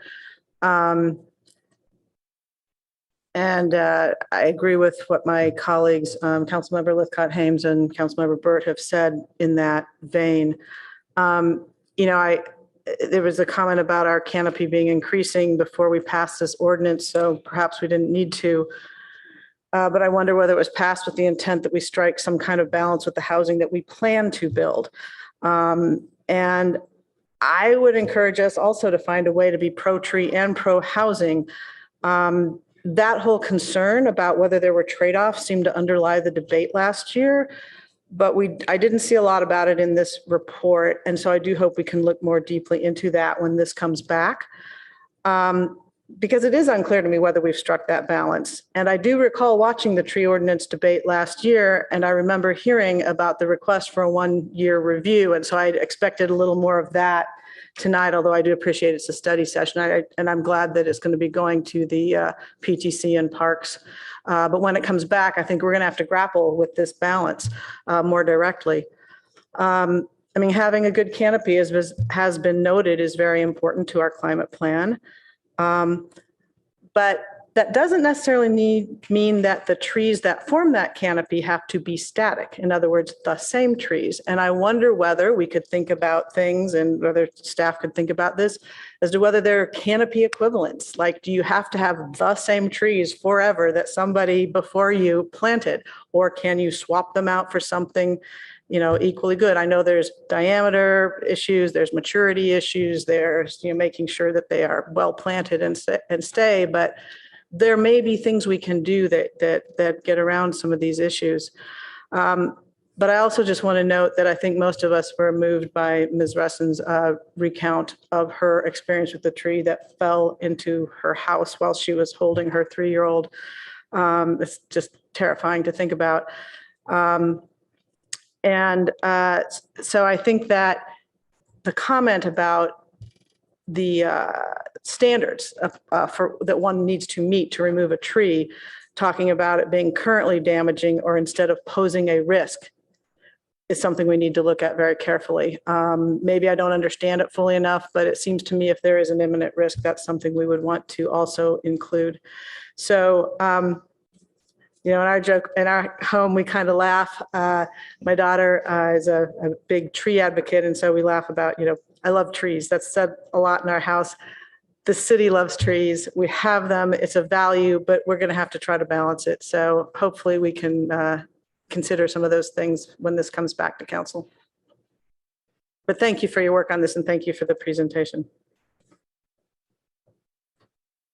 Councilmember Tanaka. Yeah, actually, I want to see if that member of the public who wanted to speak, if you want to just state your question. To the chair, is it okay, Mayor? You know what? I'm going to say no. So let's move on. Okay, can you explain why? He's already stated that the state law is being used, and so we've already gone through that. So I think that we don't need to state it anymore. Okay, I'd like to ask the city attorney. So if the city refuses to let someone to cut down a tree and the tree subsequently falls on the house, it would seem to me that the city has liability in that case. And I was wondering if you could comment on that and explain why it does or doesn't have liability. Generally, no, we don't provide advice based on generalized hypotheticals like that. What I will do on this issue, we did look at this before. I did not know this issue would come up this evening. Please do me the courtesy of allowing me to go back and look at our records and advise you fully on a technical issue. I'm not going to guess tonight, but when this item does come back, I will work this issue up and give you and the public an answer on the issue. My second question is, $500 strikes me as really expensive. So why is it so expensive to get a tree removed? I mean, maybe some people can't afford it. Like, why is the fee so high?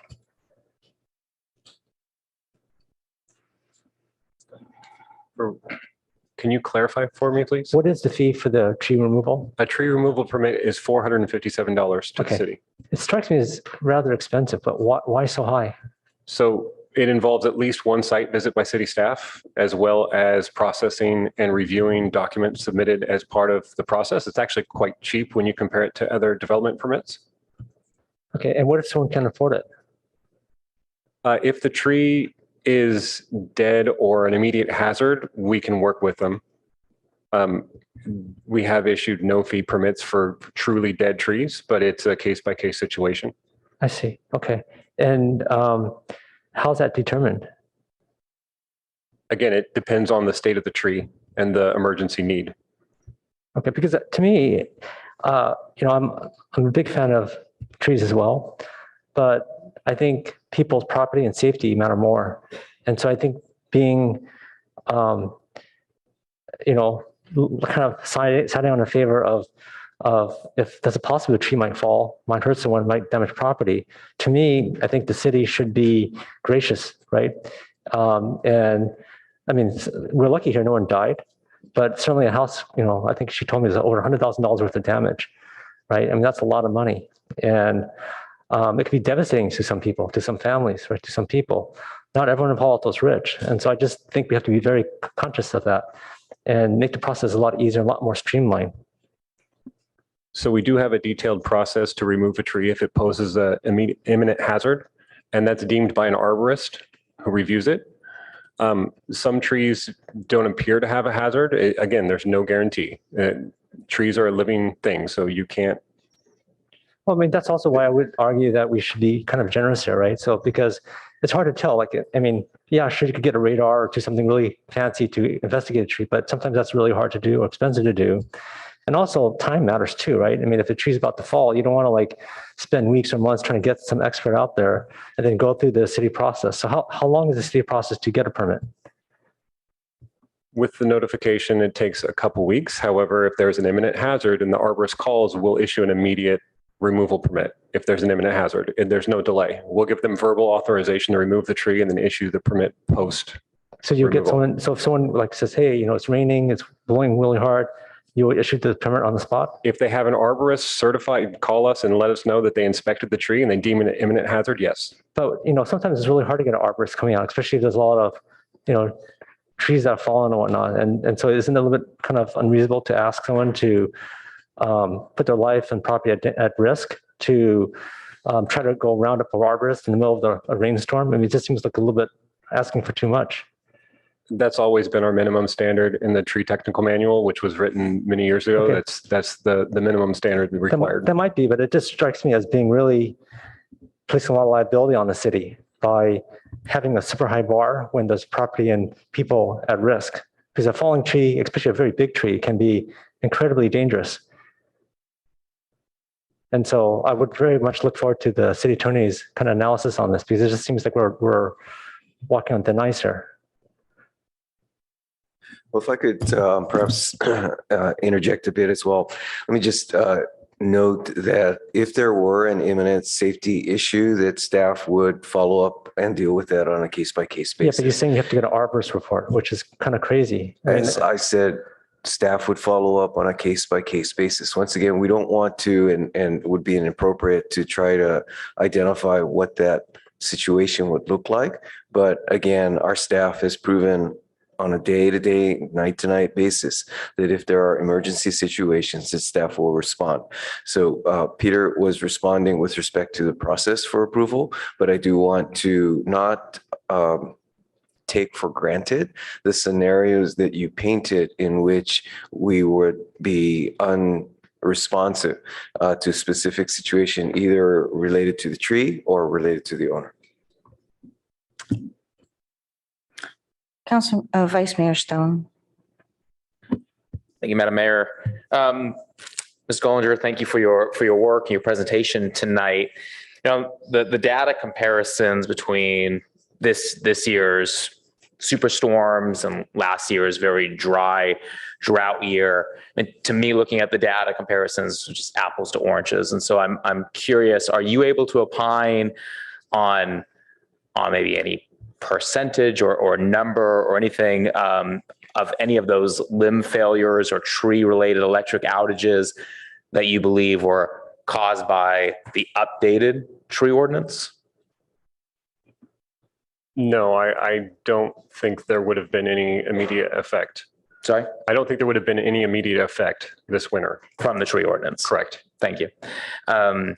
That's helpful. And I think it is an important reminder, especially we have three new council members, and it was mentioned a few times tonight by some of our public commenters. This is just not an extreme ordinance, despite talking points by some. This really was a product of substantial community involvement. We involved community groups, the ARB, Parks and Recreation Commission, and the full council to discuss these expanded protections.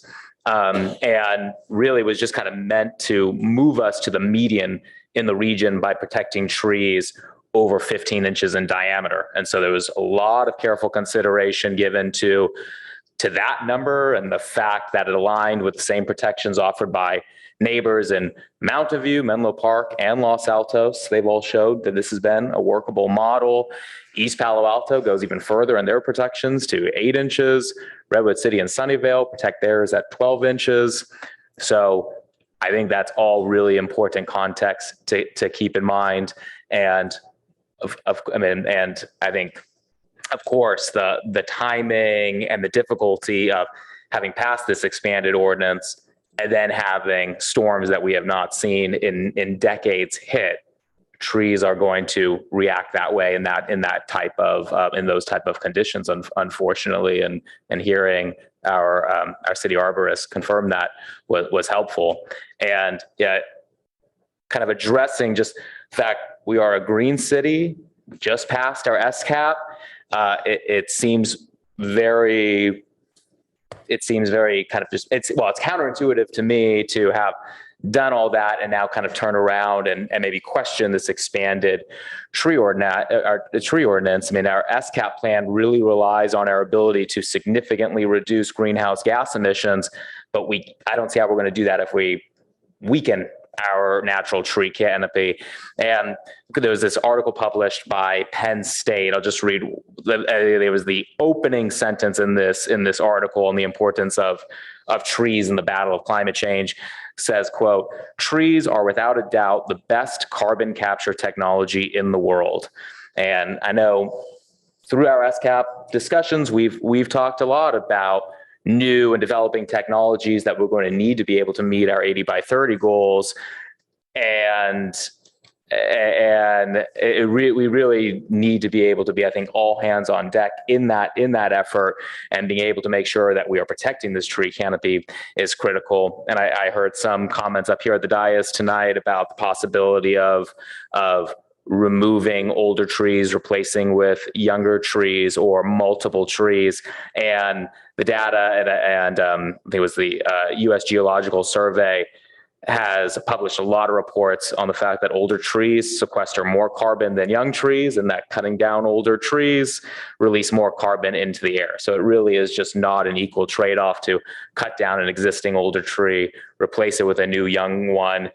Even if we're replacing an older existing tree with multiple young trees, we're not going to see the type of payoff that we hope in carbon sequestration for decades to come. So I hesitate us going in that direction. I think I'm interested to see ideas that will come when this comes back in the fall, and hearing what the PTC has to say on this issue is going to be enlightening as well.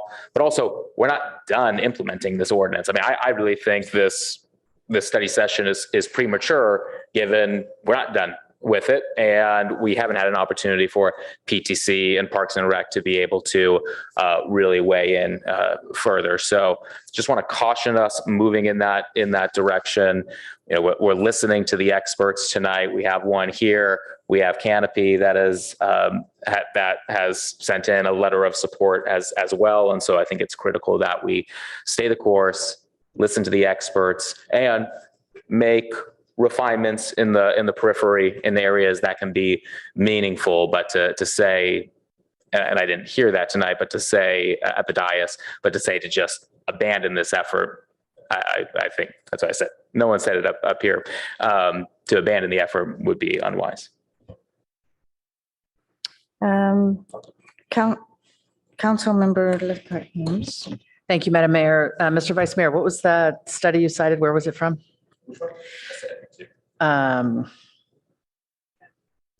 It was Penn State, and then one from the U.S. Geological Survey. Okay, Penn State. I'll see you Penn State and raise you UC Berkeley, which is hard for a Stanford graduate to say, but nevertheless. I've become aware recently of a Cal Berkeley study that suggests that urban infill is actually the greatest lever we have when it comes to reducing greenhouse gas emissions by far. And I'm not an expert in the subject, but I have been intrigued by those data. And it underscores my concern that we shouldn't shortchange our housing infill goals by prioritizing trees over infill in every instance. So with that in mind, two more pieces of data I'd like to see when y'all come back in the fall, Mr. Gollinger. First, better data on the problem we are solving. As a member of the public suggested, our canopy here in Palo Alto already exceeds that of surrounding cities. So comparing our protection efforts to theirs feels like comparing apples to oranges. They're trying to grow a canopy to be what we already have. So of course they have stricter protections in place. I'm wondering what kind of data the city has historically gathered on the growth of our tree canopy. I don't know how far back it goes, but it would be great to see how our canopy has expanded over time and where it is today. And because I think then we really have a sense of the problem we're trying to solve, or whether there is a problem to solve.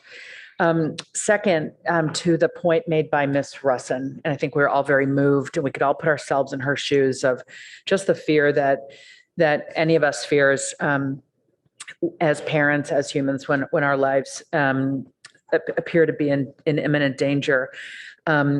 She did a great job of sharing the story of trying to approach the city about the potential for tree removal. And what we heard from her was that she felt discouraged from even applying for a permit. And I worry that anyone in that circumstance doesn't even show up in the data. So I'm wondering if there is an ability for you to come back to us with the touch points that staff have had with people who've been persuaded no need to go for a permit because it won't be granted. I think it's important for us to know how many of such interactions are happening.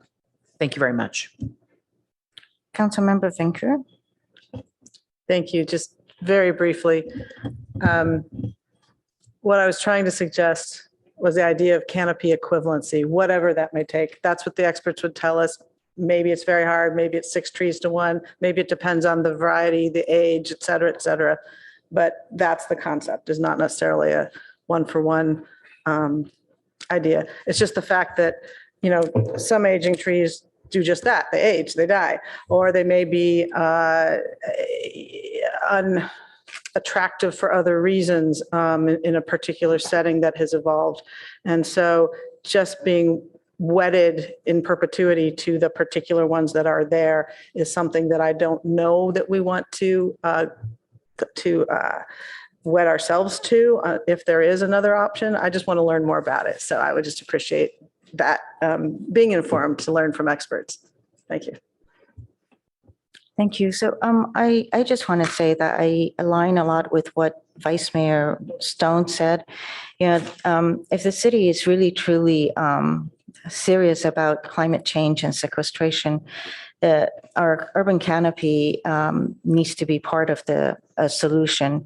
As the Vice Mayor said, a lot of the older trees do sequester more carbon, and it's stored in all the public and private trees that are here, and it will be needed to help for us to reach our 2030 sustainability climate action plan in its reduction goal.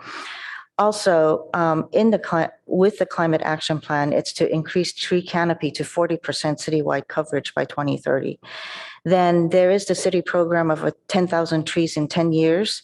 The city program that is with canopy to address tree inequity in South Palo Alto compared to North Palo Alto. Trees also capture the carbon dioxide from the atmosphere, then fixing it, doing photosynthesis to store it in biomass. So that's sequestration. But also, one thing that it does is it also produces oxygen, which is released into the atmosphere. So there is benefits to this, whereas I don't see concrete or dead wood that is going to be producing oxygen. And it's just one of the ways of clean air. So I just feel like, there is a lot of data that's asked from you. And I hope that part of what you come back with is also perhaps the amount of carbon that's sequestered. And if it's able to be calculated through some of the universities, what is the amount potential oxygen that comes out from mature trees in different sizes. Looking at baby trees, planting numerous of them is never comparable to a old tree that has matured and is also doing a lot of the carbon sequestration work. So I thank you. Councilmember Burt. Yes. So first, I want to make sure that we're not framing this discussion in false alternatives. There's certainly no one on this dais that I know of who is advocating not removal of this ordinance, but radical departures from this, nor anyone for at least six of us who are not supportive of a growth in our canopy. And we have been having and will continue to have a growth in our canopy. I come at this with maybe a longer term perspective on this. We live in what is naturally predominantly an oak savanna, which is grassland and scattered native oaks. And then intersected with what were natural riparian corridors that were narrow and very rich in biodiversity. We have developed an incredible canopy in this city. When I was a child, one of the things we would come to Palo Alto to see what a beautiful canopy it was. And it is a richer canopy by far today than it was then. It's one of our treasures. It provides cooling and it provides not only carbon sequestration, but other benefits on pollutant protection. It provides, when it's a right canopy of a natural environment, it enhances our ecosystem and all of the elements to a full ecosystem. But that doesn't mean that we need to treat this in absolutist terms. And I think it's a real fallacy to equate all those values with an absolutism on this subject. So I think that we should be having a greater focus on our most important heritage trees. And part of my concern is that we say that we protect, when we look at heritage oaks, for instance, we have a real problem in this area that we have, until recent decades, not recognized that we tend to overwater the surrounding within the drip lines, and we damage them. I have a real concern about that when we lose 200 or 300-year-old oaks, that's a real problem. I do think that this winter, it was a severe exception in terms of the combination of wind and rain, but we are likely to have more severe winters than we have had in the past, even if we won't have this winter on a routine basis. I think that we really need to look at what are the other aspects that we're looking at from that are either trade-offs or other goals that we have related to this. And not only, I think we need to figure out how we balance not only the ability to specifically identify a hazard of a tree, but what about prospective hazards that can't be determined? And do we differentiate between people's backyards and front yards, and what are the public value that we place on front yard trees versus a private value on backyard trees? I'm not saying that we should grant carte blanche on backyard trees. I just don't know how to balance those quite right and yet, and I'm not sure we've done that in the code. I am not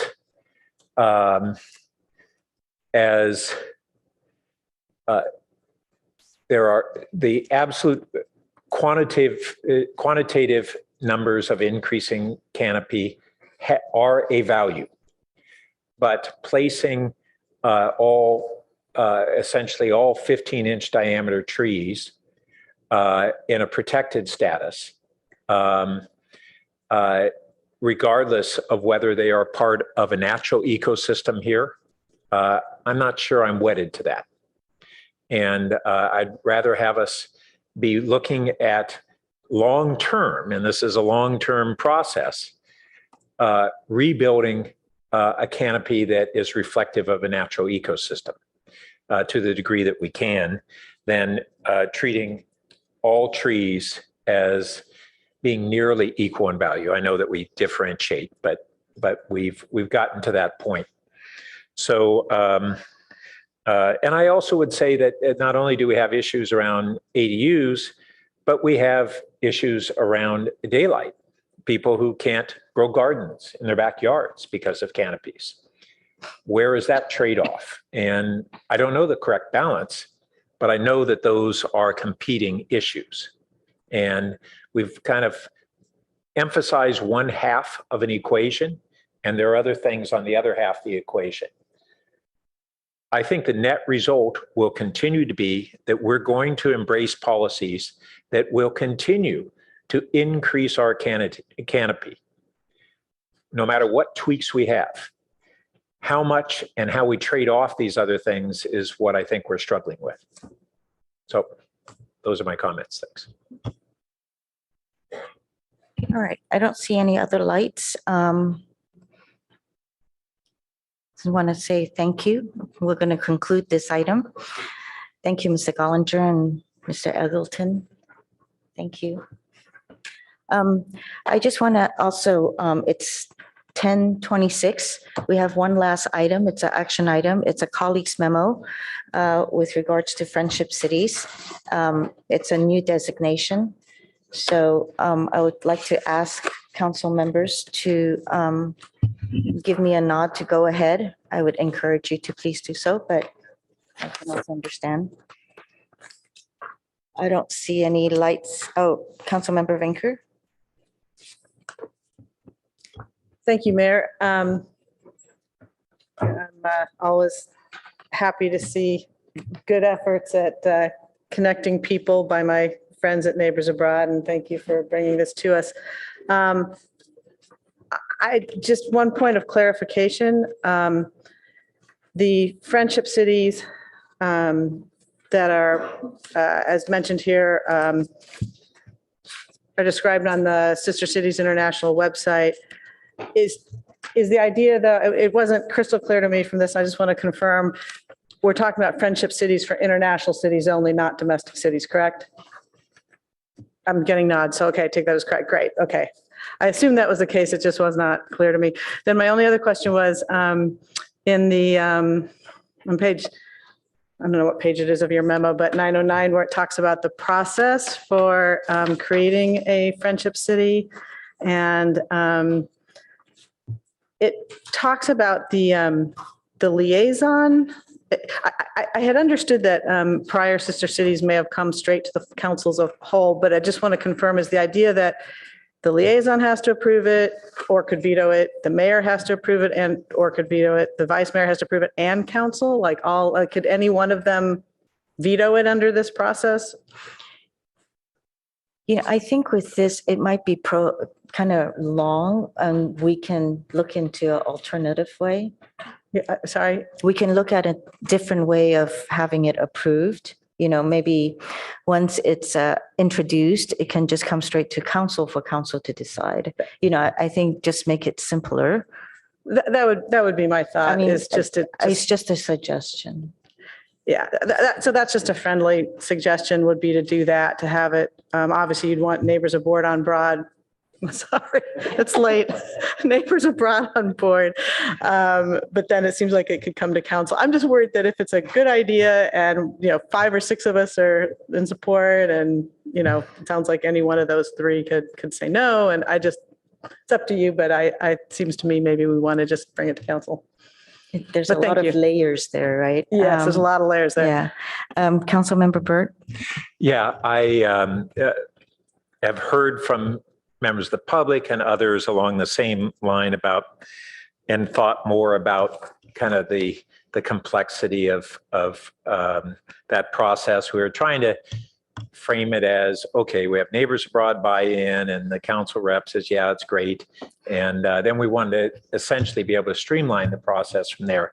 But the alternative is we bring it forward. Now, under that second scenario of it would probably be a colleague's memo, I think that as of right now, all colleagues' memos come as action items. Is that correct? And they cannot come as consent. Or can they? I don't think they can, because the guideline for consent is something that council has essentially already signed off on the idea. And a colleague's memo is a new topic. So I can't conceive of one that could come on consent. Yeah. Okay. So, when the alternative is that we look at this friendship city concept, and I do want to speak to what's different about that from a sister city, but that we just go through a colleague's memo and then go forward on that basis. And they would be agendized and we'd go forward there. As far as that distinction between why this friendship city is there, I think it's we do get requests. We have, out of those requests, we have a subset of them that Neighbors Abroad is interested in pursuing, and that they would have this kind of threshold where they'd have the support that would be needed to be able to have volunteers that would be engaged in that. But also, what we've had in the past, if we considered a new sister city, we were either all in or not in. And we didn't have a chance to try on and see whether we would want a couple alternatives. Yes, after a couple of years, say, yeah, this is a good thing, we should go forward with a sister city, or maybe it should stay in a friendship city category, which is kind of a lesser commitment. Or third option is, no, we went through this friendship city and we're not interested in continuing the relationship on that basis. So it would let all the parties kind of have a more cautious step in considering a sister city relationship, that we'd get to know each other first. So those were the kind of the intended purposes of this, and I agree on the alternative process. Council, do we have public speakers? We do. Is it okay to go to public speakers first? Thank you for staying so long.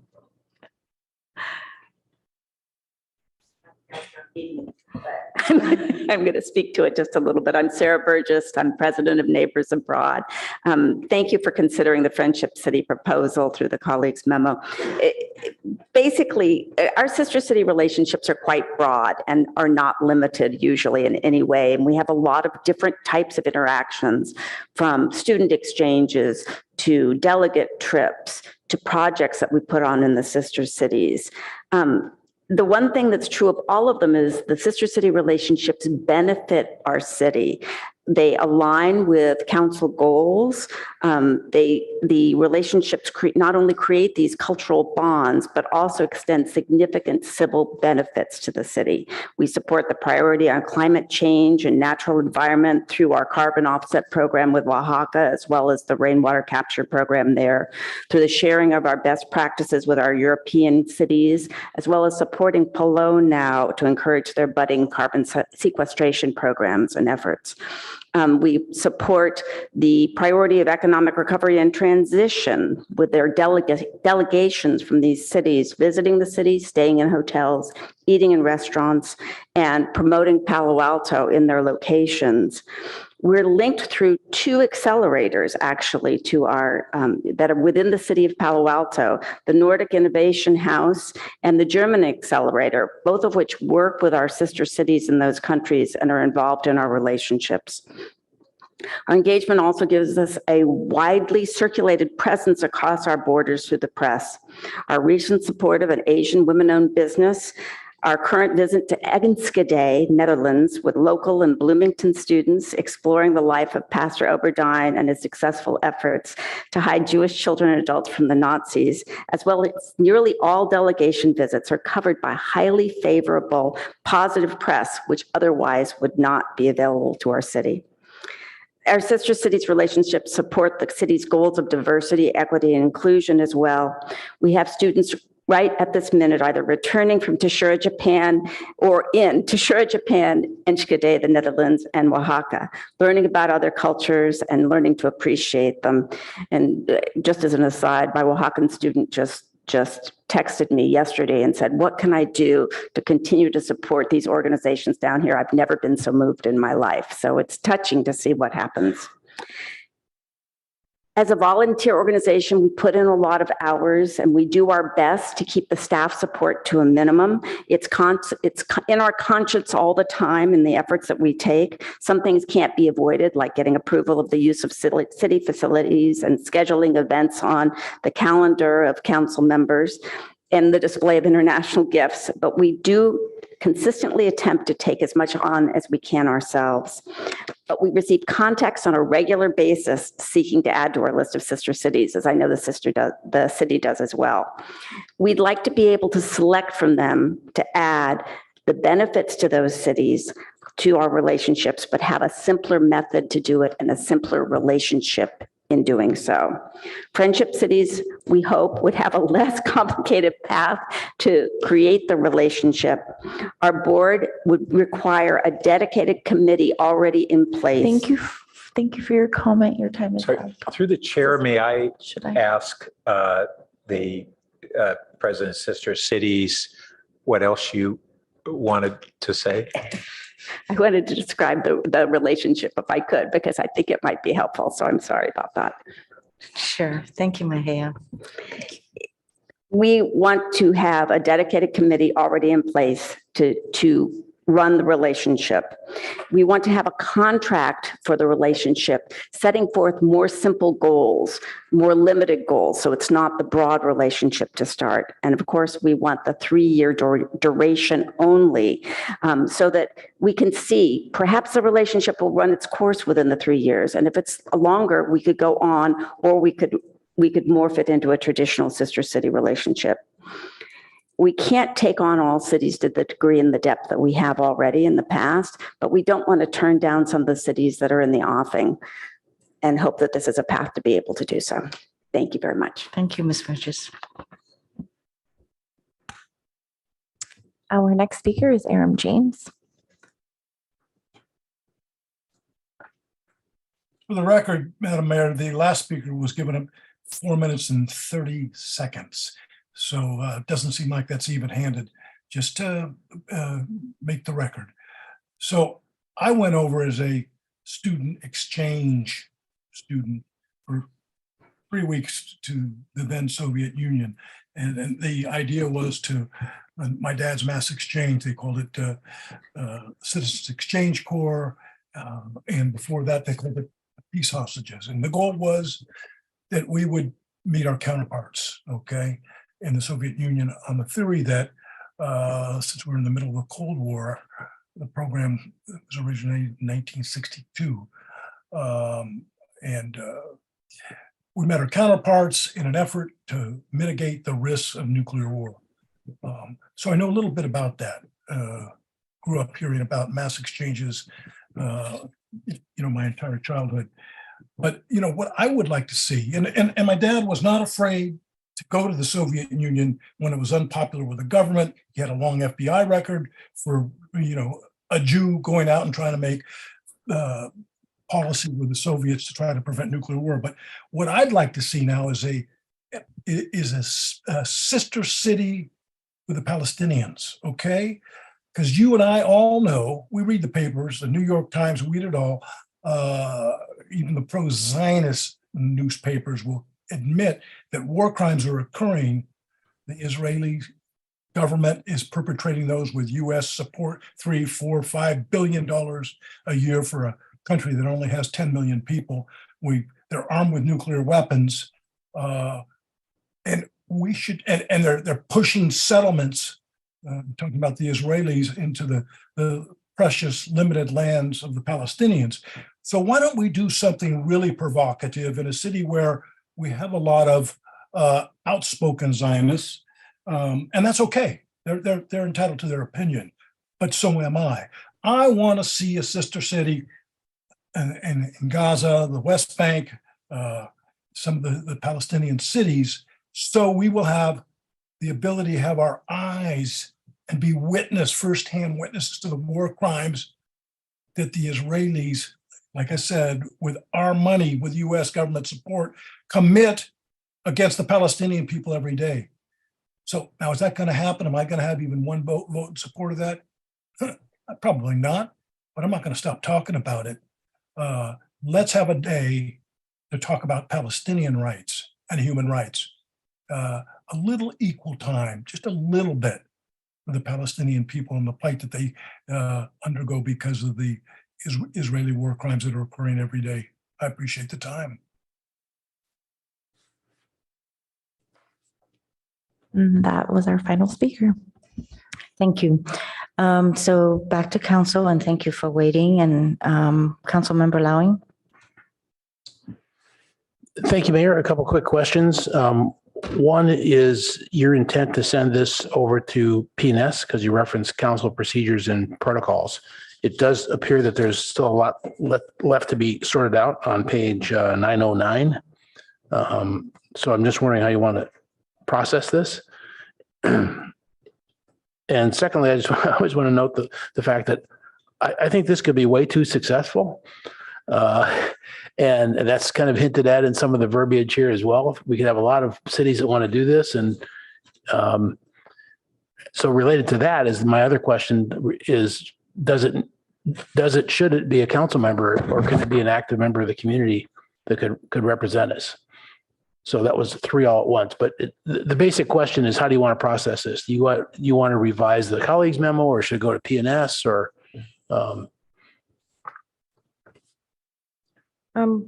Actually, you want to, when you say revise the memo, where are you looking to revise?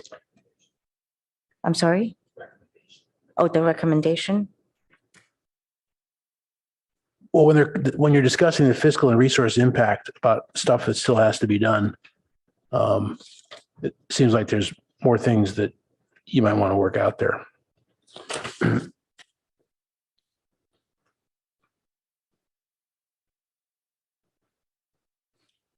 Do you have any suggestions, Vice Mayor, Councilmember Burt?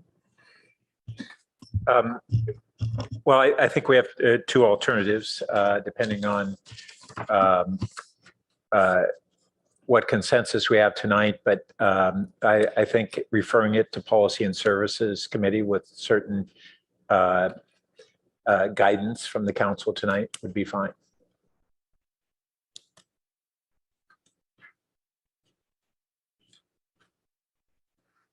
Can I get back to you? I mean, after consider, but I just kind of. Yeah, no, that was all of my comments. Go ahead. Oh, okay. Councilmember Lifcott-Hames. Thank you, Madam Mayor. I want to thank my colleagues for bringing this forward. I'm really enchanted by the idea. Nice to have a different tier of city relationship that we might be able to enter into and get some of the obvious benefits in both directions without it being the deep commitment of the sister or sibling city relationship. I am struck by the amount of work and just the optimism that a community member will take responsibility for the relationship and become a board member of Neighbors Abroad. I love the sound of that. And I'm also seeing staff's concern language like staff believes that the fiscal and resource impact should not be considered insignificant nor fully defined at this time. So I'm trying to read here between the lines. I'm sort of feeling like staff are waving yellow to orange flags here saying, please, please, please, please, please don't do too much here. Don't commit to something and think it's not going to impact us. So, we've just adopted a budget that adds a number of new staff positions, some of which are in direct response to budget items we added in the tier 2. So that would be, as we go to, if PNS is the direction in which this goes, obviously PNS will do a thoughtful review of what would the staffing impacts be. Frankly, I do agree, whomever said it, like this, I think maybe it was Councilmember Lowing who said, we could see many of these. And it may be that one day there's, more of a staff presence around this issue of these important relationships that we have with jurisdictions around the globe as we try to solve some of the biggest problems we all have in common. And so maybe this turns out to be a stepping stone toward that. I don't know. But I just want to be respectful of staff concerns about the burden on them. So I'm looking forward to Policy and Services delving into that. Thank you. Councilmember Tanaka. Yeah, thank you guys for bringing this forward. I, in general, think that it's good that we try to learn more about others and get best practices. And so I think there's definitely goodness in having more friends and talking to other cities. So in principle, I'm okay with that. But with that said, we have, I think the staff report said we have 8 sister cities and 1 sibling city. And I just wonder, with even the cities we have, do we have time to kind of maintain all those relationships? Because it seems like a lot already, especially for a city of our size. And so I've been thinking about, like, can we really take on more? I mean, I think staff has said many times that they're concerned about resources, right? And I think they've told us like several meetings about this. And so I'm just leery about piling more. Now, if we do all this with volunteers, great. Okay, no problem. But if we are looking to spend, more city resources, more staff time, more dollars on this, I think we have to think very, very carefully. I mean, I think this year we have a budget, but it's, we're taking a big chunk out of our BSR, budget stabilization reserve, and so that's concerning. We've raised fees up on everything, including our utilities again today. So I just think we have to be conscious in terms of the resources that the city has, as well as the resources our constituents have. So in general, I could support the idea, but I would not support having any resources that staff time or dollars that go towards this. If we could do it purely just more ceremonial, that's great. But I don't think I would support this if this means that, staff says, oh, we need another $500,000 to do this, or another $100,000, or whatever it happens to be. I just can't see supporting something like that, especially given our current situation. Because I think what's really important for us is to foster the relationships that we have. We have 9 other cities already. Do a better job in that, and serve the people here in our city well. I think that's more important than it's kind of like if you try to spread yourself too thin, you're not going to do a good job in anything. So I think it's better for us to focus. Councilmember Burt. Thank you. So first, I think everyone, including Neighbors Abroad, shares a recognition that we want to be very judicious in any additional relationships. One of the things that we're more aware as a city, if we have interactions and to the extent there are city resources, but behind the scenes, the greatest commitment to this in resources and person power that goes into this is through Neighbors Abroad, and a lot of that we don't even see.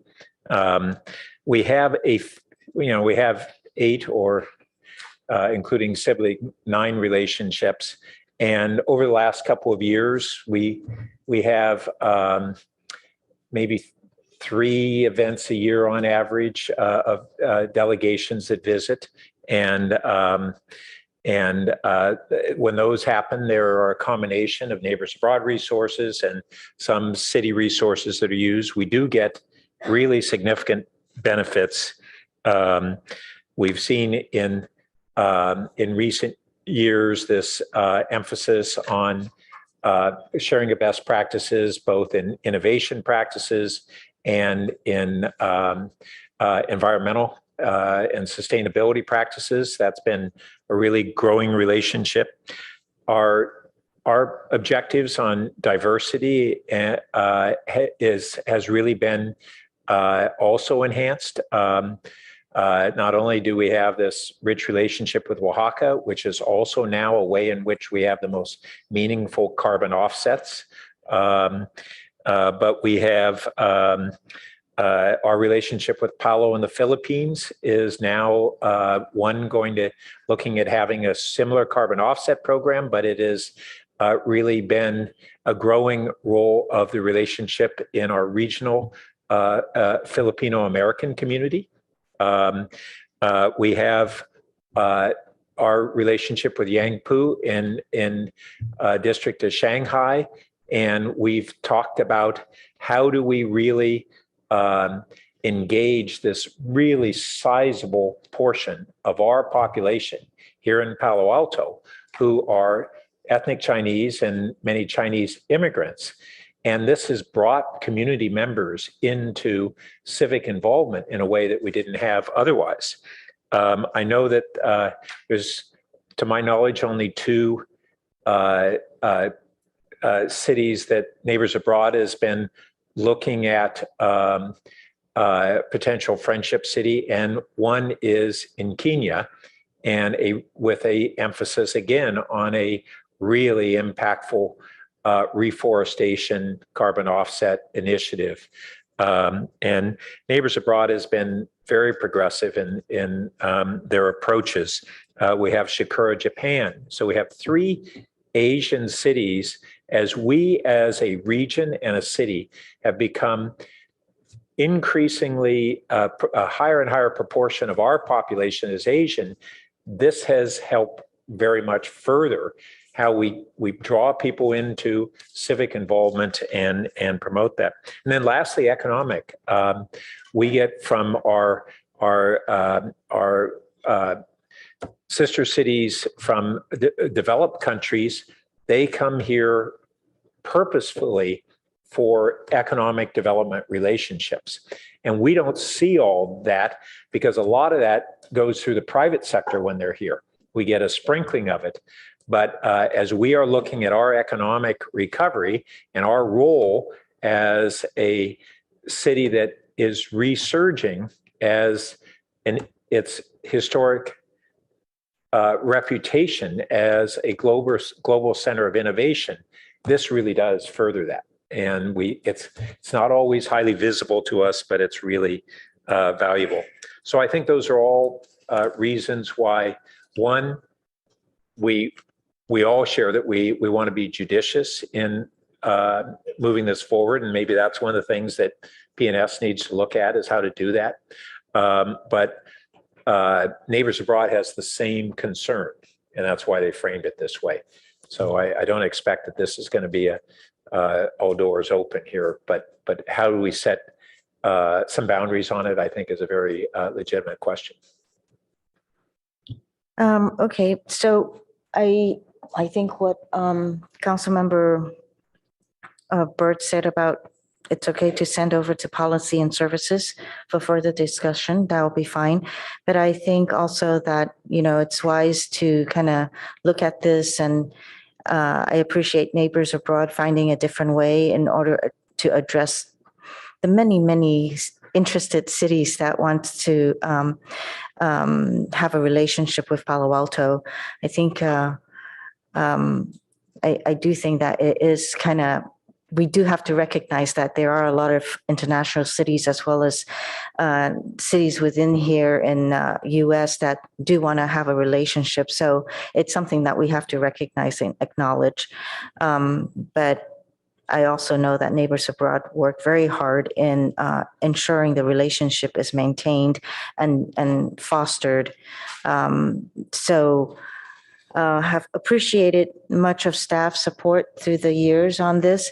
I know sometimes having the facilities here being used, it does take up resources, but again, it is City Hall. So I also want to say that, through my year so far of being mayor, we've been contacted by a number of other mayors.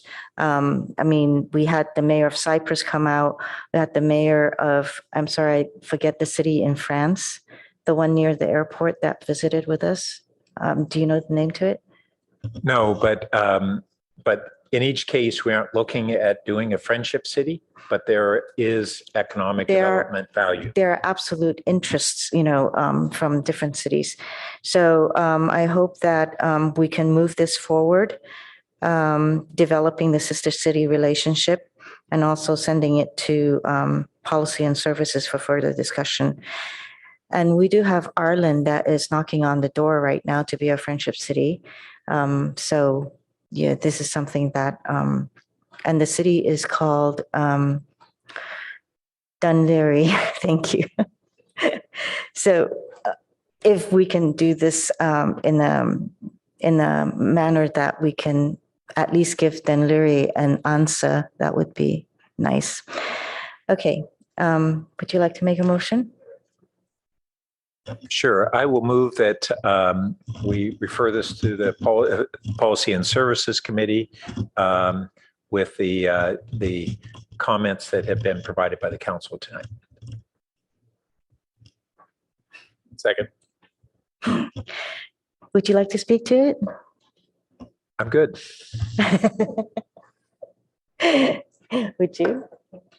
Okay, so Madam, we have Councilmember Tanaka.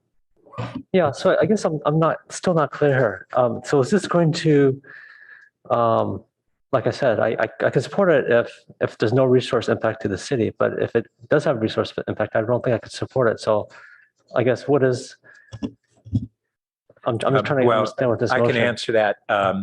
The zero resource impact is not what we would be facing. It's what we we anticipate would be a modest. Okay, that's resource. I know enough to vote. Thank you.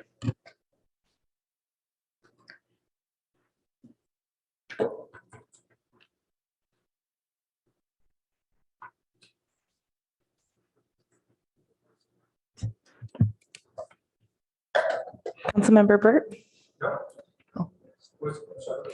Oh, no, she's calling the vote. She's conducting the vote. I'm sorry. Yes. Vice Mayor Stone? Yes. Mayor Koo? Yes. Councilmember Lithcott-Hames? Yes. Councilmember Tanaka? No. Councilmember Lowing? Yes. Councilmember Vinker? Yes. Motion carries 6-1. Thank you so much. Thanks, staff, and we're adjourned.